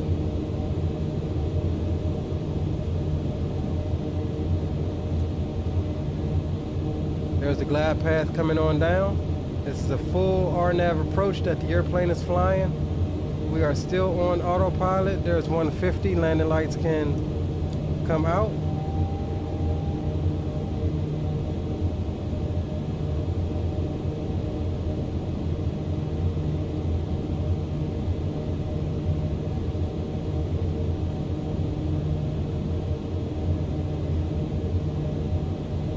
Niagara District traffic, Piaggio, November 86, Lima Sierra, 6 mile final, RNAV runway 06 approach, Niagara District.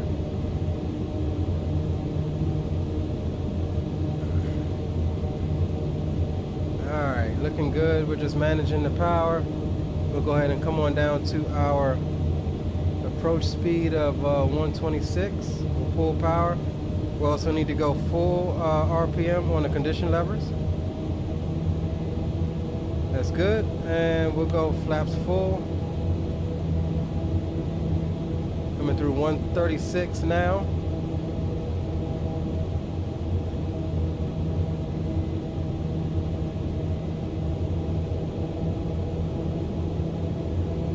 Give her some power here. There we go, at our approach speed. Airplane is flying this down itself.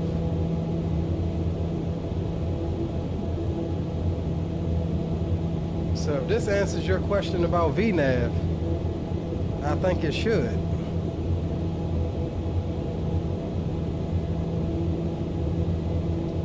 So we're just maintaining the power to maintain our approach speed here. We'll get ready to take over here in a second.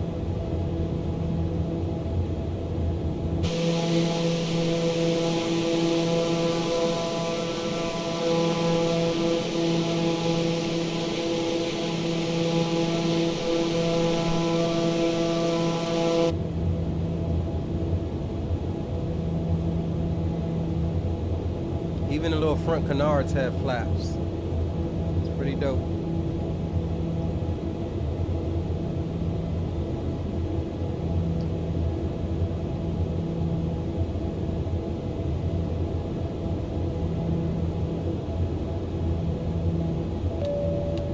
All right, my airplane.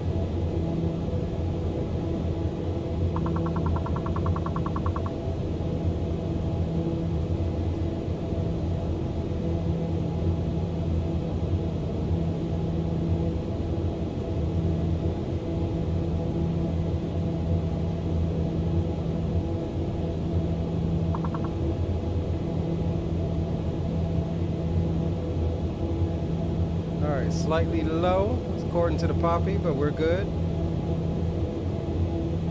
All right, there we go, right on glide path, 2 red, 2 white.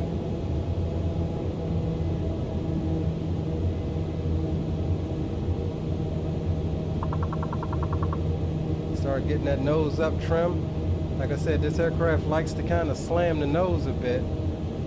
So I like to help that out with just some nose up trim.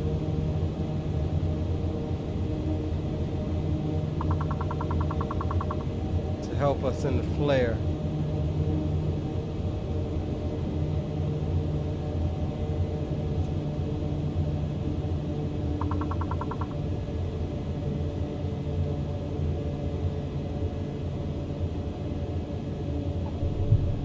Who said butters? Who wanted the butters?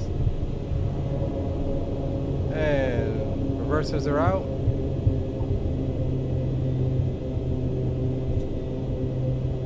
Ladies and gentlemen, welcome to Niagara District. And we'll have to take her all the way to the end here.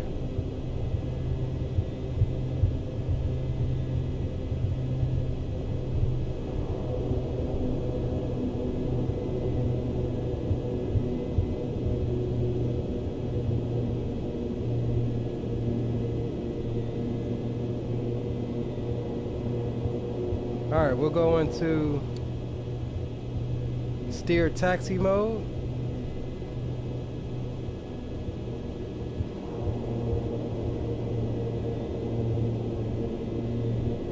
Flaps can come up.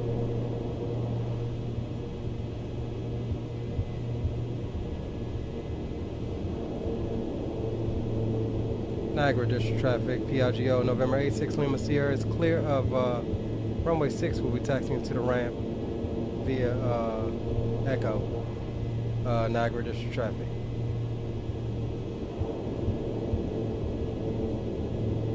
Alright, let's go taxi, auto feather off.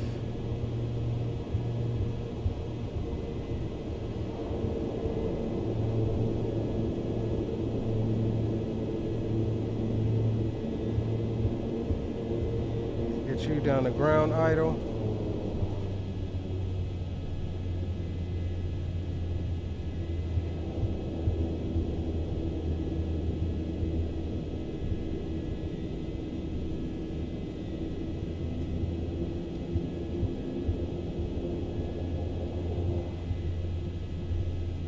And the good thing about that approach, guys, we got it all recorded. I don't think I beat that negative 33 on the first leg, but she was a nice, you definitely need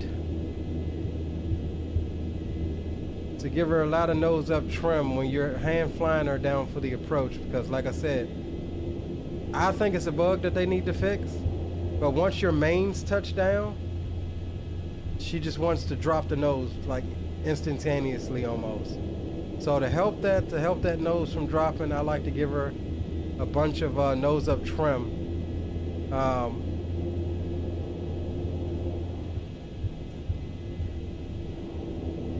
On that. Is this the FBO over here? That's the hangars. I guess this is where we're going here.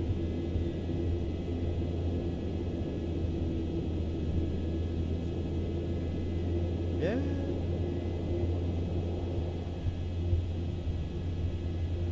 Alright, we'll pull it right over here, let you guys out right at the door.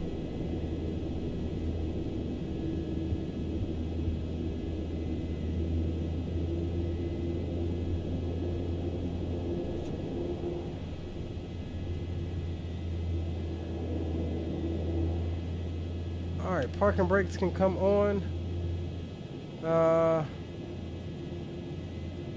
Avionics off. We'll come down here and shut them down.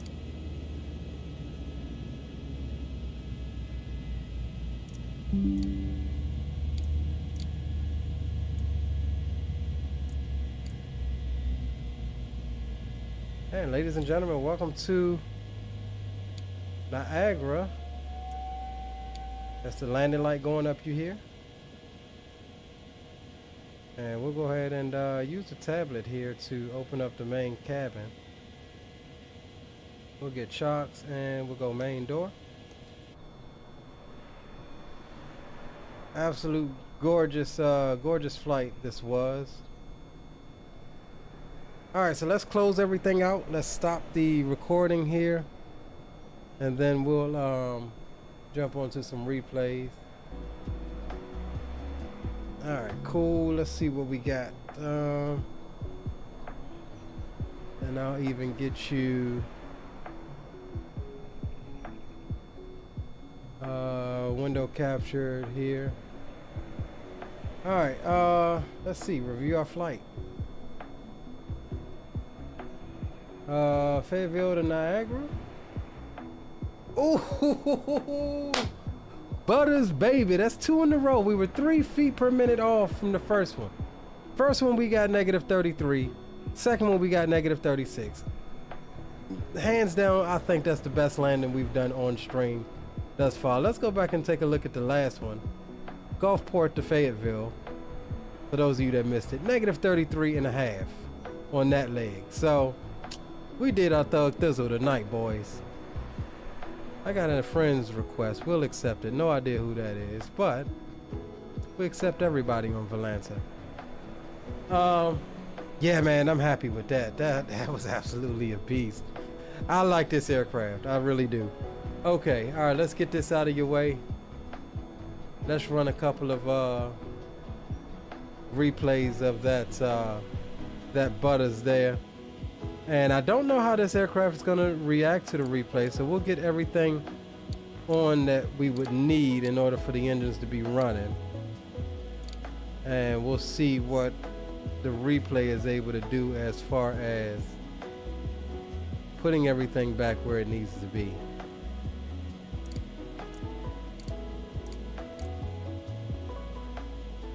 Alright, cool. Yeah, we'll get everything back on.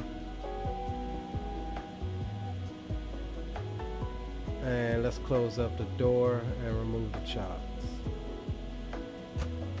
Alright, let's load it. Let's see what we got here. 1146 is the replay we want. We'll load that and there we go. So that is probably, yeah, that's the trim going to the correct setting.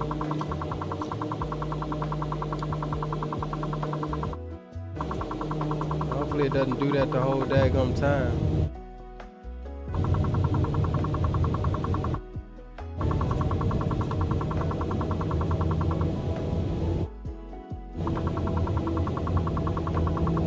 Oh man, that's gonna do that the whole time. All right, we'll get the tunes turned up for it then. Absolutely beautiful approach though. Oh, it stopped. Oh, that's me actually trimming it now. Okay, cool. Yeah, absolutely beautiful approach. Zato says, nicely done. Appreciate you, bro. Butters squared. Absolutely, bro.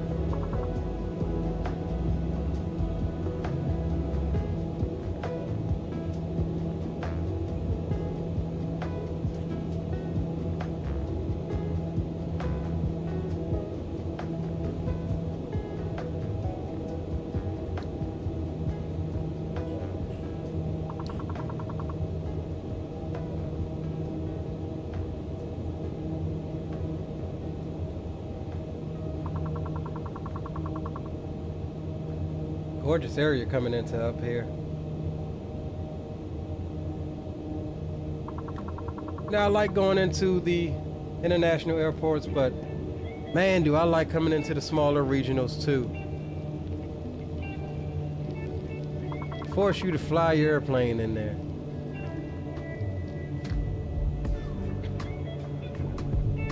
Look, y'all ain't even know we landed. Y'all ain't even know we landed.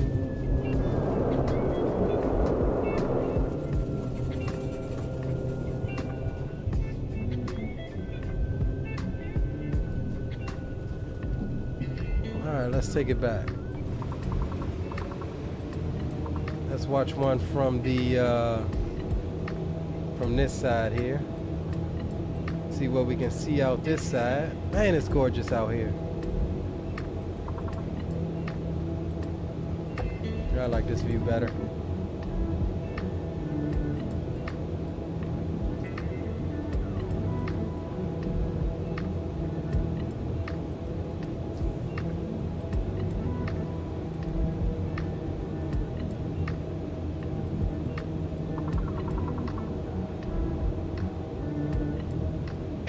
Enjoy flying in the bases sometimes, just scared of being yelled at in VATSIM for doing non-military point-to-point flight.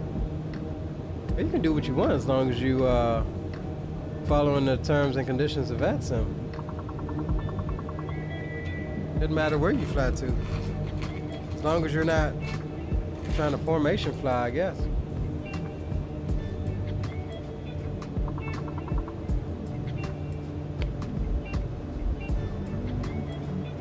Looks like another FBO off over there off to the right. Nice landing. I'm impressed.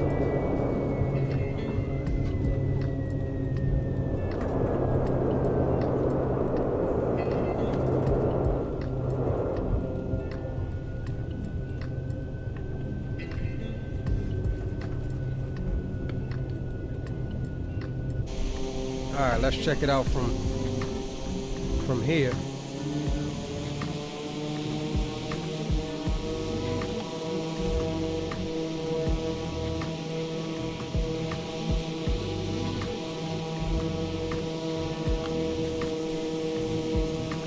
Now I gotta fix that camera.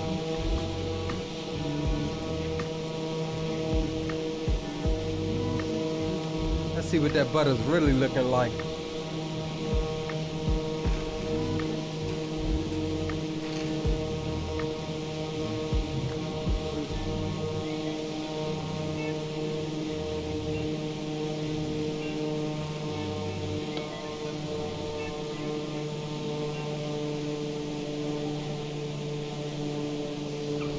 Oh yeah, see how quick the nose come down?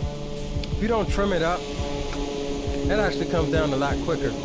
Comes down, honestly, you know what it reminds me of? Landing this reminds me a lot. And even the gear looks similar. But again, I don't know if that's a bug that they need to adjust. But it's doable as long as you trim it up. But this reminds me a lot of landing the F-18, bro. Just because when you land in the F-18, your mains hit and then your nose is down.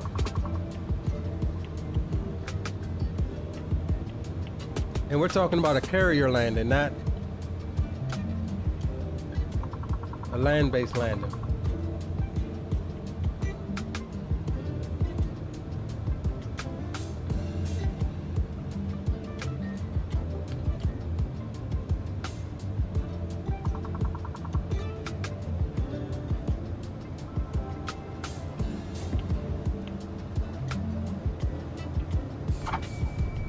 See how quick it came down? But that's still a butter. That's an absolute butter. Center line and everything. I will take it. I will take that.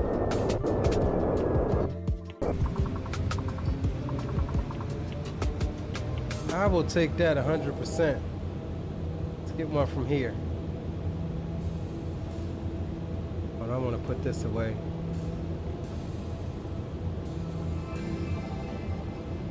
That's a money shot there.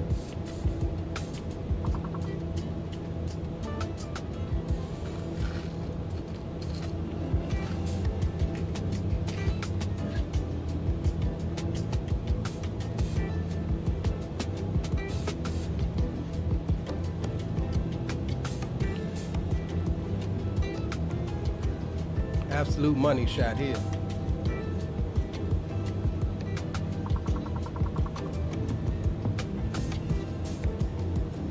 Dotto says, yeah, I ain't the type doing that. Prep and vet sim and multiplayer, no problem. Yeah, I got you.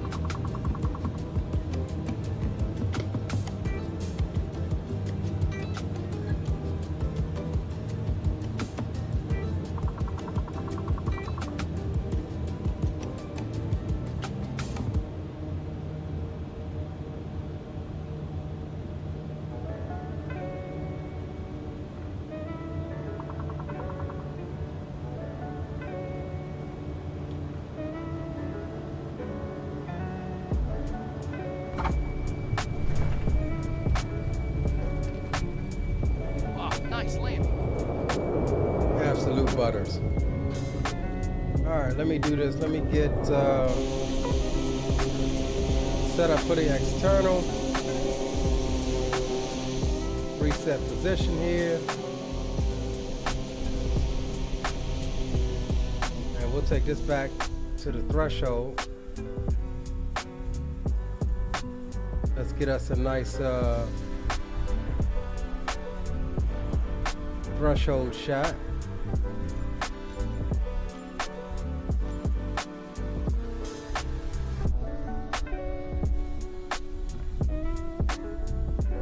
All right, let's bring her back.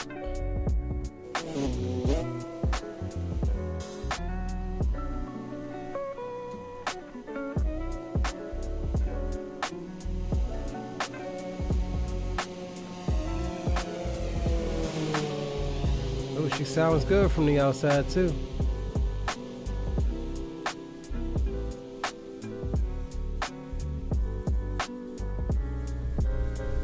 Yeah, see how quick that nose comes down? That nose comes down a little quicker than I like. But ain't nothing that an update won't fix, I don't think.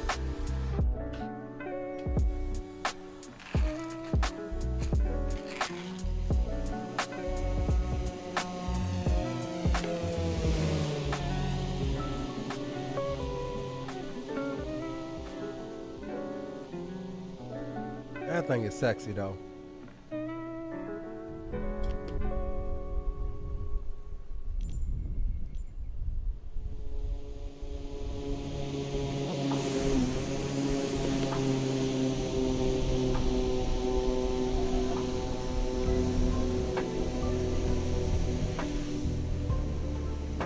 Let's take it back.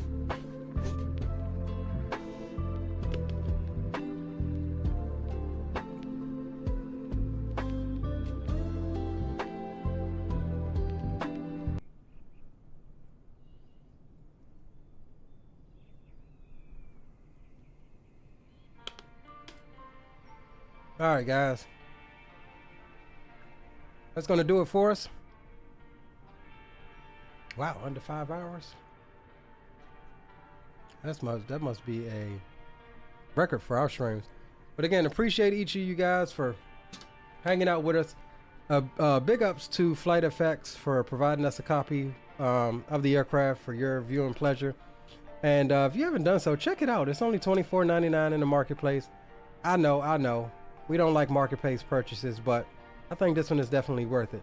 And do bear in mind that they are coming out with the Citation 10, the Challenger 300, and the E145, which I do believe will all be marketplace add-ons. So yeah, I guess get used to it with FlightFX. But look at that thing. The Ferrari of the Skies has landed for the second time on the stream. We're gonna be incorporating this aircraft a lot more in the executive lineup. Yeah, she's worth it. I think she's worth it. She's worth the $24.99, and hell, I wouldn't go as I ain't even gonna say that because then they'll go raise the price. But yeah, man, that's gonna do it for me. We'll leave you with one more little approach here.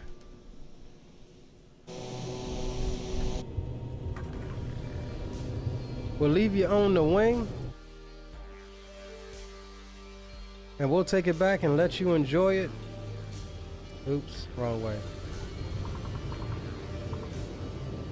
Let you enjoy your MoMo again. But yeah, your boy Leo is signing out for the night. We'll try to do something tomorrow. I'll see what comes to the mind tonight, between the night and the morning. Keep your eyes on the channel. If you haven't done so, join the Discord. And if you're new here, consider subscribing to the channel. Leo is signing off. See ya.